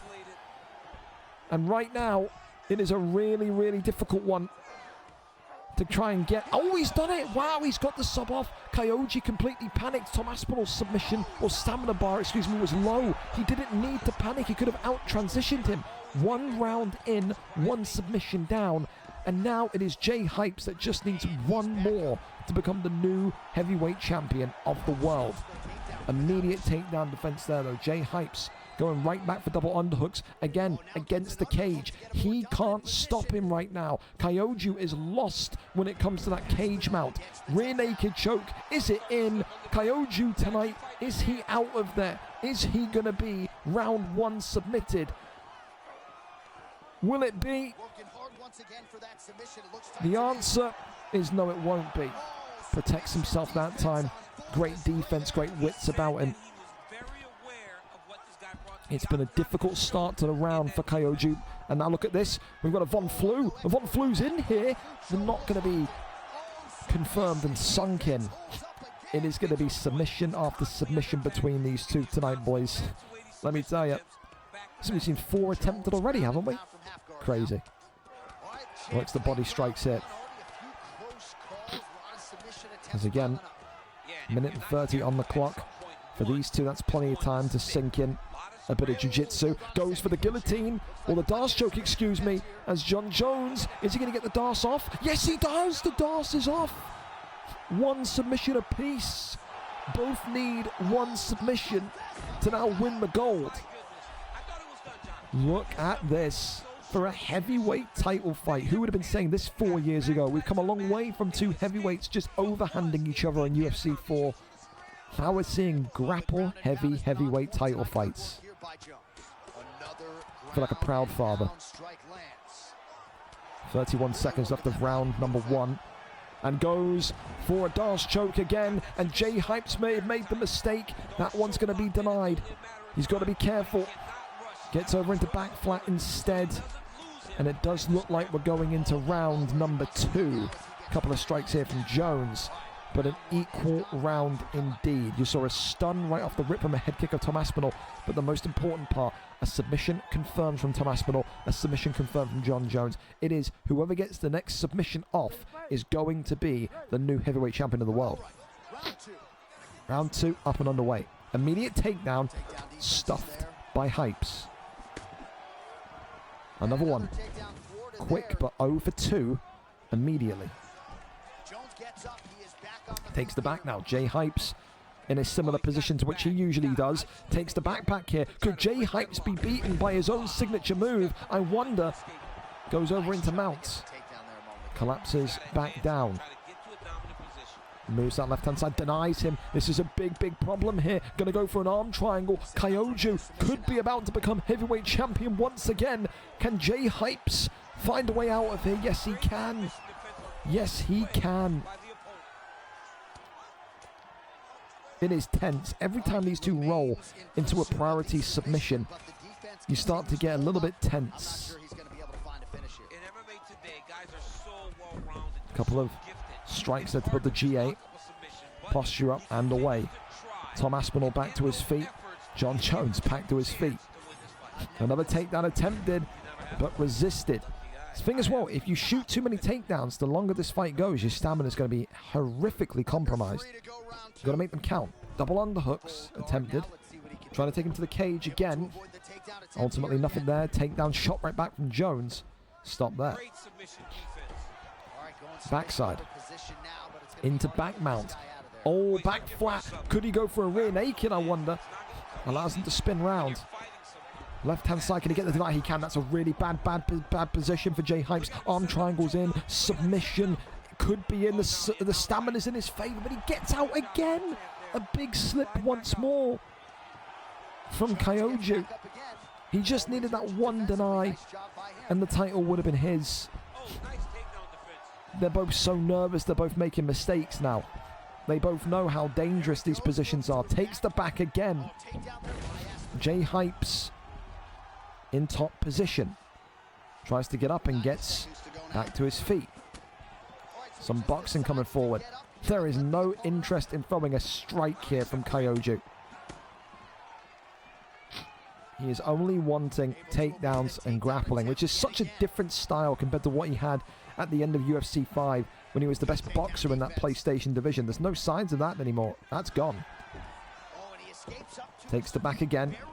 Backpacked Tom Aspinall once more. But obviously, Jay Hypes has top position. Can he find something here? He's got an arm triangle in. Hang on a minute. Tom Aspinall. Could he be able to get this one? He's locked them in. This could be it. This could be it. Jay Hypes, new champion. Is it going to be Tom Aspinall? Is he going to get it? No, he gets out again. Oh, God. Oh, they both can't do it. They both can't get it over the line. They both can't get it over the line. Round 3 is coming.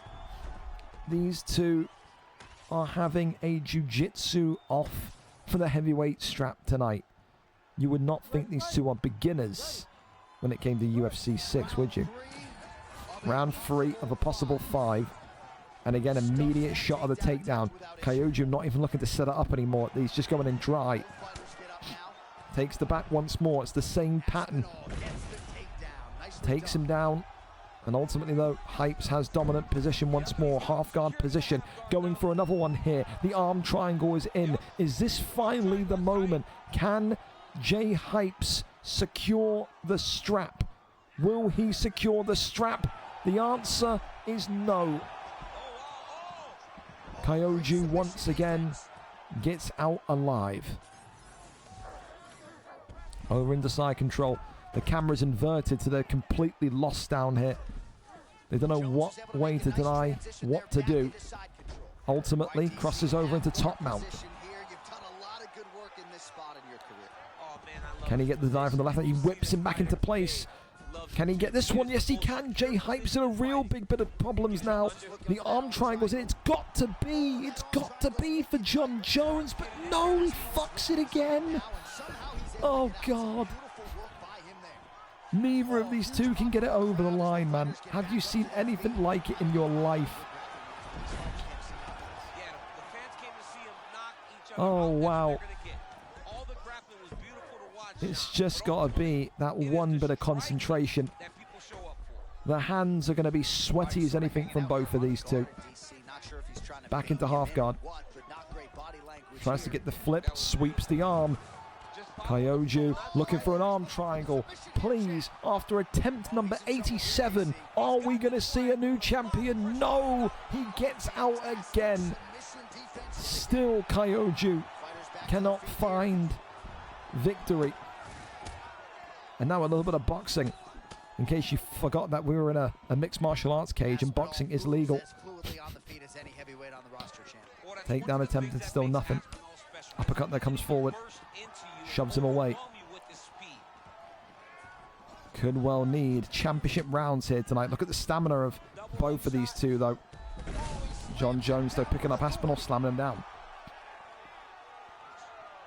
60 seconds left of round number 3 before additional rounds are required. We weren't joking when we said it was the two grapplers of the heavyweight division.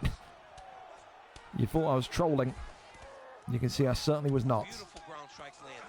Tries to cross over into top mounts. John Jones. Can he get a submission in here? Rear naked. Rear naked. Could it be? Would he go to an armbar potentially? No, he's been denied there and resisted in that second attempt as well. Transitions to the armbar. Can Hypes survive this? With 4 seconds, he is going to survive. We're headed to round 4. We need a submission counter. How many have been attempted in this fight? Still, both of these two just need one more sunk in. Championship rounds for the first time tonight. Round number 4 of a potential 5.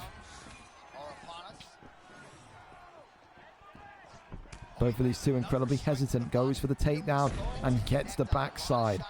Wonderful from Hypes. Gets over, though, into half guard. Tries to go for an immediate arm triangle. Gets flipped and reversed, though, by Kyoju. Couple of taps there to the body again. Just try and get that GA, that red bar flashing. He's got a free transition. Takes it to top mount. Tries to kick him off, and he does. A sloppy one again. A sloppy one again. That's the thing. Kyoju multiple times, Ink Beast multiple times, has gotten to like the final checkpoint and he's fallen every single time. Hasn't been able to get that submission in. Is he going to live to regret that? Hasn't backed down though. Hypes in dominant. Well, sorry, Hypes in underdog position, but he's got the arm bar. This could be it. Is he going to get the arm extended? He's tried to rush it and ultimately he's kept them locked in. And this one has been reversed again. Oh my God. I've never seen so many denies and reversals in a heavyweight fight in my life. Again, takes the back. How many times will we see this back take position? Ducks underneath, goes back down low to the body. Lift up, takedown, double leg, and slams him. Big deny there. Couple of elbows.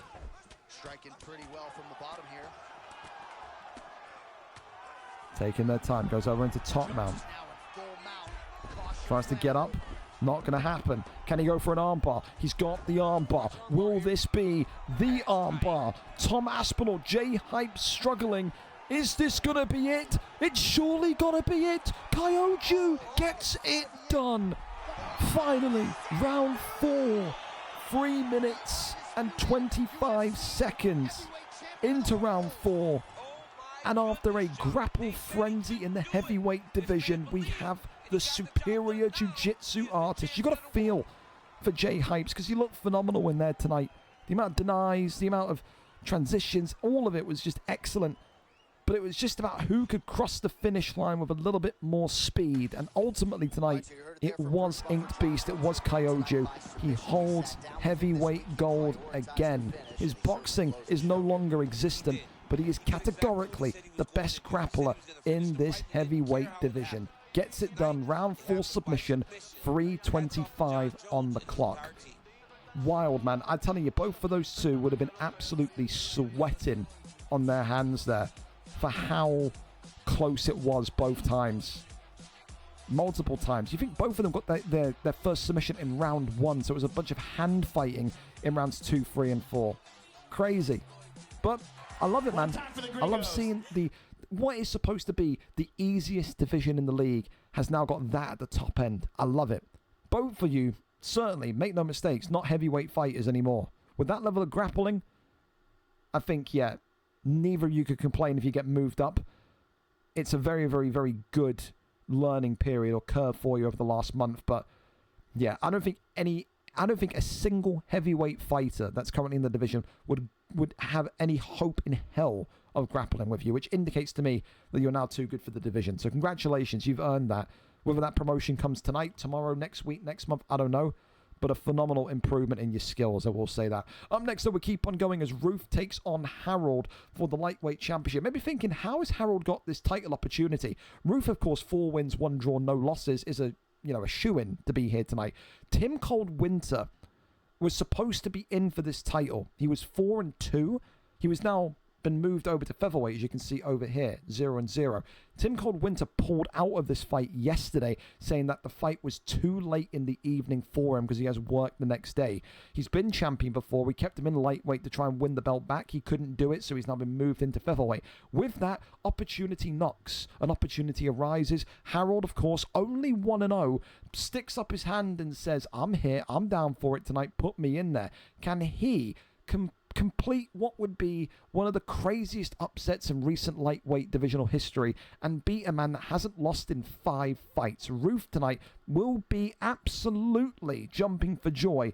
In his mind, he thinks he's got an easier fight. Well, let me tell you, Harold, former middleweight champion, former welterweight champion, is far from an easy fight. Let's go over to it and see what this lightweight division has in store for us this evening. Harold, of course, against none other than Ruth, as we wait and see who our streamer is going to be. Oh, there it is, from Ruth himself. Thank you very much, Ruth. All right, Charles Oliveira against Ilia Topuria here tonight. What are we going to do in this one? Oliveira in the yellow for Ruth, Topuria in the black for Harold. Maybe Harold will look at this one tonight and say it's a free hit. You know, you weren't supposed to be fighting on this card. You weren't supposed to be fighting for the belt, but you've got an opportunity. There's no downside to accepting an opportunity. For Ruth, the pressure's on the shoulders. You know, you are the guy that hasn't lost in 5. You are the guy fighting against the opponent that is 1-0. Oh my goodness me, Ruth could be in trouble already in 17 seconds. We know Harold's all about the boxing. We saw him in undisputed boxing. We saw him in the middleweight division when he was knocking people out for fun. He is dangerous on the feet, and you've given him Ilia Topuria. Is that a sign of disrespect that you've given the guy the best fighter in the division? So far, 17 accelerated seconds in, 1 stun already in the tally for Harold. Takedown there, shot, takedown landed from Ruth. Ruth maybe would have been scared by that initial bit of action, and now is looking to try and calm things down, use Charles Oliveira to all of his jiu-jitsu greatness, and try and find a tap somewhere along the way. Raining shots here to the body. He's going to be happy enough to hold this if needs be. Crawls over now into back mounts. Back over into top mounts. Now posture up is there. Of course, Harold has had some tricky run-ins with grapplers before back in the welterweight division, but he often, rather than not, passed it with flying colours. Wasn't a flawless record, but he felt like he had good enough anti-wrestling to handle it. Tonight, though, is he prepared for the potential wrestling extravaganza that the 4-win, 1-draw, no-loss Ruth has got up his sleeve? Again, for Ruth, he said he doesn't care who the opponent was. It could have been Tim Cold-Winter. Harold, he says it is his destiny to become lightweight champion and then eventually scale upwards towards the featherweight championship of the world. Of course, he's got some business to take care of down here first. He says he wants to become the greatest lightweight champion of all time. He's not been the most prolific in terms of finishes. He says, listen, not every fight has to be a TKO or a submission. I'm here to lay down the law. I'm here to prove to people that they can't out-wrestle me. And so far, he would be correct. It's been a very, very dominant wrestling affair so far. However, right now, Harold gets a crack right back through that uppercut. Have to be very wary of that power. You can see immediately, Ruth is not comfortable up there playing with the fire that is Ilia Topuria. It just takes one shot from the Spanish Georgian, and you find yourself concussed, unconscious. Goes for a Darce choke here, and look at this. He's trying to get flow state enabled and trying to get the Darce choke done in one. If Harold makes a bad move here, he's in some serious trouble. Goes to back flat ultimately, though. Does Ruth. He chooses to give up that position and wastes the flow state. Goes for a rear naked, which is legal. Had the ability to deny it and gets about 75%, 80% of the bar down. There was stamina there. Harold could deny it. He missed the boat, though. That's how tricky Charles Oliveira is. First submission, they're locked in. Only one more required. Ruth is not going to stand with Ilia Topuria here tonight. It is clear as day, clear as crystal. And if Harold didn't know that now, or before, he knows it now. One of the best boxers in the division, Harold. But you can't be boxing when the takedowns are very much being shot left and right. Imagine, though, if he clips him with an uppercut as Ruth goes in for a takedown, flashes him. I think Harold will be doing cartwheels around his bedroom here in the late hours of Tuesday evening. Another shot there and a takedown lands. Again, don't forget, we're going to be back here Thursday evening, 6:30 p.m. UK, 1:30 p.m. Eastern onwards on the front page of Twitch. Thursday. It's going to be one of the greatest VFL cards we've ever done, as we aim to break the live viewer gate record, which I think we absolutely will with ease. Shout out to Twitch for that front page slot. It's going to be awesome. Who knows, maybe see some special guest commentators from the past pop on as well. That'd be fun. Continues to kind of sway around it. Charles Oliveira. Oh! Big uppercut there lands. Oh my god! Harold! Can he get it done? Sinks in some shots here. Ruth in some big trouble. You can't stand with Topuria. And the takedown coming, and Harold's aware of it now. Ruth didn't like the striking in the first round. He certainly doesn't like it now. Against the cage, that could have been a real dampener of his evening. Harold with takedown defense now elevated. Ilia Topuria with flow state denies the first takedown. More's going to come. Another takedown denied. Trying to run down that Topuria flow state as quick as he can. And ultimately gets away with it. Ruth is looking for takedowns at any junction. Uppercut there lands. Harold looking for the finish. Can he give him his first loss in the lightweight division? Harold, surely. Come on, Harold, you beautiful bastard. Uppercut there lands. And then the takedown lands. Oh. Oh, God. Oh, he gets up. How is Ruth going to find a way to overcome this? He can't stand with him, and he can't take him down. Harold's takedown defense has been absolutely impeccable in round two. As I say that, he gets taken down. But it's all alive here for both sides in this lightweight title fight. Gets up to his feet once more. Said to give him Topuria was crazy. It was, but is he going to live to regret that decision? Left hand there swings across. Big shots there from both of these two. Uppercut now coming in from Charles Oliveira again. 18 seconds and counting in round number two.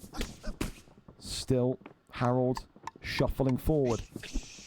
Works off the double jab, tries to just anticipate the shot, but we go into round 3. It is getting very, very tense if you're in the corner of Charles Oliveira and Ruth here. He nearly lost that fight in round 2, not once but twice. That is a great round from Harold. He's got to be feeling good about himself. I would say that's 1-1. I would say it's absolutely 1-1 going into the third. All right, round 3 of a potential 5 if needed. Second title fight of the evening for that vacant lightweight championship of the world. Judo toss is good, but gets right back up there. Does Harold. The right coming forward again, works off that double jab. Swing and a miss on the takedown attempt. Another one comes in, and this one lands. He needs this fight down here, and Ruth has done exactly that. You would think now with that little bit left of the submission bar, it's going to be a routine road to victory for DuBronx, and Ruth tries to go for the arm triangle, fakes. That one is denied. Goes back into full guard. You can't help but root for Harold. Like I said, took this fight on short notice. Only 1-0 in this division. And he's given Ruth, who is the clear favourite tonight, a real rough go of things. Goes over into side control again. Couple of knees to the body. And look at this now. This could be it. Flow state activated. And is Harold going to survive this one? It doesn't look like he is. Ruth tonight. Is he going to be the new lightweight champion of the world?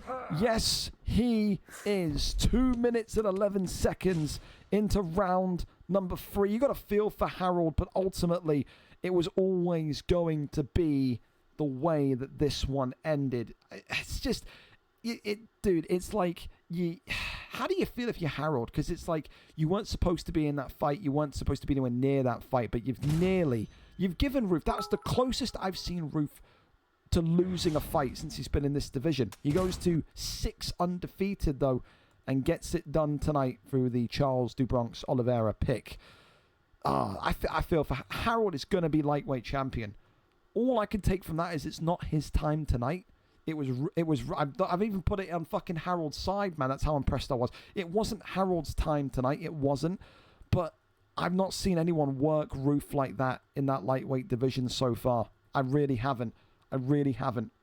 And I think, if anything, Harold's going to be sat there saying, I want him again before he moves up to featherweight. You want to know? You want to know? I'm just asking if you want to know. You want to know? You want to know? You want to know?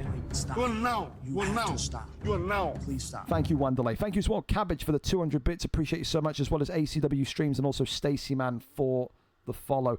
Jason needs more faith in himself on the ground. Dude, I'm telling you, he is such a good boxer in welterweight and middleweight. He's been dominating. It's the next natural progression for him, this welterweight division. But I tell you, man, he's going to be champion.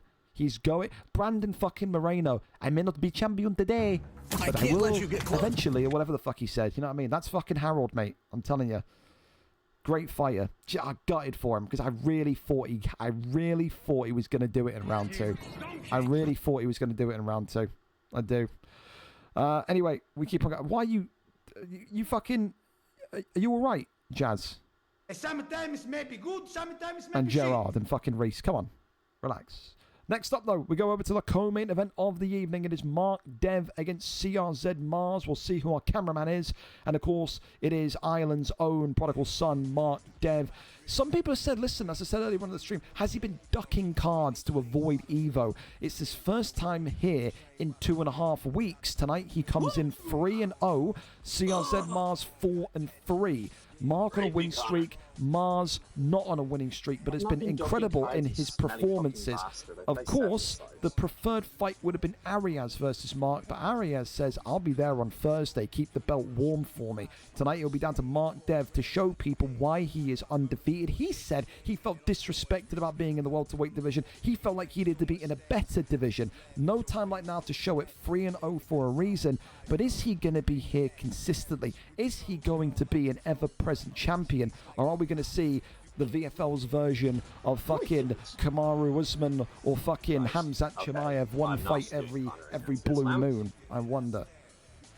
Of course, Makachev on from CRZ Mars, of course, belongs to Restore MMA, the camp that very much trains people in progressive wrestling. Maybe that's going to be what's going to be picked here today. Mark Dev, of course, in the Mount Rushmore of former PlayStation champions. Who can forget a year and a half, 2 years ago, when he was the submission guy in the PlayStation division? Tonight, though, kickboxing intent with Leon Edwards.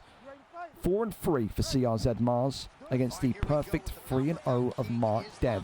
Mars, of course, in the black and gold with Makachev. Black and white trunks tonight for Mark Dev and Leon Edwards, looking to bring home gold to Dublin, Ireland for the first time in his career in, I think, over a year and a half. We've not seen Mark Dev lift gold for some time. He's a fan favourite, he's got charisma, but does he have winning capabilities here today, especially when he hasn't been active competitively for the last 2.5 weeks? But now, Mark Dev, let's see what you've got. A couple of denies already from both of these two. For Mars, he knows that opportunities at gold don't come around so often. Won out last week and knows that he can still very much dominate this division. He said, when I'm on my game, when I'm at the top of my powers, I don't feel like there's a single person that can beat me in this welterweight division. Of course, Tilo is going to be up next for whoever watches this one tonight. He's here, he's been active. Arias can't demand anything when he's not able to fight live. You know what I mean? So it is one of those tonight where Tilo is going to be looking at this and saying, all right, what have we got for us? What have we got for to prepare for it? A couple of body shots, that one there being worked, pulled back in. Right side getting flipped and rotated. Mark Dev now, who again, don't forget, all of that, you never forget, it's like riding a bicycle, like tying your shoes, you know? You never forget about the wrestling. Mark Dev knows what he was like and what he was doing a year and a half ago, 2 years ago in that PlayStation division. You do not forget.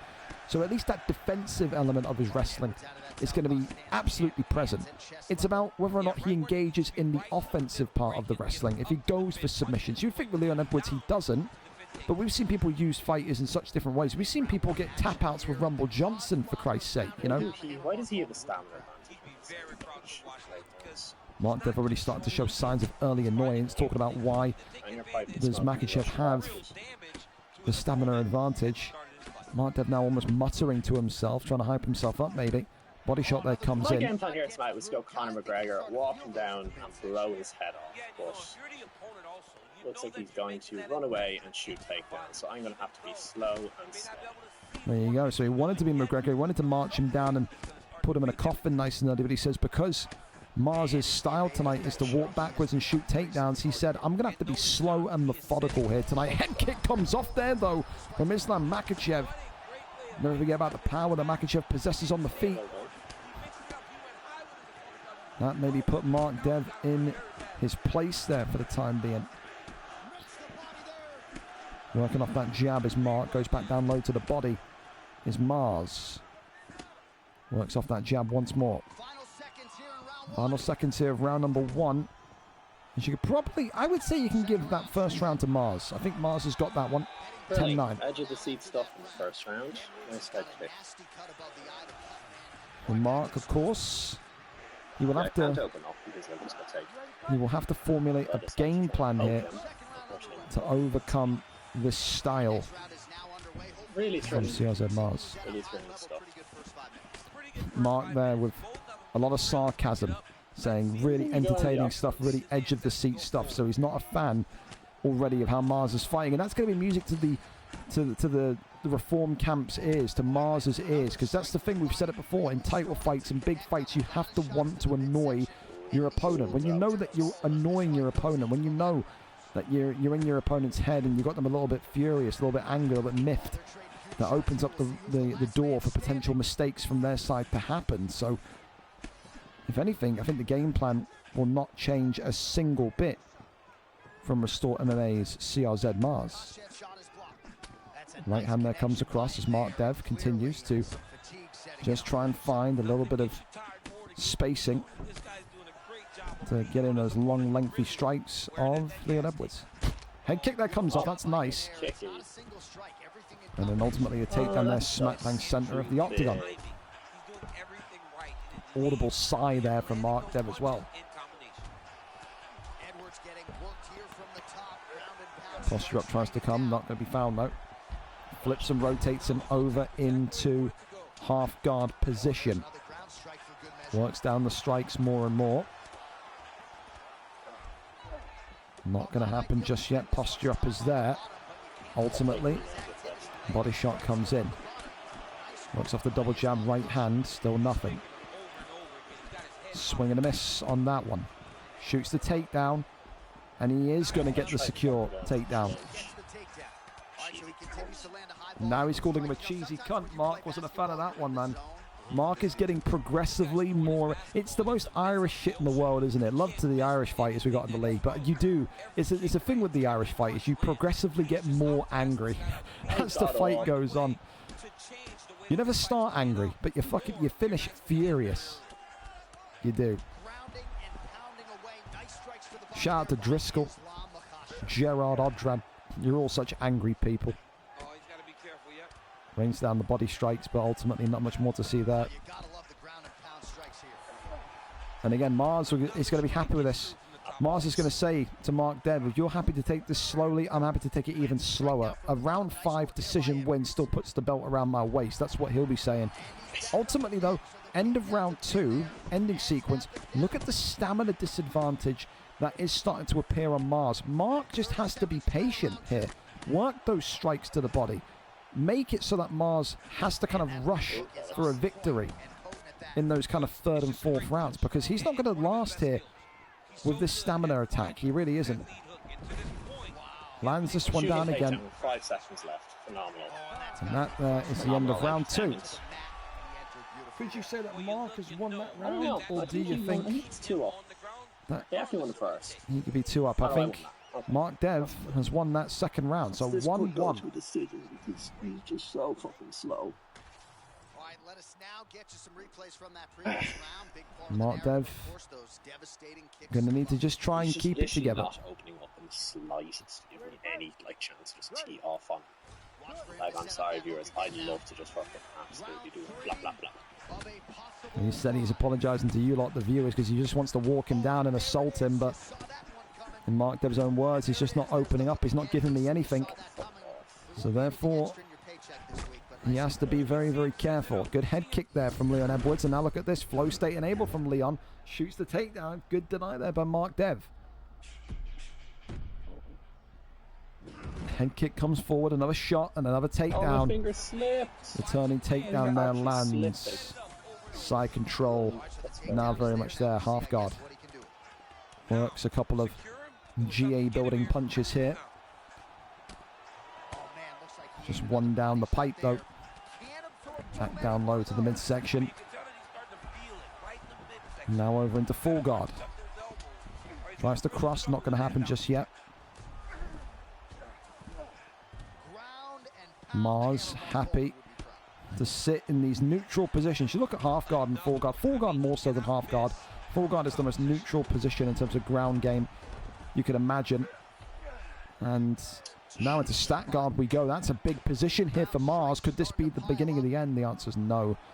Mark Dev hasn't taken anywhere near enough damage, but that was a bit of a scary moment for him. Body shot there comes in. Back down low, right hander to the dome of Edwards. Said Makhachev hits hard. Not going to be impossible to imagine a Makhachev knockout here tonight. And as well, look at the way now that Makhachev is working the body of Leon Edwards as well. Another takedown, and now Mark Dev getting even more angrier at the game plan of CRZ Mars. Keeps him upright in backside position. Swings him round. That one now whips him back into place. Works the body shots.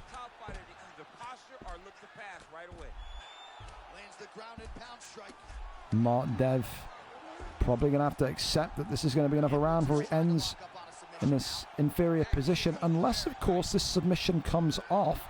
Flips him over into mount. Yes, he does. All right, so 50 seconds in mount is not the worst area to find yourself in. especially with the posture up there. CRZ Mars could be in trouble here. Big shots raining in. Mars could be out here. No. A couple strikes away, but that was the most close period of the fight that Mars has been to succumbing to the strength of Leon Edwards there. Big shots coming in, just looking to try and hold on here is Mars, and he will indeed hold on. We head to championship rounds. That has got to be a Makhachev round, 18-11. 2-1 to CRZ Mars. What's the judges prefer? So far. 5 good shots or 50 fucking nothing shots? It's a valid point from Mark, but I just go out here and spam the judges do jabs absolutely fucking smell. They do. Round 4. planting and teeing off and trying to advance. And it should be jab, jab, jab, jab, jab. On its way, Mars, no doubt, watching the replays and getting some advice from the corner. They'll be guiding him in that sense. Bring home another championship belt to kick off the month of August for Restore MMA. To win this round. I'm not going to get a finish here. Round 4. Very much now upon us. Of tonight's co-main event of the evening. Body shot. Goes back down low. Uppercut there, comes forward again. Right hand. Swings by once more. Gotta think here, if you are Mark Dev. Mark Dev said before the round began he feels like he needs to win this round because he doesn't feel like he's going to get a finish. Hold that! He does the same combo every time. Now he's almost complaining that he's too predictable. Mark Dev got to channel that anger and try and counter. Take down their Landstoke from Leon Edwards. To be fair, Mark says you weren't expecting that, were you? I certainly wasn't. Did not think Mark was going to look to keep that. I denied that. But obviously, he gets right back to the feet. Takes the back now. And now Mark Dev entering the wheelhouse of Islam Makhachev. That one there, though, resisted.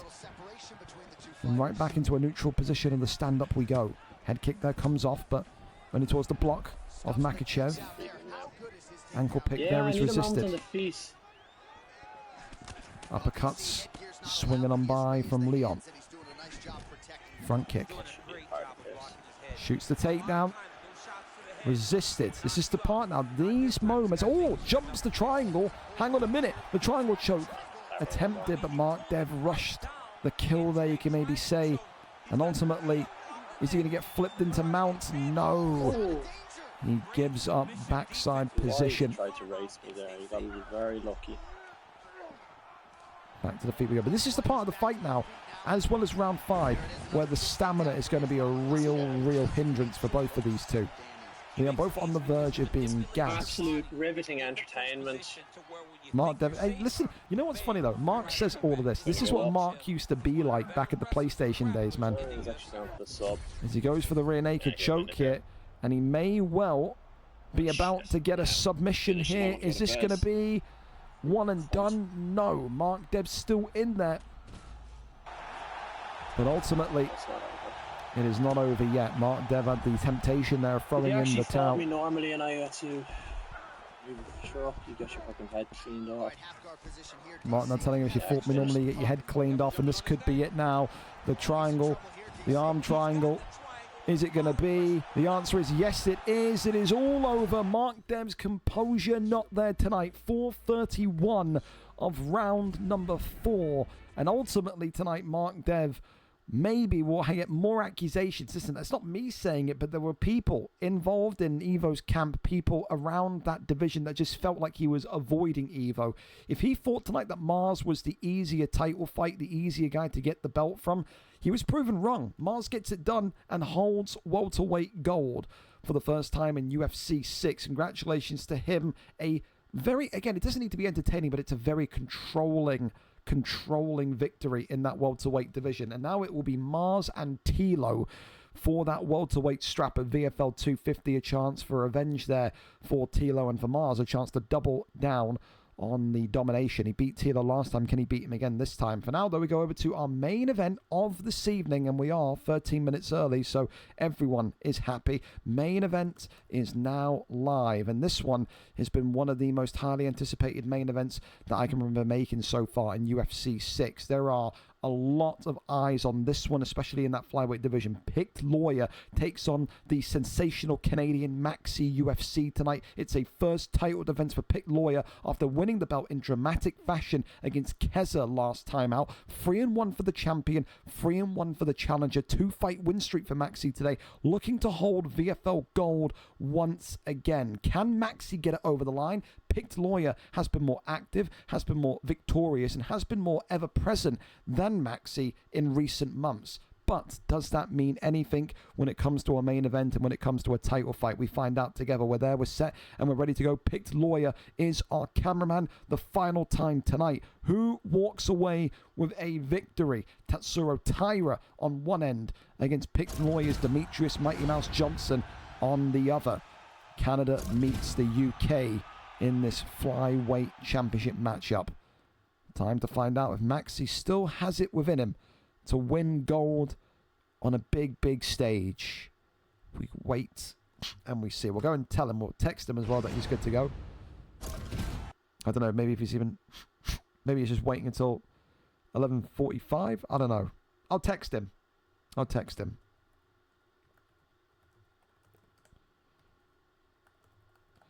Wouldn't be the first person ever to fall asleep in the lobby, though. But hopefully not. Don't want to jinx anything there. But we'll see. We'll see. All right. Christ. Ah, shit. All right, we're there.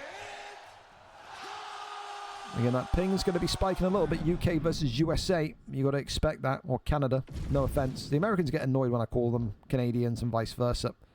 Ready to fight? But the connection is clean. Two men that know what an Ethernet cable is. Love that. Here we go then. Champion, of course, in the white trunks for Demetrius Mighty Mouse Johnson, whereas Tay tonight, MaxyUFC, is in the red with Tatsuro Taira. There is almost an expectation that one of these two tonight needs to finish the other to really crown themselves up there as maybe the dominant number one pound-for-pound man. And MaxyUFC is saying it's going to be me tonight. First stun already from Tatsuro Taira in the opening 40 accelerated seconds of this round. Picked Lawyer did exactly this to Keza last week. He walked Keza down and he butchered Keza. Tonight, Maxy doing the same, but also incorporating a little bit of wrestling into the mix as well. Goes over though into backside position. Maxy happy enough for this one to be... Well, he can't do that. Oh, wait. Can't be doing all that. Give up the position there. A little bit of lag, but ultimately gets back into backside instead. Didn't mean it, so ultimately no harm, no foul. We resume as where we were. I'm quite happy to do that. If you kind of don't give up position but go back to backside to restart the sequence, I'm kind of okay with that. I'm happy with that. Did impact the fight, so to speak, so early on as well. It'd be difficult too. Couple of shots there. Posture up is there. Right back to the feet we go.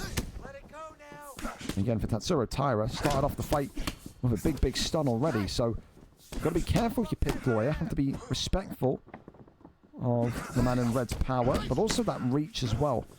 Demetrius Johnson's so tall. I mean, so tall, so small, so tiny in regards to maybe his reach and also his ability to kind of connect strikes. It's those fake takedowns into hooks as well that's really working nicely for Maxy at this minute in time. Body shot there comes up as well. Left hand there goes across, ducks underneath. Really good attempt, but just whiffs out the way ultimately. Left hand is good again. Tries to threaten the Tatsuro Taira pick. Still no sign of any success from Demetrius Johnson. Still plenty of time to go though, 5 rounds, but when you give Maxy a start like this, it gets very difficult for me as someone that's watched all of Picked Lawyer's fights to see someone that's watched all of Maxy's fights. Maxy always wins fights that he starts this fast in. I've not seen Maxy throw a fight, lose a fight, or have any sort of negative outcome of a fight when he is absolutely in flow state like he is here tonight in the start of the fight. Another knockdown. So I'm telling you, man, he's looking really, really, really, really difficult to get any sort of success against it. is prime Maxy.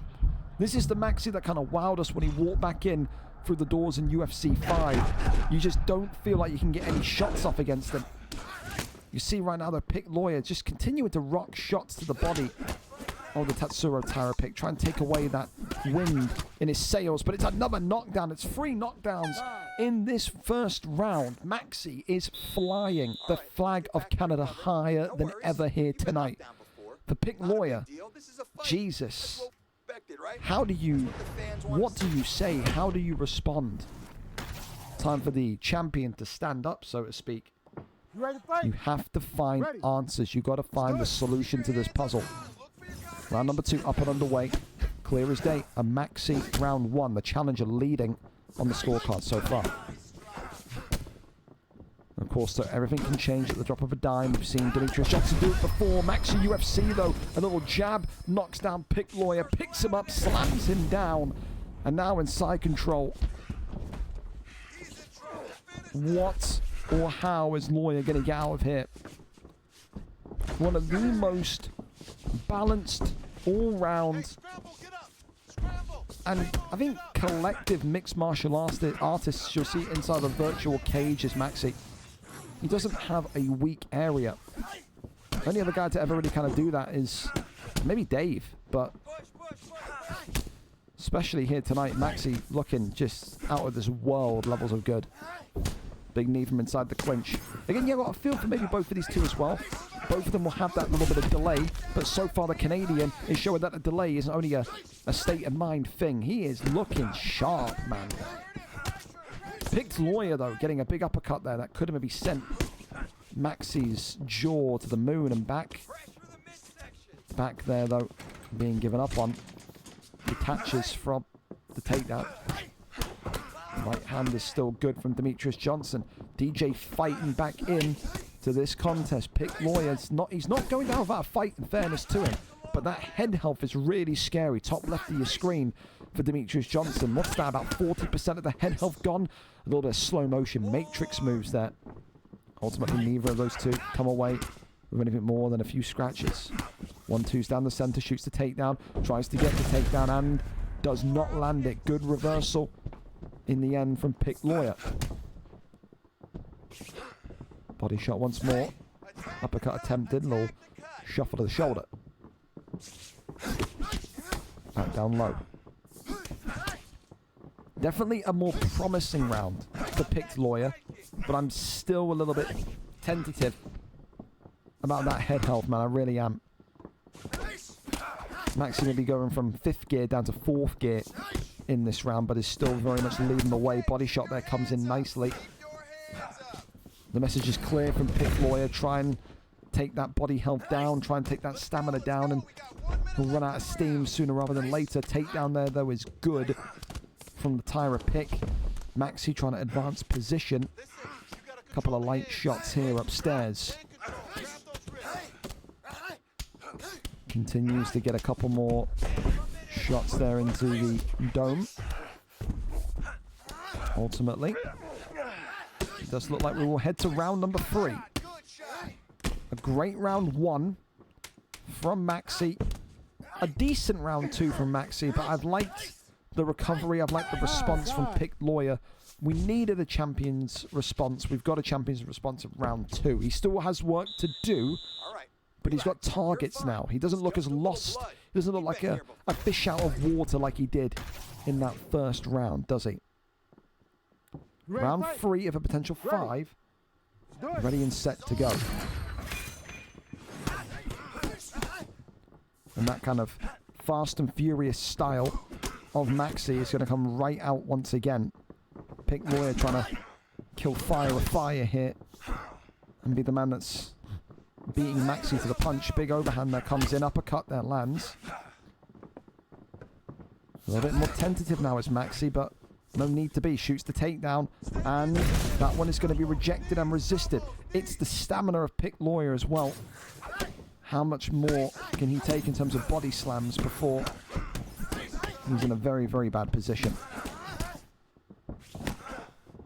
Taira Still just keeping that correct amount of distance, but now starting to whiff on his jab straights as well. Body shot there comes in nicely from Lawyer. Also, left hand comes across. Uppercut there lands nicely. That's good from PickedLawyer. Takes the back now.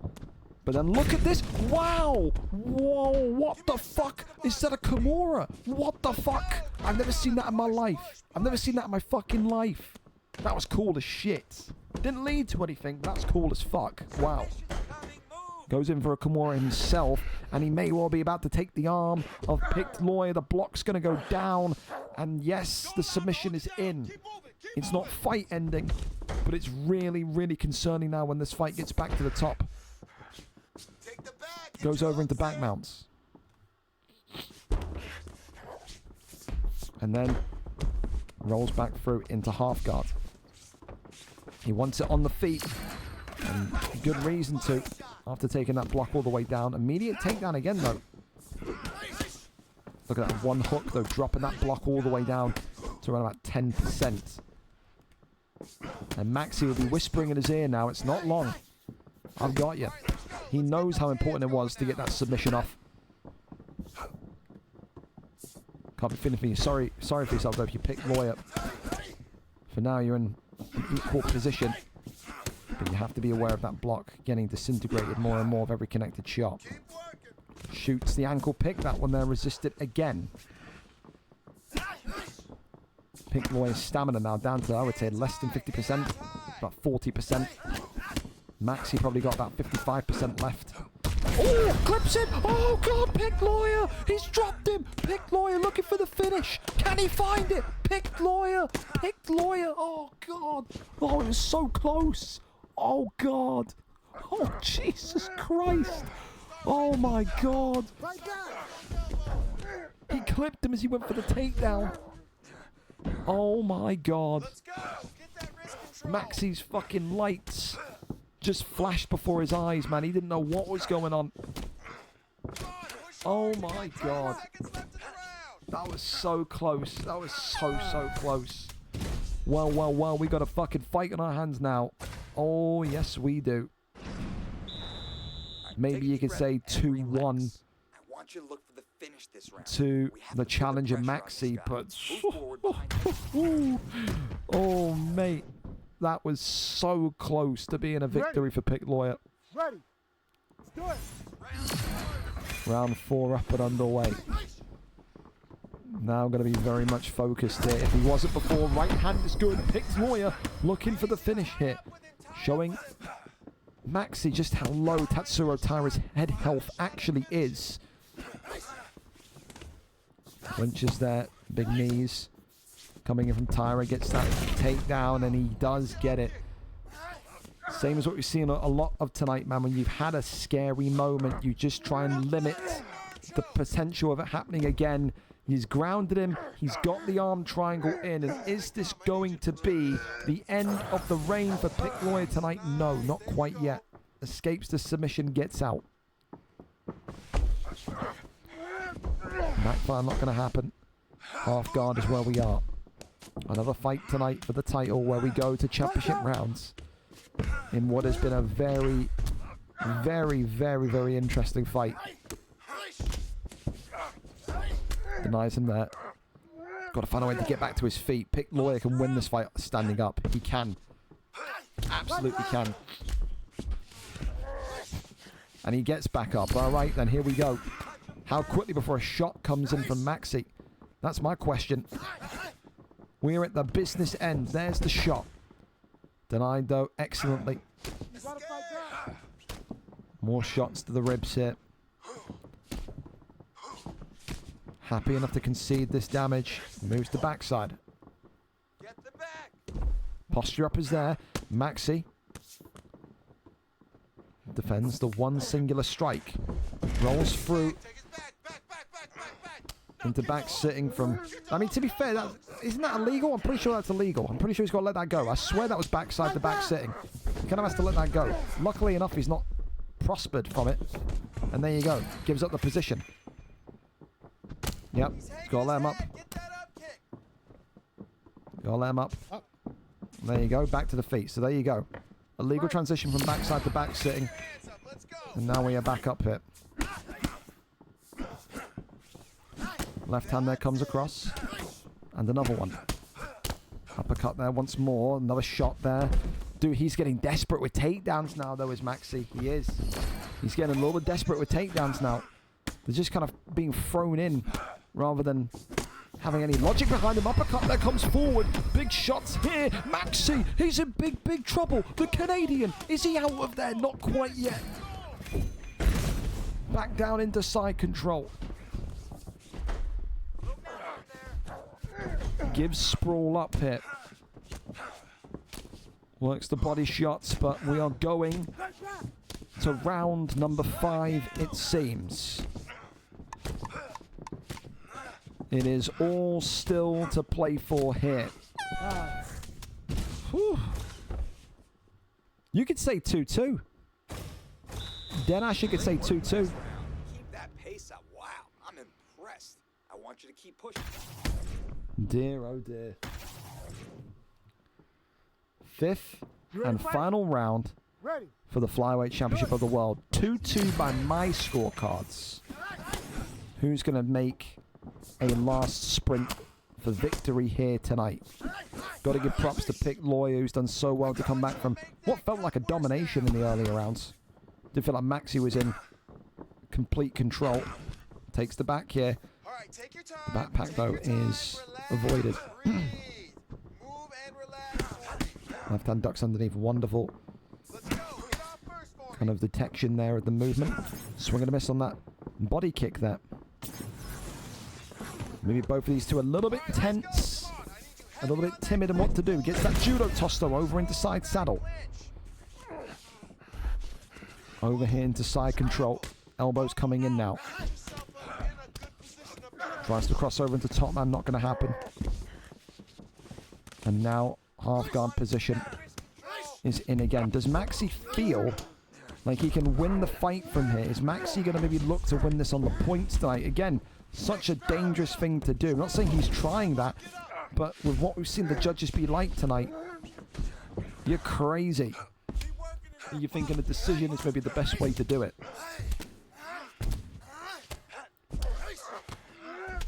GA building strikes here to the head and the body. Goes to that left-hand side. Not going to happen. Crosses over now into half guard. Goes back over now into full guard. The ultimate neutral position. Attempted to cross forward. Not going to happen. Crosses now to half guard again.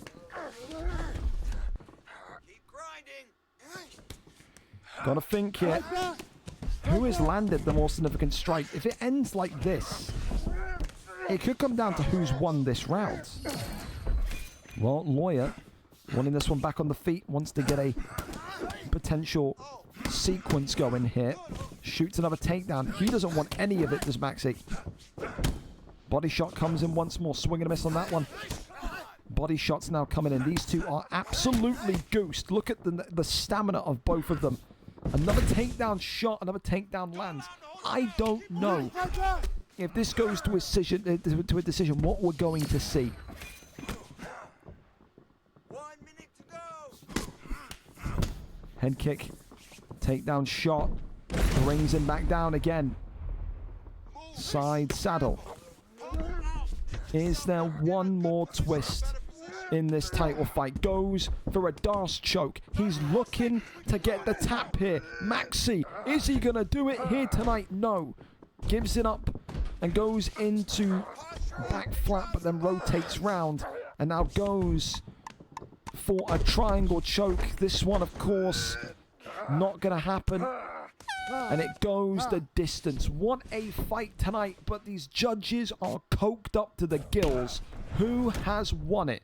I don't know for the life of me.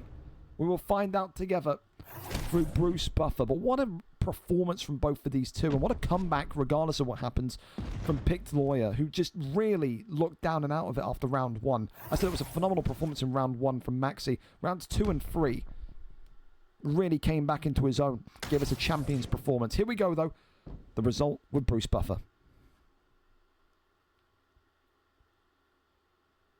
Ladies and gentlemen, after 5 rounds, we go to the judges' scorecards for a decision.